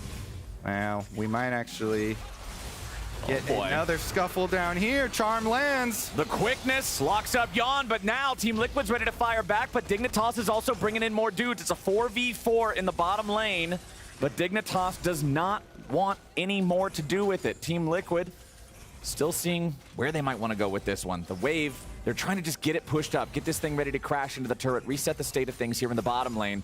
As you can see, APA heading back up the river, back towards mid. Dove is already still back there, getting that wave pushed up himself. And even though technically this time around Team Liquid do defend it, I mean, they use their teleport here from mid lane. So Dove on the Ahri, who once again roam halfway down river, Dove is going to have that teleport advantage. See if they can get anything out of these small little advantages that they are building up. But back to our story. XU, this guy has done so much for this Dignitas team where people did not, again, have super high expectations for this one either. Really have been enjoying how aggressive he's gotten. I will say, we were even talking about this earlier, maybe in the caster room, but Knight's Vow. The trend of junglers going much more supportive nowadays because there is less experience and gold in the role has finally turned into the Knight's Vow Rush, which is it is the least damaging. I mean, ever since the T1 Gen G game, very recently, if you have Canyon rushing it, then everybody's going to do it. APA? APA shows up top side to guarantee they get the job done. Impact going all out, puts Rich all in the ground. Nicely done from TL. Dignitas going to take that as their green light to go for Drake number 2 this game. XU should be able to take care of this one by himself. Isles just running interference, setting up vision, making sure that nobody from TL comes to try to stop him. All right, TL showing some life there, Flowers. We get our move, we get our play from APA up to the top side. They do kill the Gnar. It's going to give some turret plate money. Obviously, it's going to cost them Dragon number 2 here. You don't really start to sweat until Dragon number 3, but if they can really make use of, they can't quite squeeze out the last plate here. We're really hoping for 2 of them. But if they can make use of that money to turn the early tides here, definitely would be a decent sacrifice. Still looking for the first Wukong ultimate, though. Yeah. And Flash ready here for Umpty too, so hoping for some more focus there from the Team Liquid jungler. I will say, though, with Frozen Heart getting another 100 gold nerf and a little bit of armor nerf as well, it's like the next best armor, super efficient, cooldown reduction as well on the Knight's Vow. Plus, it makes your AD carry that much happier. and if Canyon and Owner are doing it, then everyone's like, yep, I will try it as well. Yeah, it kind of just makes sense, right? You see a guy of that caliber doing something, imitating it's probably not going to be the worst thing you could do. Stride Breaker completed for the Wukong. This item was one that completely fell out of popularity after the change away from Mythics, but now that it's been changed back to one of those Tiamat-style items, it's become more useful, especially for a champion like Wukong that normally only has a form of CC on his ultimate. Gives you a little bit of extra sticking power. Yeah, it actually just feels so smooth to use as well. Stride Breaker gives a lot of widely applicable stats. T here stacks up his Conqueror, but doesn't really want to stick around in this one. But it's just so smooth to use here for the Stride Breaker. Pretty decent range on it, and the move speed difference that you get with the slow plus the boost, quite nice. Like you're saying, once it was turned into a cleave item, started to regain some popularity here. The only thing that I'm sad about, it's not called something Hydra. All of the other ones are a Hydra. It should be what would you call it? It's like a chain whip Hydra then. Stridra. Oh! Yeah. It's one of those made-up words, like Kanik Rooker. See? Kanik Rooker's in the game. Anything else can be in the game. Just Stridra is green-lit to be in the game. Stridra. Devs, if you want to do that, just give me some credit. That's all. Just put me like in the lore or something. But Dignitas are now looking for another neutral objective. Remember, the Grubs, we didn't even have all 6 take in this game. It's 2-1 favoring Team Liquid. Neither side has a ton of advantage from that, but it's already both Drakes going over to Dignitas. Now they're focusing on the Rift Herald, and it doesn't look like anybody from TL is in the neighborhood to stop them. Yeah, Rift Herald going to be taken over. TL are actually fancying a possible repeat play on Rich. Well, 4JJ chilling on the ward, and we get the recall channel from Umpty, so Umpty just going to back off as well. It is a Mega Gnar. Rich had transformed, so gets a little dicey there. Plus, he's got the flash for the outplay, so they're just going to have to resign themselves to giving up. Ooh. You can see the attempt at the shattering strike there from XU to knock APA off of the Weaver's wall, but he ain't gonna find him here. Isles wants the quickness, but he doesn't connect on anybody, and now Dignitas, they have to disengage. Here comes your Cyclone. There's a Wukong ulti you wanted, as Isles needs to get back over the wall, flashing out of the Herald Pit, as Dignitas do not get what they wanted there. Well, that certainly was a Wukong ultimate. I don't know if it was the one that I wanted. Okay. I did see a Wukong ultimate, though. Yes, he pressed the R key. I saw that. That's true. He was spinning. Out of all of the Wukong ultimates, that was certainly one of them. That was one of them. He was spinning. It was not winning too much, but some farm bounties actually popped up too. I always find these things kind of odd to track what goes into them, because you look at the mid lane and you're like, oh yeah, both mid laners, almost the same CS, both with 1 kill, both with 1 bounty, even across the board. Fair. I like it. Yep. Nice balanced game of League of Legends here. Only 500 gold, the lead for Dignitas. They still got both those early Drakes like you were talking about. You don't really worry until the 3rd one goes over. It's about 1 minute until that, as Dove is under pressure. APA and Umpty looking for him here, but it's Dove who's got backup coming in. He is unafraid to stand and fight these guys.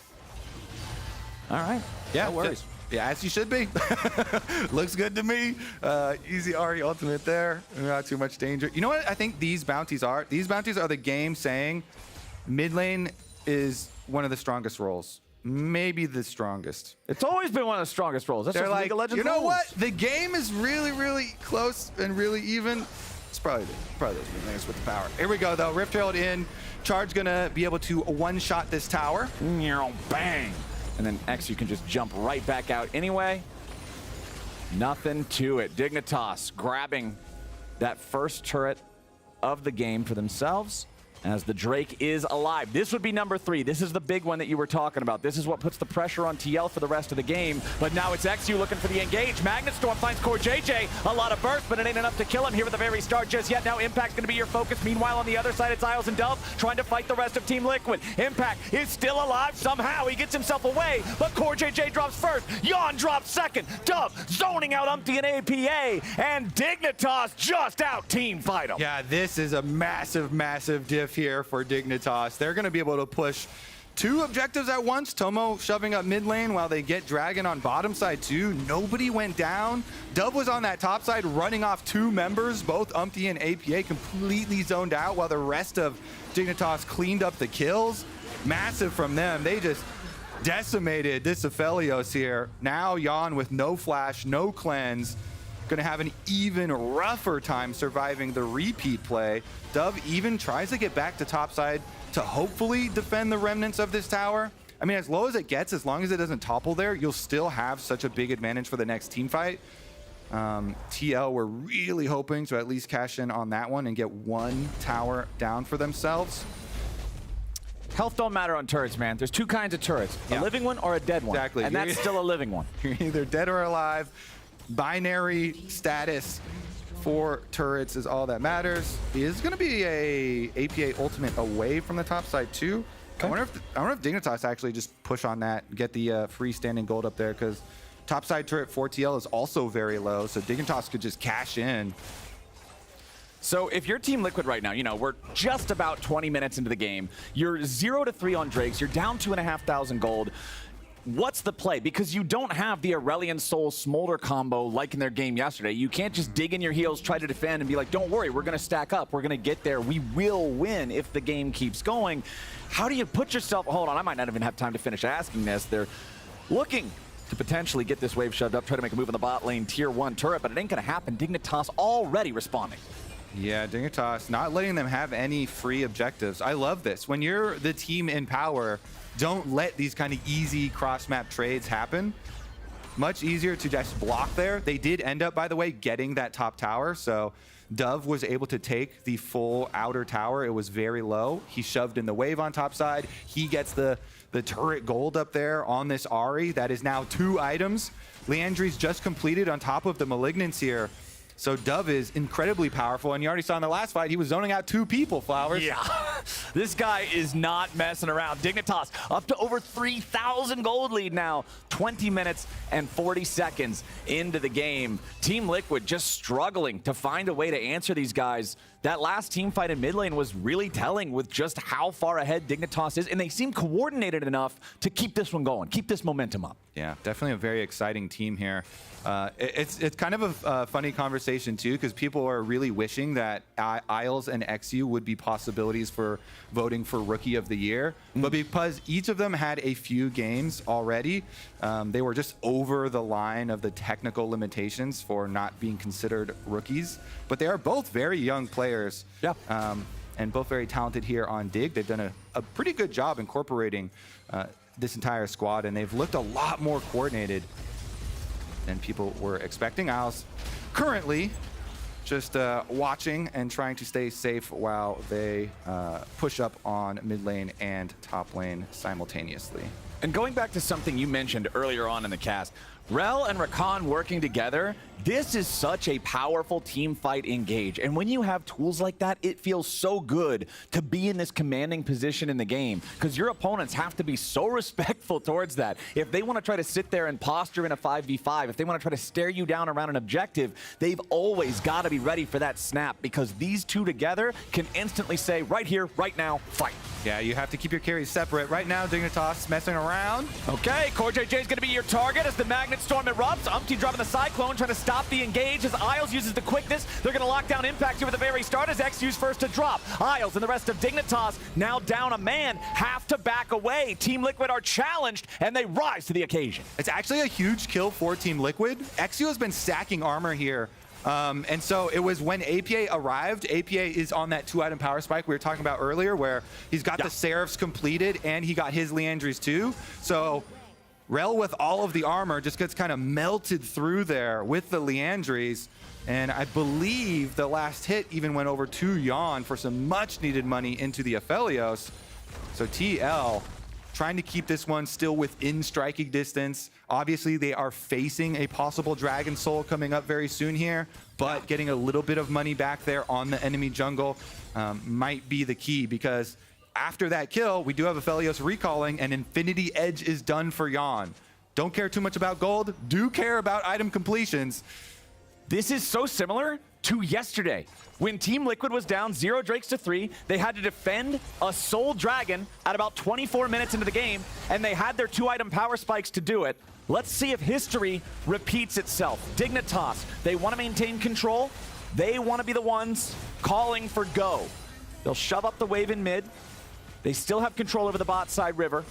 Magnet Storm for XU ready to go once more. APA trying to get away. XU looks for him, but there's your seismic shove. Umpty has to disengage back over the wall, but once more it's XU here in the front, trying to stay alive. CoreJJ and everybody else from TL going to be locked up with the quickness as XU's first to drop. Team Liquid still staying alive for now as Dove is about to drop here from the stasis. You got Impact in the back, keeping everybody else occupied. He just might die. He just might not.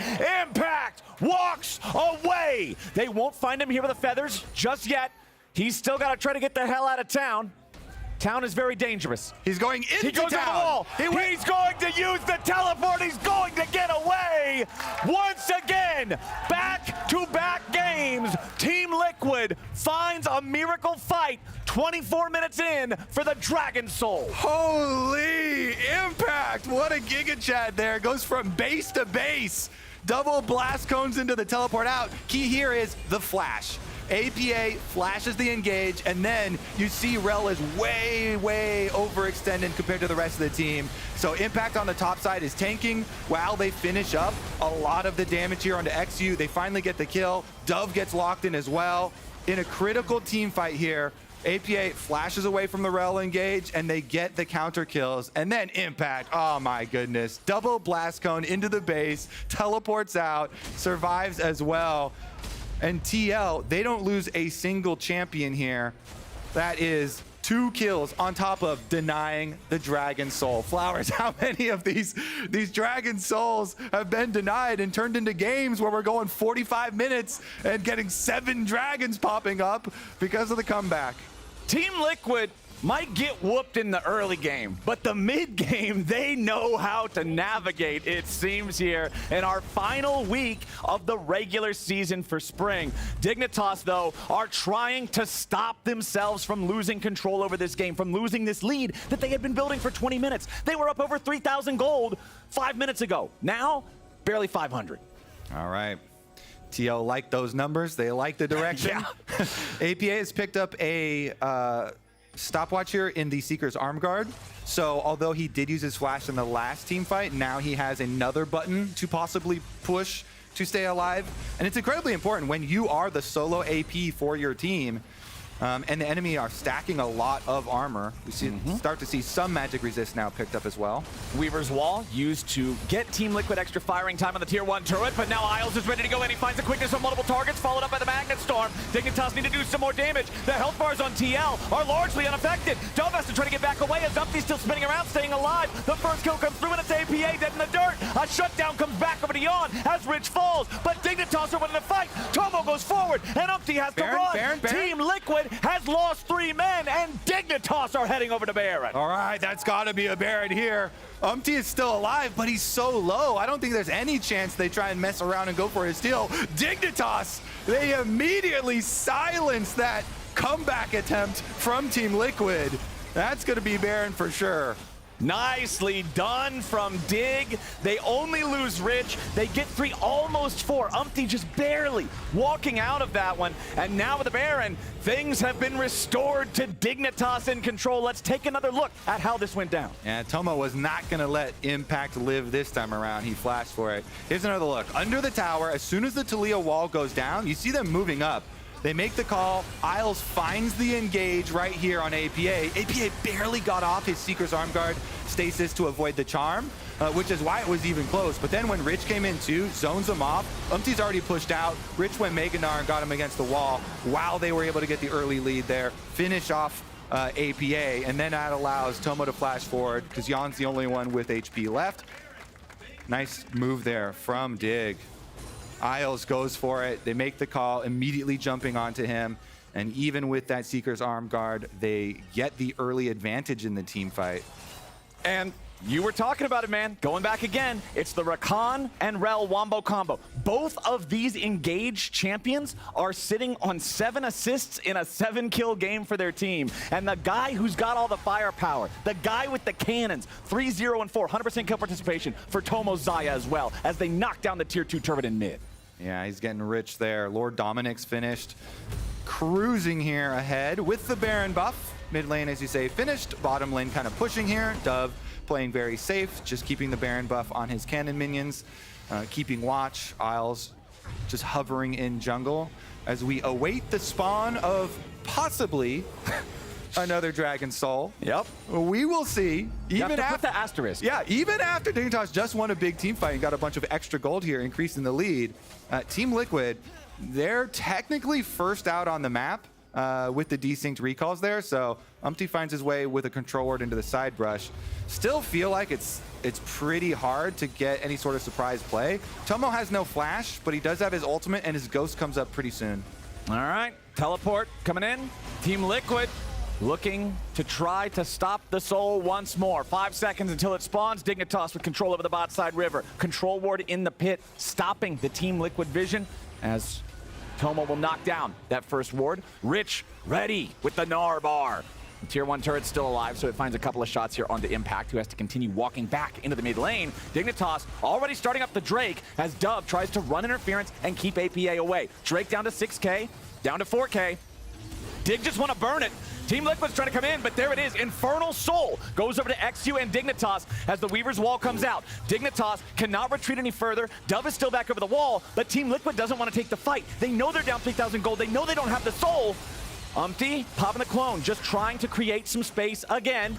Dignitas do not have the Gnar bar charged up, but here comes a Magnet Storm into the quickness. Core JJ is going to be here on the very front, as Impact is also reinforced with the shield. Umpty's trying to fight, but Dove over the wall has damage. Umpty has to try to get away as he's burning and burning and burning to the Leandres. They're not going to find him just yet, but they already found Yon. It's a 1-0, a 2-0, a 3-0. Dignitas are crushing Team Liquid. Yes, they are. 2-layered engage. Yon flashed away from the Rel, but guess what? After they make the return about 10 seconds later, Rich is able to get onto him with the Mega Gnar, immediately take down the Aphelios, and Dignitas, they're going to destroy the base at this point. Bottom side pushing hard. at least going to be died. Well, they're going to win the game then. Yeah, Umpty just died back in mid lane. He is dead. Dignitas now with a 5v1. Yawn and Core JJ both about to respawn here in under 10 seconds. Impact's going to be back in 15. APA in a 1v5 trying to get away as Rich hits him with the boulder over the top of the head. Stasis for APA to survive the dive from Dove. They turn it around. They take out the Dignitas mid laner and Team Liquid holds on. All right, saved. APA, critical there, does live with the Seraphs, with the Zhonyas, and they actually get the turnaround kill there onto Dove. A little bit of money back in their pockets, but man, these fights are so hard for them. The backline for TL, it is just too easy for so many engaged champs on Dignitas to get to them. Let's take a look at the first layer, and it is going to be XU moving up on the Rel. TL know, like, yeah, we've got a Talia and we've got an Aphelios, so we need to like kite back in our team fight and then DPS as the enemy are charging forward. But you only have one flash, so it makes it really difficult. You see, go in for the initial one. There you go. You get Yon's flash. Then they try and turn, trying to get out DPS as they move forward. But good job from XU and Dove here on the bottom side. They push Umpty out. He's down to like 2 HP. That allows Rich, once he got Meganar, immediately in onto Yon. They crushed the carry. The front line had already been whittled down. Dignitas, too big of a lead at this point. And then... yeah, this was...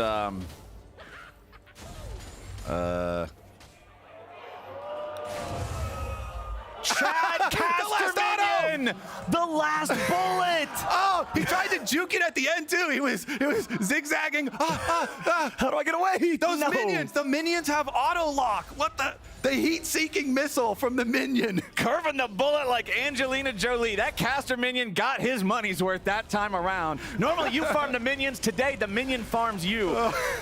Team Liquid now down 6,000 gold. Now down a Dragon Soul. Oof. Even the Dignitas minions are better, Flowers. Oh, man. That's tough. All right. So let's see. How does Team Liquid try to defend in this position? Because honestly, man, I feel like we've kind of crossed the line into they just need Dig to make a mistake. They certainly do. But Dignitas not going to do it. They're trying to clear out the vision first. They're making the game as difficult as possible for TL. Make it dark, go for the Baron, force them to come to you. This TL team does not want to rush at you, especially since they don't have flashes for either carry. APA, big cooldown on his flash. Yon's is coming up kind of soon, so maybe they wait for Yon's flash and hope for a miracle.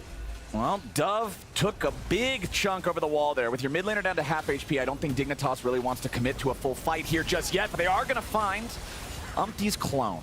Not really a whole lot. TP now for Dove. He's ready to go. I think Dignitas are going to look for the fight. Core JJ tries to initiate, but he takes a lot of burst here immediately. Umpty is already down before we can contribute much of anything at all. However, he's traded back for Riles. It's already a triple kill for Tomo. Dignitas just won the game! Penta kill for Tomo! Beautifully done! It's Big Dig here in the Super Week to end Team Liquid's attempt of having that 3-0 week. They're going to stop them in their tracks. They're going to march it into the Nexus, and Dignitas are going to tie them in the standings and take Team Liquid down 34 minutes in. Oh, to play an AD carry with a good front line. Tomo, 0 deaths. Pentakill to end the game. Love me a Rakan Rel front line. Beautiful stuff from him too. Really nice Zaya from Tomo. And they make pretty quick work of Team Liquid. We have had so many games going 45 minutes plus, but Dignitas not gonna allow any sort of comeback in this one. It had its scary moment there in the mid game once again around that 24-25 minute mark. The first attempt at the Dragon Soul, Team Liquid stopped it, but then when Dignitas found their subsequent win in the next fight, when they were able to get the Baron, the pressure stayed on and Dignitas got it done. Also, you get like twice as much credit for getting a pentakill on a champion that's not Smolder. Or Zeri. Yeah. If it's not one of those, it's a real pentakill. Yeah, that's a real one. Nicely done for Tomo. Again, just looking at everybody on Dignitas playing their roles the way they needed to play them. The engaged champions were working in tandem to set up the fights the right way. You pointed out how in the one critical fight in the mid lane, it was Rich who got that angle on Yon. His health bar, that death recap had to be sub 1 second, full to dead. As soon as he slammed into the wall, the dude is in the dirt. And then Tomo constantly making sure he's ready to maximize DPS. All right, I think we are going to join Mazel and Tomo on stage for the interview. Nice penta, buddy. Hell yeah. Welcome, one and all. I'm joined here by the victorious Tomo for Dignitas. My man, you came up here like, I guess it was a win. How does it feel to finish out Saturday with a dub? Feels good because we need every win for playoffs. So absolutely. Now, was there any extra motivation going into the weekend for you guys? Any motivational words, phrases that the team was holding on to? No, not really. I think we all just wanted to play our own game. Yesterday's showing against C9 wasn't up to our standard. So yeah, just wanted to have a good showing and hopefully could make it into playoffs. I like that idea. Now, my biggest question on a personal note for you. What has been the biggest growth lesson for you this year? What is, at least the start of the split, what has been kind of the saving grace that you feel like you've really leveled up or at least working on so far this split? Well, I don't know. I think maybe last year League wasn't fun for me, I guess. It felt more stressful, and I felt like this year, the team has a very strong bond. We all get along really well, so I think just having fun in the game and outside the game just makes a ton of difference, at least for me. Yeah, and I want to talk a little bit about the decision-making process in the games because it seems like at least today everybody was on the same page. Do you feel like there is a little bit of succinctness between you guys making play calls, XU leading a little bit of that conversation, or is the conversation just kind of open to you guys during the game? Well, I think today was just a bot cap, to be honest. Yeah. Makes it a little easier, I feel like. We found a really good trade at level 3, which kind of blew up the game for them, and we just snowballed from there. A few hiccups, but, relatively clean, I'd say. Got to work through it there. I do want to say thank you so much for getting to talk to me as well. It's a pleasure to get to reunite with you, Tomo. But we're going to be tossing it over to the LCS Lounge for a playoff update, so we'll see you there. Thank you very much. Congratulations to Dig on the win. And this is where the playoffs stood before that game, where Dig was only going to get at least a tiebreaker for 6th in 76% of scenarios. With that win, though, it moves them to 96.8% of scenarios where they will be able to make playoffs. And if they take care of business against FlyQuest, which is easier said than done, they would guarantee themselves a tiebreaker to make it into playoffs. But let's move on to the next game. Shopify Rebellion versus 100 Thieves. We're going to focus on Shopify first here. Currently, it's 50-50. A win here moves to 75, and a win tomorrow would mean a 100% chance of at least having a tiebreaker for playoffs. So now, because of what happened in that last game, Shopify technically controls their fate. If they win out, they will be in playoffs. In terms of 100 Thieves, there's not a huge amount at stake for them because they've already clinched playoffs. But if we're looking at their ability to actually get first, they do not hold the tiebreaker over FlyQuest, so they'd have to win this game and their game tomorrow, and FlyQuest would have to lose to Dignitas if 100 Thieves want to get that #1 seed. So that's what's at stake after the break. And with playoffs on the horizon, we're excited to let you all know, fans at home, that you can cast your own votes for Kia MVP and Kia All-Pro this year. Head over to KiaLCSAwards.com to place your vote. We'll see you after the break. There's no flash. I have flash in 15 seconds. Can you block here? Come. I'm gonna send it soon. Look, watch me. Look. I'm gonna fail this. Yeah. Failure. Wait. GG. Power. Penta. Please. Nice. Oh, Let's go. Yeah. Nice pentacle. You're him, Tomo? I'm him at the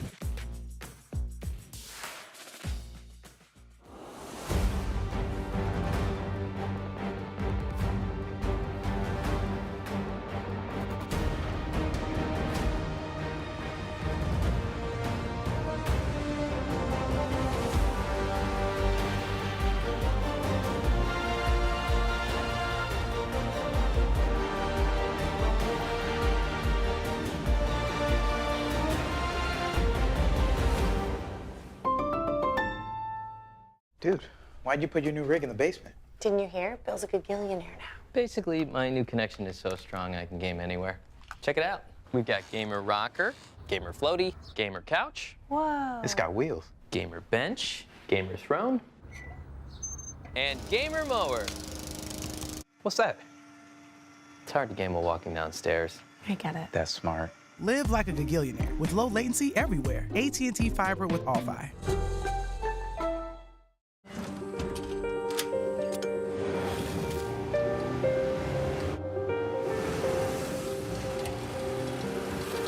Make more good in the Kia Sportage X Pro. Kia, movement that inspires. Red Bull gives you wings.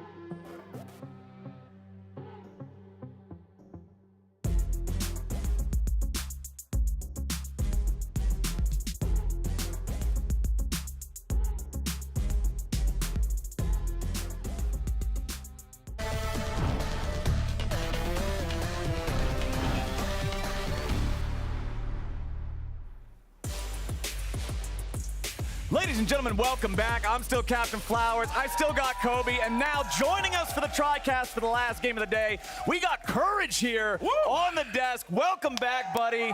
I just got to ask, how excited are you for this 100 Thieves team that has really just performed so far above everybody's expectations? I mean, the big change we made during this offseason was that I had them watch my film in Hard Stuck Emerald 4. These guys have been popping off. No, it's been great to watch. Quid has really found his form.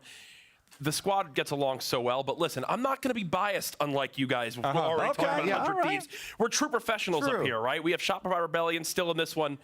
You know, they're fighting for their lives out there right now, and I do want to cover, they're both standing uphill. So if I look short in this, they have me in the bottom of a valley. Yeah, the desk is not balanced up here, but I am glad that you have faith in this 100 Thieves squad because these boys are going to have to overcome the Courage Curse. Oh! You see, you've casted here before. You've casted 100 Thieves before.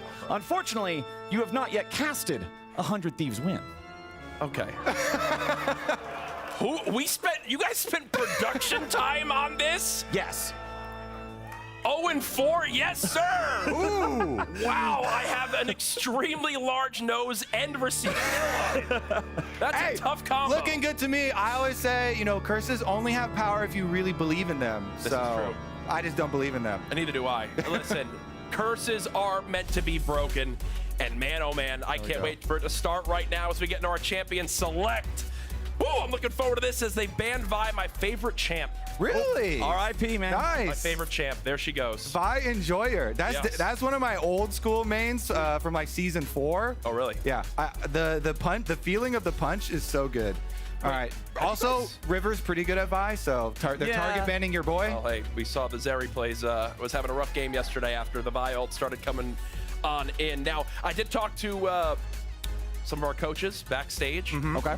They said we could see some pretty crazy stuff in this pick ban. I don't know what's going to happen, but they said there's some goofy comps that could come out. I'm down. I mean, you guys definitely have been one of the teams that have really counterpicked quite well. Just the last time you were against Shopify, that was when Shopify were doing the crazy cooking. You know, they had a bunch of tanks mid and they did the Scion mid, and then you had Quid bust out the Aatrox and just smash them in their triple tank top side of the map. So I do have faith in your coaches, Grayson as well as Sam, both experienced League of Legends players themselves. All right, well, we're already through the bans, and once again, it's a marksman focus. Both teams spending 2 out of 3 of their bans in this first phase on that bottom lane role. It's Kalista, Smolder, Varus, and Senna all banned away, and then a couple junglers with the Vi you guys already mentioned, and the Ivern taken off the table, as Shopify will first pick the Renekton for Fake God. With all of this focus on bottom side, the one really pivotal piece that was left up still is the Ashe that has gone through. That's been super high priority for a lot of pushing bottom lanes.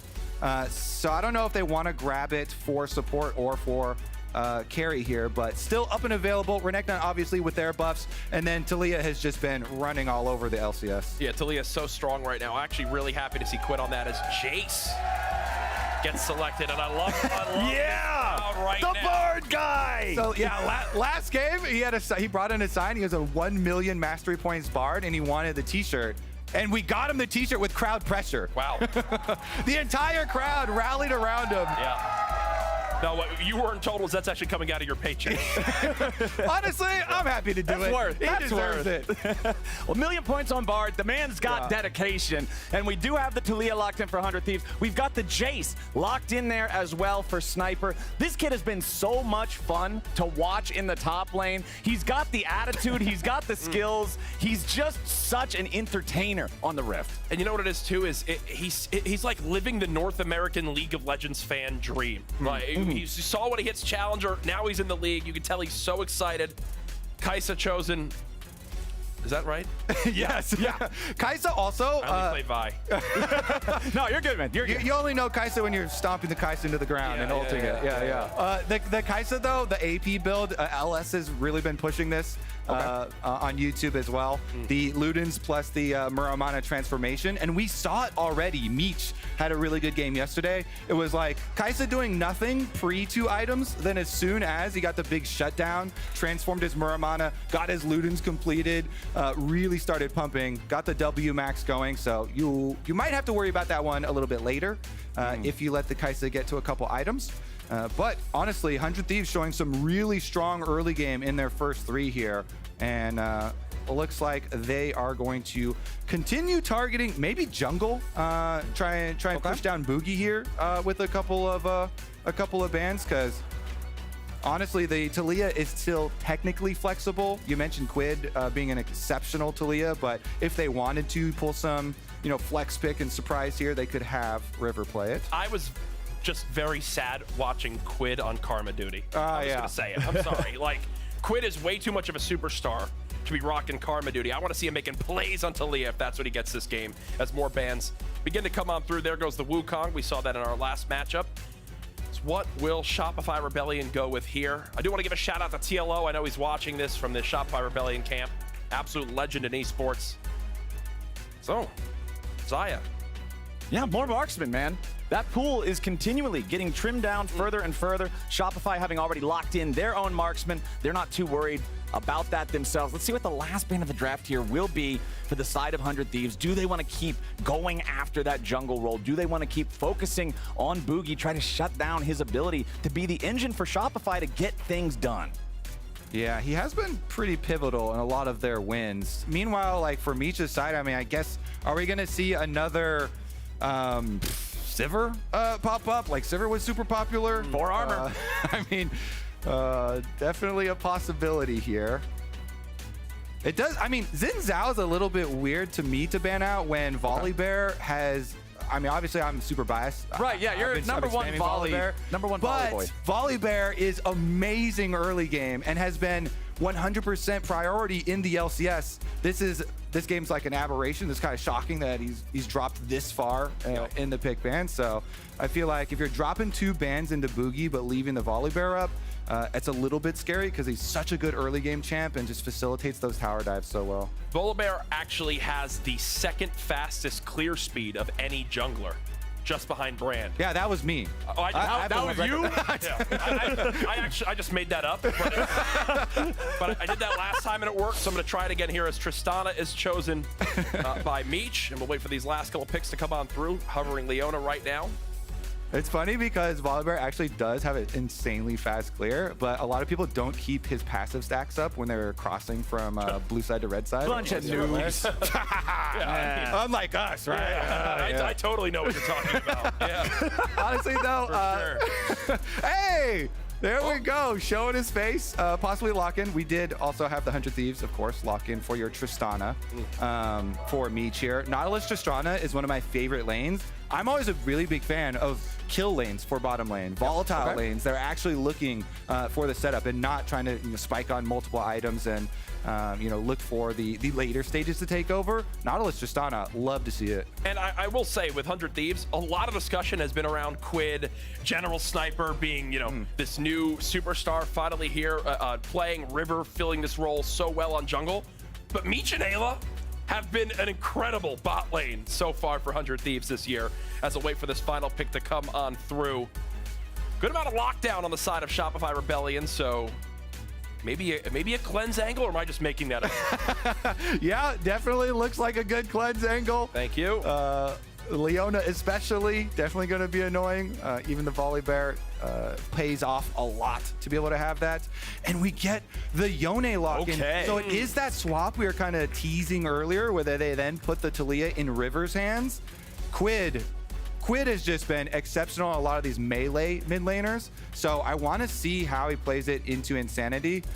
Insanity here, obviously on that Karma. Really, really powerful still. A lot of people kind of annoyed with the poke power ever since those buffs to Karma and spamming out the mantra Qs.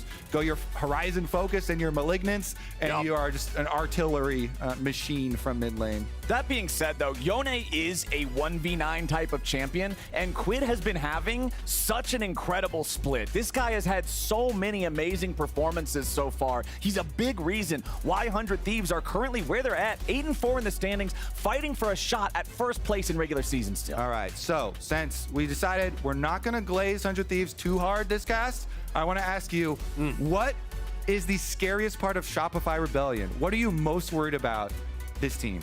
Well, honestly, what I'm most worried about with what I'm looking at right now is a Renekton that's ulted with Karma speed boost buffs and hitting a max stun on anyone on our team. Yeah, we had a pretty big carry Renekton from Fate God. Yeah. So we've had some beefy Renektons after those Renekton buffs. We will see. It's also a very strong top side having Volibear plus Renekton. When both of them have flashes and I can guarantee these stuns. Definitely have to play well around it. Sniper on the Jace will definitely be a target. Looks like he's not going for Phase Rush. He's going for the Conquer for that longer trade, for that extra damage. So won't have the easy escape pattern. And really quickly to this crowd here live at the Riot Games Arena in Los Angeles, California. This is actually the first time my girlfriend Lauren has ever been at any sort of competitive gaming or esports event. So please show her what a very loud and awesome crowd is like so she thinks that I'm cool, okay? Hell yeah! Thank you. Thank you. Let's rock and roll, ladies and gentlemen. It's time for the last game of the day on the second to last day of Spring Split 2024. 100 Thieves versus Shopify. Boogie immediately just going to step up there. He gets River to cast the rocks, but none of them connect. Nicely spaced there. Yes, gets him to cast the rocks and make a miss, get inside his head. Exactly. 0% accuracy. Games. You sweating yet? No, not yet. Not yet, not yet. All right, well, they do get the ward on the Raptors as well here, so you'll catch the Talia on the kind of expected full clear route for him up towards the top side. So we were talking about potential cleanse angles when you're looking at both supports also being these very powerful engage mechanisms. Down in the bottom lane, it is Meech running the cleanse on Tristana, while B-Boy has the exhaust on Kaisa. This guy is ready to defend himself by making sure he wins against whoever's jumping on him. Yeah, you can't cleanse a Yone all over your face, so no. you just try and exhaust and get out of there. Well, you definitely can as our game begins here. Again, our final match of the day. Now, just for everyone at home, to set the stage, we mentioned 100 Thieves still with the potential to finish in first place this split. Unless I'm mistaken, Shopify Rebellion, are they still in the playoff hunt? Or yes, sir. Okay, Shopify, their fate is in their hands right now. Okay. We've had a very competitive split in LCS. A lot of teams kind of bunched up in the middle there. Great. Definitely has been fun to watch. I mean, earlier today, you saw the takedown of Cloud9, Immortals, with another upset versus Cloud9. They are actually 2-0 versus Cloud9. Just as we predicted. Yeah, just as everyone predicted. The Kryptonite.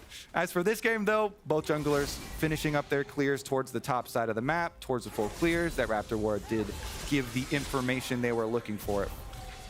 Insanity controlling the mid lane as you would expect here early on with the Karma. We'll see how well he manages to keep this lane in his clutches with that oppressive new age Karma that you were talking about, Kobe. This is, it's not the easiest thing to lane into as a melee champ. Yeah, and it's super annoying too now that Karmas have started going with the grasp versus the melee matchups, just farming the extra HP for later on. Yep. Since you go such a heavy AP blasting build with your Horizon focus and your Malignance, is nice to have a little cushion of grasp HP. Plus, when Yone is constantly going in on you for these trades, just keep your push up, keep your health up as well. Both junglers looking at the top side. Boogie only level 3, River level 4. Sniper has pushed up very far. Boogie and River both entering into the fight at the same time. Sniper still at half. Fake God down to 200, gets knocked away. Sniper's got the first blood. He just continues to impress here in the top lane. And look, I'll tell you, he's his own toughest critic from when I see him. If he's not playing well, he'll be the first to say it. And when he's on his game, Kobe, he can make plays like that. And such a smart counter here. River gets to do his full clear on Talia and then just hovers behind the pushing Jace. You know, a Renekton Volibear just itching to flash on you, the double stuns. You talked about in Champ, so like you're kind of scared of that. But Sniper pushes up the lane. He's chunking Fake God out the whole time. And so River just comes to shadow him behind off of his full clear. It's like the most efficient counter gank that you ever get to do as a jungler. Meanwhile, Boogie actually skipped 2 camps to do it, so he's only level 3. Boogie doesn't want to get in there. He'll just get seismic shoved back, so he has to run away down the river, and that just allows Sniper to go all in on Fake God, kills him with the flash afterwards too, and now you've got your superstar rookie up there with an extra first blood. Ooh, bottom side though, both supports burning low. Ayla down to 100 HP, Zeyzal at about 150. River shows up, so it's not going to be a whole lot more. You can see Ayla ready to take his reset as they want to guarantee to crash into the turret here with this massive wave of minions. Zeyzal will also head back to the base now. And the one last thing that I did want to make sure that we kept track of up in the top side, even though it was the solo kill, it was even worse than that because Sniper also made Fake God flash and killed him with the projectile in the air. That just adds insult to injury. It's a tough life for the Croc up here now. But now I will say, one of the parts that I think Sniper needs to improve on in this game, and he'd mentioned that himself, is when he gets a lead, keeping that lead, not maybe inting as he potentially did on that Dragon play last week. You know, he is still a rookie. When he makes plays like that, you forget, but he still is a rookie. It's still his first split here in the LCS. Yeah, I mean, especially when you're so fresh, you know, so much time spent in solo queue, that's just a very common occurrence. Once you get a big lead, start playing super aggressive, you do have to worry a lot more about giving up bounties, giving up leads here in the LCS.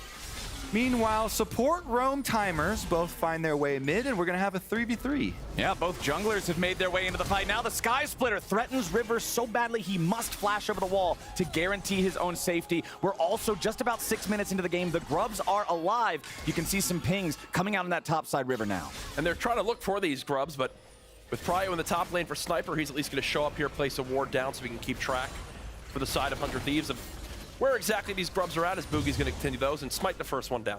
Yeah, first one is always super nice to get for your bonus experience off your jungle item, but River, he's so scared after having to blow his flash and the big chunk that Boogie got on him.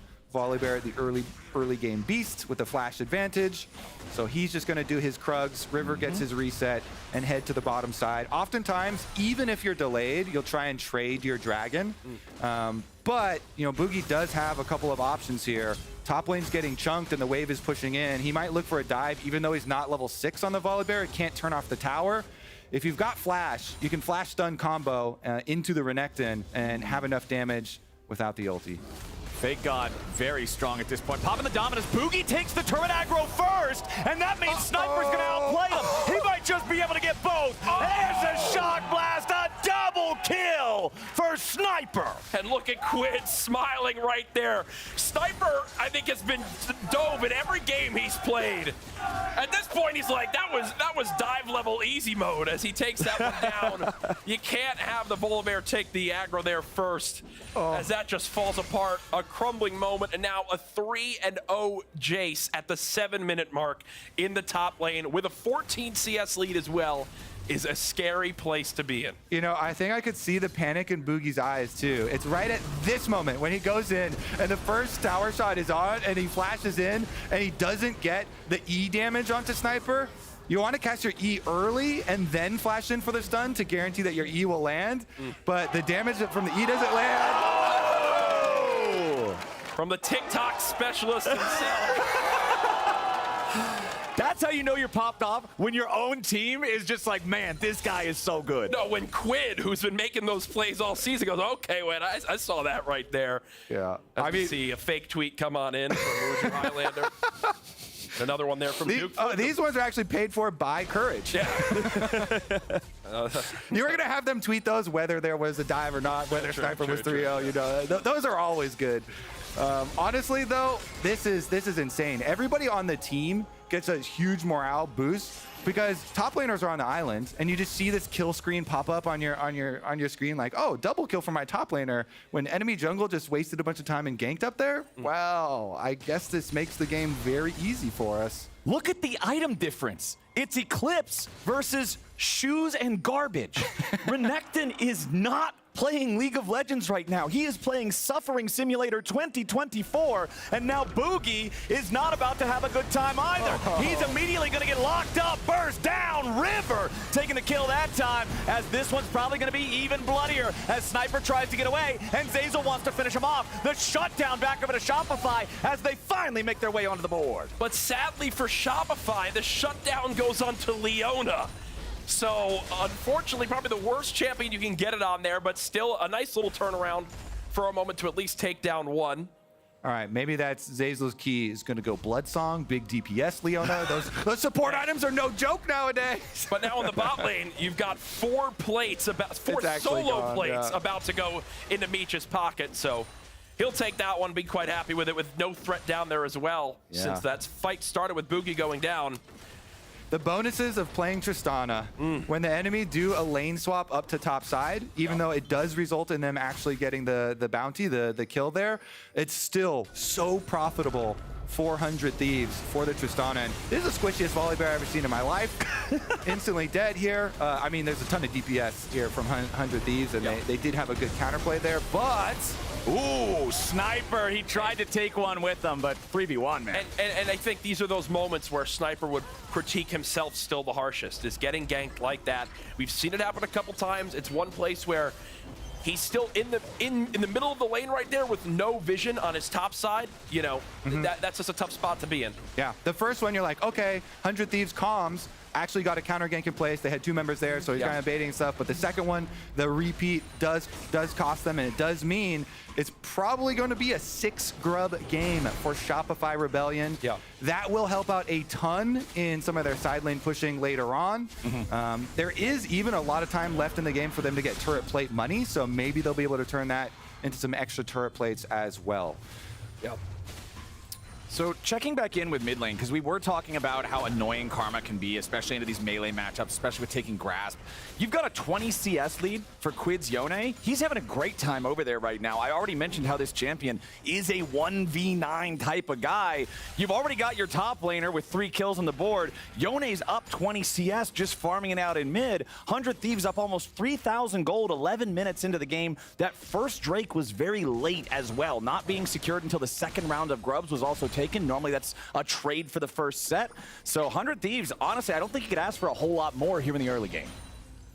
They're looking quite solid. Now, from my end, we saw 100 Thieves at a pretty similar deficit in their game yesterday. They were able to begin to claw back into that one after a pick in the bot lane. Then they found a really good fight where Quid had a pop-off moment. Where's the opportunity here, Kobe, for Shopify Rebellion to maybe begin to swing this gold back in their favor? I think it's topside because they've got Zeyzal here who got the shutdown on support, roaming with Volibear. Insane lockdown with that combo. Support jungle roam from Shopify is going to have to do a lot of work to get some picks to get them back into this game. It looks like Bivoy is not going for the Muramana plus Luden's combo. The AP Kaisa here has gone for the static Shiv. It does give you the extra wave clear, but I think 100 Thieves actually will be kind of happy to see this. They've got everybody else too coming up to the top side to make sure they can finish up on the push. And Quid being alone, split pushing on bottom is ideal situation for them. He's got control of the minion wave, constantly pushing up. Control wards are down. They have vision in the jungle, and the tower's already been taken care of by Meech. So it looks like plan going all accordingly here for 100 Thieves. The second that they see abilities used topside from Volibear, they'll go ahead and steal those camps. The bot side of the map just continuing to find gold wherever they possibly can. As we'll see a bunch of recalls on the top side. Quick little handshake reset here. As again, 3.1k gold lead now, 400 Thieves. If you are just tuning into today's matchup, what's on the line? Shopify Rebellion. They've got to get a win here if they want to keep their playoff hopes alive. And from the side of 100 Thieves, still an opportunity to finish first here in the LCS Spring Split if they can get a win here. And another win tomorrow. Yeah, and as Quid takes his recall here in bottom lane, backs up a little bit, the thing about this side lane matchup, this Renekton trying to deal with Yone, it doesn't get better than where it is right now. Yone is only going to become more powerful as we go forward. When Yone gets Blade of the Ruin King, you feel pain. That is for sure. I do want to shout out kind of some of the macro that 100 Thieves went with, though, because they had a big vision line over here, cutting off any sort of counterplay from Shopify while they went and took away this jungle quadrant. So they effectively got control of 3 jungle quadrants for the entire duration of that split push, and that's the way you're squeezing more and more out of this lead. Yeah, so for those watching who are in gold or below, those are called a new thing called wards. So I know that my top laner in mid, they will complain and say, you know, why is a jungler here? You're not. That's because they didn't have one of those. It's important to place them. As you see, but they cost my gold. I know, that means you can't get cool big damage pew-pew items, but that means you don't have 14 deaths by the 12-minute mark. All right, deal. Meanwhile, Rift Herald here, Flowers, is going down pretty quickly. Yes, River sir. uses his ults.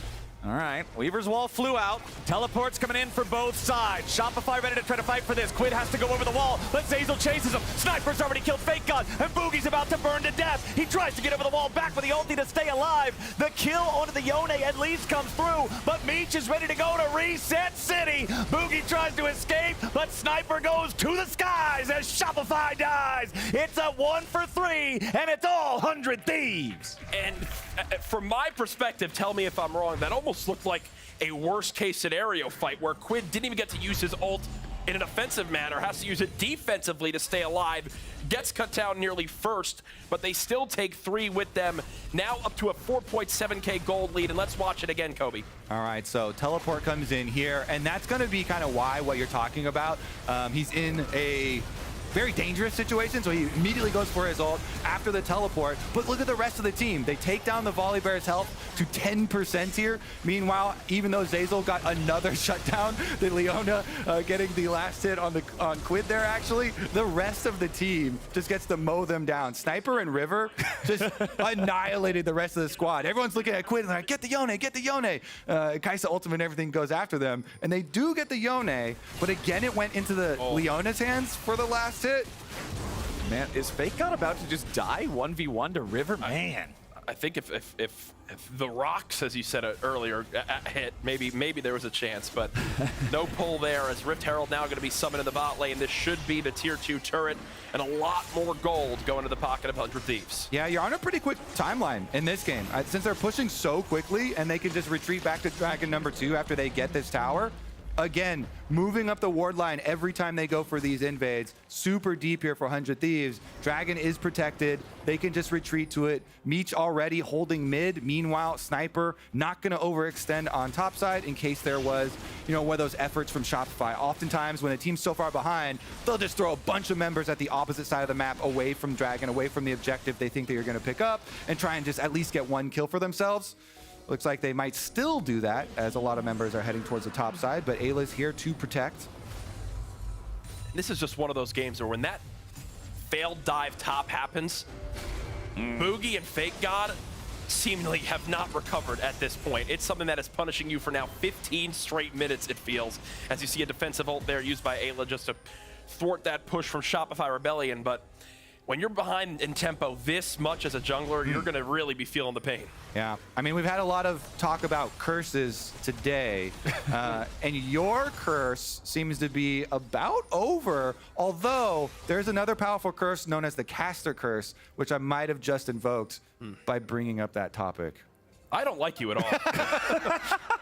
Yeah. I'm just testing my power here. Yeah. Which curse? Who's stronger? Yeah. Which magic is more powerful between the two? And Courage, I like the fact that you bring up being behind in the tempo in the jungle, because just look at the difference between these two. River is level 12 versus level 9 of Boogie, and he's also up almost, what is that, 70 farm? Oh, and you're on a champion that just stands you have no opportunity to even go for any sort of 1v1 scrap versus a Talia if they have their monitor on at all. I mean, he's built full armor too, so you absolutely lose even half of a fight. If you see River, you better get out of there. Yeah. Because you're just gonna get blasted. Yep. Honestly, from a Volley Bear main though, Boogie is doing a good job. Looking like we are not gonna nerf Volley Bear soon.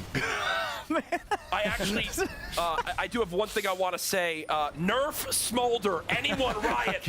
If anyone is watching, please help me. Please help me in my games, please. Vouch. I'll co-sign for that. Thank you. I'll be your first signature. I'm happy to go for that one as 100 Thieves go for the turret here in mid lane. That is 3 turrets to nothing, favoring the Thieves. That bottom lane shoved all the way up to the inhibitor turret earlier, and now with mid broken open, it's even easier for them to control the territory that should belong to Shopify, but really, Shopify's control over the Rift feels waning at best. Most of the comms at the point in these types of games are like, all right, stay focused, just don't lose focus. This game is free, right? As long as they don't give over any bounties, you don't give over any extra kills here, they have a really smooth route stacking these dragons and pushing in with split push as well. I would love production if we could possibly see the difference in gold on individual players on the bottom of the screen, just to really tell the story of how much more powerful 2,600 gold lead, basically a full item for General Sniper in the top lane, 2,300. You cursed him. Quid. Oh, no! Courage! You literally You cast that spell, brother! No! You cast the spell! I'm sorry. Is this real life? Also, I swear he did not mean to do that, because he was just focused on the bottom of the screen. He didn't see Is this real life? the champion movement. I take back everything I said. 100 Thieves stand no chance in this game. He was so locked in too on the scoreboard, on the gold, and now you get your bounty and you get your objective bounty in the tower afterwards there for Shopify Rebellion. Shopify finally getting something to go a little bit their way. 100 Thieves will strike back in the mid lane, taking out their second tier 2 turret of the game. They'll also steal away the enemy red as they walk on out. They'll drop vision on the way and just make sure that they have eyes on everything Shopify is trying to do. Yes, Shopify found something up there in the top lane with the kill plus the objective, but they still got a long, long way to go. One thing I love, too, about every time we go in and just watch Meech for a moment, he's just doing what he needs to do. We've talked so much about the top side of the map, everything going on. This whole game, Meech has just been getting turret plates, getting some turret gold here, farming some CS. It's really all you need. And a lot of League of Legends players don't necessarily realize that. And it's one of the things that I just love about watching pro play. It's like, he's doing exactly what he needs to do to help his team win. As now Quid's gonna go for the 1v1 versus Fake God. Fake God gonna pop ultimate, Quid just gonna back on up. But that looks like it's enough for Quid to be happy with that one as he levels up to 14. All right, 100 Thieves already turn their eyes towards Baron set up here. Get some control wards, come into the jungle, make it hard for Shopify to try and check here because there's a lot of good turning potential from this 100 Thieves roster. If you are forced to move through these small jungle corridors into a Taliyah team where the Taliyah is on 2-item power spike, very, very dangerous there, especially when you've got champions like Renekton, like Volibear, like Leona, all really have a rough time with the rock field. 100 Thieves doing exactly what you need to, get your vision advantage first, and then try and force some mistakes from your opponents. Meanwhile, they could have a Yone solo the dragon. You've got lifesteal on the Blade of the Ruined King. He will just annihilate that thing. Looks like he's not going to go solo it, though, and Quid heads bottom instead. Oh, he was soloing it and wants the tempo play of pushing lane quicker. Ayla engaging here against Shopify. The rest of the team isn't immediately ready, but the blast cone gets Ayla away to safety. Now Boogie has to jump back over the wall, but Sniper's ready to gun him down. Zeyzal has to try to escape, but Quid's already killed off Boogie. Shopify are trying to resist, but 100 Thieves are way too far ahead. River finds another one. That's 2 dead on Shopify. One's the jungler, and 100 Thieves are looking good. And now they've already gotten full control. They know on that side of the map to be able to go set up for Baron. It's about as clinical as they can look for. They're happy to take that fight when they can see inside of every single bush, Kobe. You've got 2 exceptional Taliyah players on the same team. River as well here, doing quite well for himself. Nice little shove there. They get the easy Baron, then they can reset and go grab Dragon at their leisure. Maybe Quid now will decide that it is worth his time. Oh. Perhaps. Perhaps. Looks like it shouldn't be too big of a deal, man. 9,000 gold. It always does feel a little bit like you're doing chores when you're picking up the later dragons. Your team is winning so much. You know, nobody really wants to spend their time doing it. You're like, there's so many, there's so many fun things I could be doing. You know, I could be getting more gold. I could be resetting, buying more items.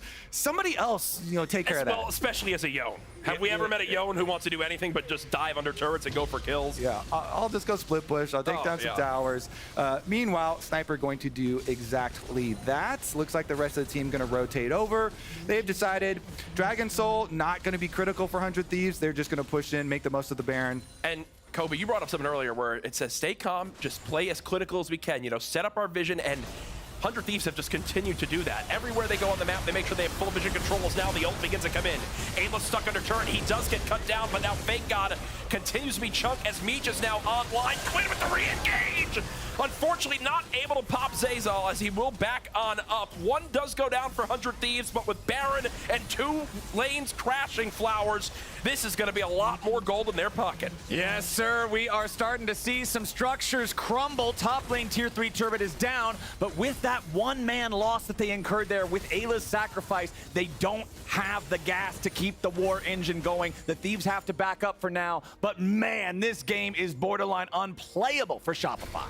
At least they got 1 kill. It is kind of rough because it's just a support, super low level, so the respawn timer is just going to be really quick, and Ayla heads right back out for the dragon. Shopify won't be able to like rush over and get an objective bounty. So a little bit of kill gold for them, and nice for them to keep all their inhibitors up, but they know it's too dangerous to stick out in the middle. Oof. Oh, B-Boy, no flash here. Boy, trying to, oh, nicely played there with the killer instinct to go back over to Sniper and take him out instead, but now Zazel's caught in the middle of 3 Thieves, and I don't think he's getting away. Quid's got the knock-up and the damage as Meech continues free-firing back into Boogie. Mid lane inhibitor taking the damage now as Insanity tries to stop these guys, but you just can't do it. The lead is way too much. TP coming back in mid now, looking to cut him off. Fake God sees the angle for the flank, but Meech is still fighting. He rocket jumps back over the top. The seismic shove through the unraveled earth, and Fake God is instantly stopped in his tracks. River goes over the wall. Fake God is burning, but the shield saves him just in time. Insanity, Boogie, and Fake God all heading back to the fountain, just barely staying alive. Meech, with just perfect spacing throughout that entire fight, was zoning everyone off the middle tower, off the mid inhibitor. You see the teleport. At that point, you got to respect that they're going for anything that they can, and he's able to just get out with his jump. Oh man, he is one slippery pickle. Man, Shopify are really making you work for it though. Shopify putting up the defense here. They're so far behind, but they're trying to stay focused in their attempts at comeback. Flank, teleport behind. They did give up 1 inhibitor. 1 inhibitor being down though is fairly playable, trying to just farm the mid wave. It is getting a little bit rough since we're looking at controlling the rest of the map right now, but it's at moments like these where even with the giant lead for 100 Thieves, you're like, maybe we should actually have some backup plans here. We definitely need to start paying attention to the Dragons. Yeah, it's a Chemtech Soul, but it's still a Soul, and they could have been on the timer a lot longer ago. If the Doomsday does happen and there is a comeback here. We saw yesterday when a couple kills went in favor of Meech on Kai'Sa, that whole game changed with that shutdown on Zeri. And you're in another scenario here where you still got a Kai'Sa that's slowly but surely getting more and more online that you never know, as it looks like 100 Thieves continue to push down in the bot lane, just staying safe, not trying to give up any free kills as they'll wait for that top lane to crash as Quid begins to push on forward. All right, when are Shopify going to pull the trigger here? If you just wait around and you let the Yone split push all the way up to the inhibitor, then it gets really difficult. Yeah. They do have flashes on Boogie and a couple seconds left on Fake Gods. When those two champions have their flashes, it's a completely different team fight. Your flash plus guaranteed point and click stun. Probably the thing that they're waiting for so they can just have one more attempt. Importantly, it was the Infinity Edge just now completed for Quid's Yone. This guy hits like a truck now as the Weaver's Wall comes in, and the burst finds Zazel to start the fight. Boogie has to run away from the depth charge as the tier 3 turret falls, and another dredge line connects. Insanity's the target, and Meech just barely misses out on the kill. Shopify running for their lives back into the fountain as 100 Thieves keep it going. 100 Thieves now beginning to knock down the front door. 1 turret cut down, 1 last chance. Here we go. Ayla with the pull on in. Fake God gets cut down. Quid is in the Nexus and does fall, but it looks like Meech is going to shell as Tristana. B-Boy is not there. Forget curses, folks. This curse has been broken as they will cut down the Nexus as Meech wants more. GG 100 Thieves still fighting for first place in the LCS. Big smile on Sniper's face. The beginning of the game, oh so sweet. They had the trailing play from River, full clear into Hover, his pushing wave. They got the solo bolo there. Sniper was able to flash for flash, kill Fake God, and then, right on top of it, the double kill on the dive. Oh yeah. That's really the backbreaker because you lose so much pressure as a team that went for the dive. Your jungler shows they're on top side, enemy top laner gets a whole bunch of gold, then it's really, really difficult to come back from that. And Shopify, valiant efforts in trying to stop that snowball from 100 Thieves, but 100 Thieves deserve to be at the top. They are once again tied with FlyQuest now in first place. This squad continuing to perform. Absolutely awesome showing from these guys. Again, cannot emphasize enough how much they are overperforming compared to so many people's expectations, including my own. At the start of the split, these guys have stepped up time and time again, and now they have the chance to finish regular season in first place. Insane to see, and I think what impressed me most that game is once they had that opportunity from that double kill top lane from Sniper, 100 Thieves really never looked back. Well, Courage, thank you so much for joining us for the cast here for this last game of the day. Now, we need to send you down to the stage to do the post-game interview, my friend. Thank you, gentlemen. Appreciate you all. I'll see you down there. Hell yeah, brother. Kobe, we are getting some crazy games here. That was absolute domination from the side of 100 Thieves, whether it was River trailing like you were talking about, the gift wrap tower dive after the fact. River just absolutely outpacing Boogie like crazy. And Courage mentioned it, Meech is just down there farming up to become the guaranteed late game death knell for Shopify. Yeah, it's a Tristana dream when you get left alone with some turret plates, just racking up the gold, explosive shot on the turret. Was able to farm up, and then you get a really fun mid game there. AD carry actually ending at level 16, kind of a dream scenario. River, I mean, having success. Quid having success. Sniper having success. The whole team having success, but Courage finally broke his curse as well. I'm pretty happy for him. I kept feeling bad every time he would come on and cast 100 Thieves. It would be to their downfall, but he's done it. They got the dub. This team is too strong. Even the Courage curse cannot bring them down. And he even accidentally caster cursed them mid-game, and that magic was not powerful enough to prevail. Courage has finally broken that streak that he had. Awesome to see, man. I'm so excited for this roster. These guys are a lot of fun to watch. Yeah, looks like they're getting ready there. Chatting about the interview, setting up. Ooh, it's getting spicy over there, actually. Getting some words. We'll be ready with them very shortly here. But, congratulations. I mean, our race at the very top, we've been talking about tiebreakers, how many we're going to have on Sunday, because Mark decided we're going to do all of them, no matter how many they are on Sunday. Thanks, Kamish. One of them might be for first place. We'll have to wait and see, but I believe now it's time to head down to that stage right there behind me and join Courage and Sniper for an interview. Gentlemen, yes! Down on the floor with the one and only General Sniper. Congratulations on a nice team win right there. Let me address the elephant room right away, and it's not the size of my upper body. What was going on there with a couple of those deaths in the top lane? Come on, I mean, no ward, we're getting ganked, what are we doing? I mean, I was just like getting over cocky for sure, and that just like leaded, I guess, to me just like dying a couple times after I like got 3 kills, so yeah, I was just overconfident, I guess. I mainly joke because we just talked about it on the compound this week. I mean, you guys look exceptional. What's going through your mind? You are now getting towards the end of your first split. I think a lot of people out there were excited to see this team, but weren't really sure of where you'd end up. Yeah. By the end of tomorrow, you could be ending your first split in first place. What does that mean to you as someone who's been eyed from the community for years as being a top prospect? What does that mean to you? I mean, if we could get first place, that'd like mean the world to me, honestly.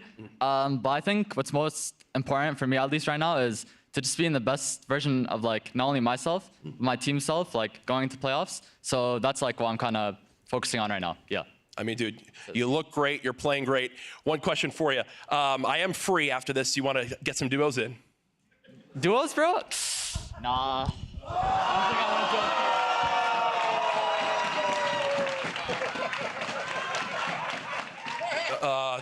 Let's send it away, guys. Welcome back to the LCS. Thank you so much for that, Courage and Sniper. Rip Courage. But he got to cast 100 Thieves win, which means they are still in the running for first place. Basically, at least a tiebreaker. If they win, it's 50-50. And then if Dig, who actually did get a win today, they're 100% guaranteed at least a tiebreaker for top 1. So that is pretty great. And then, as I mess up everything, top 6. We're still looking at what's going to happen with the standings tomorrow to lock it in, because we have this mess essentially right here.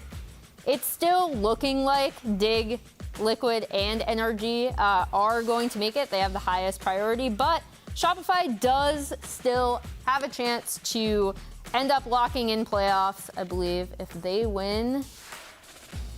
Yeah, you still have Dig up there on that one. Where? Oh, you had them winning. I'm confused. There we go. That's great. They won today.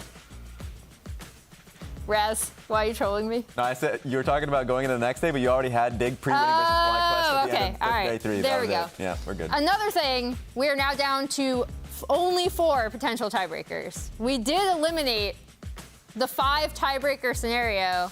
So everyone thank 100 Thieves for doing that for us. Actually, I can get behind that. I can too. I did not want to spend an extra 5 games here. True. Yeah, well, we can still spend an extra 4 games here. We can have an 8-game day. This is true. We can do that. Which really is not going to be that fast. Also, when we get into tiebreakers, we'll be losing pre-recorded draft tomorrow. But let's check out the highlights from today's games. These are the Pogs. Castle and Sniper making their 2nd Player of the Game awards come to fruition today. And then Jensen and Tomo, both 3-time winners. Top lane sandwich. And I do like both the... That's a good one. There we go. Yeah. That one's justifiable. Both of them were on Jace, and I feel like for both sides, they actually got great support from their team. It was really nice to see Castle in particular win, not only because he had a great laning phase victory himself, but also that IMT had their cleanest win versus the toughest opponent in Cloud9. So that was the banana peel that was waiting for Cloud9, and they slipped on it.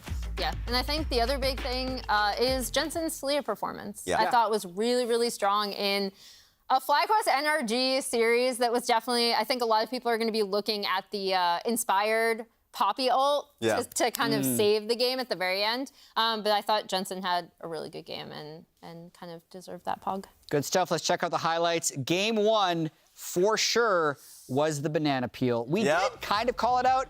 I bet like 600 channel points, 200, not enough channel points on Immortals because I was thinking, let's take a flyer on it. How'd you get back on that? I didn't actually officially predict them though, so I was 1 for 4 on predictions today. Yes. But this one was wild because as we mentioned, Immortals just having been eliminated from playoffs yesterday, I think played without fear. They kind of played just what everyone has been wanting to play, and it ended up working great. And you had a segment where you're just kind of focusing, I guess we as a team focused on how IMT consistently got gold leads throughout the split and would always kind of falter near the end. Yeah. So it's nice to see them finally get a clean win as a team versus a really tough opponent. It has to feel good for them because they had like a string of really tilting losses versus NRG last week where they had an incredible lead and then couldn't nail it down. And of course, just yesterday. Yeah, and Ola talked about it on stage too, right? Where he was just like, we have nothing to lose, so it's like playing a scrim. Yep. Essentially. Yeah, and they're really good in scrims. They lost 2 Dragon Smites and still won. This next one, though, as we mentioned, was all over the place. It was 43 kills in a 44-minute game. Wow. Yeah. The big question for me is, like, obviously, we have talked about how NRG being back are still kind of a very inconsistent team. They've had a really rough week thus far. And more importantly, too, as we see that one of the Poppy ults come through, 2 Senna losses for a team that has, like, typically, and for a player in FBI who's really looked good, and even at points in this game still looked really, really good on the Senna, so that's got to be tough for them. And on FlyQuest side, I think Jensen, as you already mentioned when we looked at the Pogs, was a real highlight for this team. You know, he even mentioned it on the stage interview. Got to get more reps in on other champions, not with his Azir, you know, with the Azir bug and all, but ended up having an amazing one. Now, speaking of Talia, we got another Talia game in this one. Yeah, and this game was more about the bot lane. Yon died a few times early. Tomo got really fed in this one. Picks up a pentakill towards the end of it, then has the confidence to say this game was just bot diff in the post-game interview. So a lot of confidence coming in from Dig. This win actually tied them with TL in the standings. Yep, and I think it's really cool to call out both Tomo and Isles as we see Tomo getting that Xayah pentakill here. Because at the very beginning of the split, we were like, hey, these guys, when Champs Q was open, they were slamming Champs Q. Yeah, they were. As Tomo, let's go. As Tomo pops off a little bit there. And to see them come out and have such a solid performance today in a game that really meant a lot was great. Sniper this game, man, was crazy. This 2v2 was a tough one. He just pushes in. And I love this flash Q auto that he ended up getting on Fake God, gets the lead. They try and dive immediately afterwards. He turns the dive. He had such a massive lead that they ended up sending resources towards top lane and crush him. And I mean, the 100 Thieves ended up getting a lot more on the other side of the map. Yeah, based on the way the stats work, he got 3 solo kills this game. Wow. Because when you win a 1v2 and get a double kill, that's 2 solo kills at once. So the one we just saw on screen and then the failed dive was 3 for him. So that might put him in lead. He was for sure already in the lead, and now it's just not attainable. Like, no one else can catch him on that one for sure. That's wild. I mean, who shall play next? True. I'm kidding. Let's check out the standings going into the last day of the LCS. We got FlyQuest and 100 Thieves tied in record, but FlyQuest has a 2-0 head-to-head, so the only way 100 Thieves surpasses them is with a 100 Thieves win and a FlyQuest loss. The big thing we're going to be checking tomorrow is really just whether or not I think Shopify can pick up a win, because if they do, playoffs become interesting. If not, we're just going to be jostling for seeding. Top 4 also very important, because there is an upper bracket and a lower bracket in our playoffs, and top 4 start in the upper bracket. So those are tomorrow's matches. Pending tiebreakers, there will probably be more than 4. This is the NACL schedule. This goes live following the conclusion of this broadcast. It's a lot to look forward to. The final day of the LCS regular seasons tomorrow. So I know tiebreakers are in play. Hopefully, as we mentioned, as little as possible. Why not more? Do you not like League of Legends, Raz? Hey, I love League of Legends. Not that much to be going into 9 p.m., 10 p.m. I want to see meaningful tiebreakers. Yes. I want to see tiebreakers for 4th and 5th, whether or not you start an upper bracket or lower bracket. I would love to see a tiebreaker for first. We won't get that. I'd like to see a tiebreaker for playoffs. That'd be good. Whether or not your split. Whether or not your split ends on that game would be very interesting. Anyway, that's it for us. 5 versus 6 playoff tiebreaker. You don't want that. Veto that. Why not just play the playoffs? Yes, just play. That's the first round of the playoffs. Yeah. Okay, that's it for us. We'll be back tomorrow, 4 p.m. Eastern, 1 p.m. Pacific for the last day of the regular season. And now we're going to be sending it over to the LCS Challengers. See you over there, I guess. They'll see you over there. Yeah. We're saying bye. Goodbye. Outed us. Okay. Oh, go. Yeah. He's coming. Just slowly. It's already good. Yeah, already go. Yeah, cut. Now we can cut. I think he's dead, Leandro. No 1 HP. Or no flash. No play. I'm in there. I'm dead. Yeah. I'm on health RJ. John. Hey, took that split. I W boy. Okay. Kite first. Kite. I'm coming. H no flash. I saw. We win. You stairs, Edward. Get in there. Yeah. Call it fate, call it destiny. IMT are murdering Cloud9. Winning. I can't kill them. End the game. No. GG. Nothing to lose.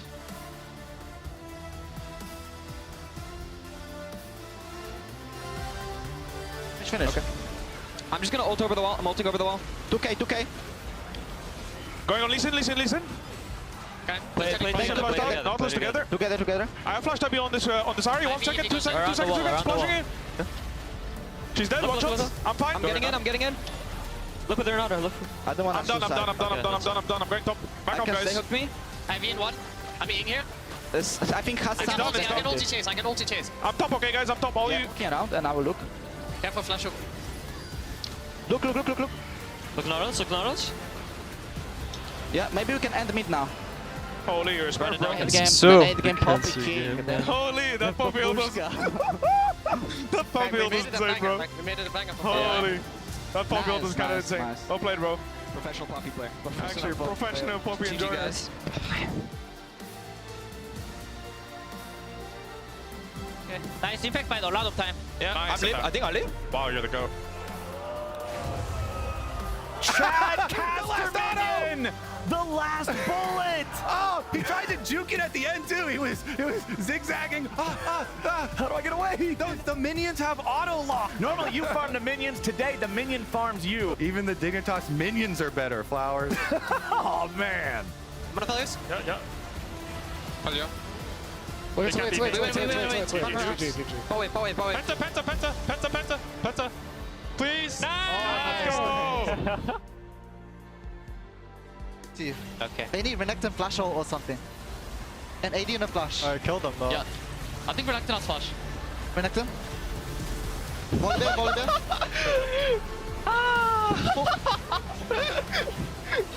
Carry them. No flash. Yo, carry them. Go on, no, I already died for it. Look at my freaking stats. I already died for it. What am I doing? Had DPM. Oh man, he is one slippery pickle.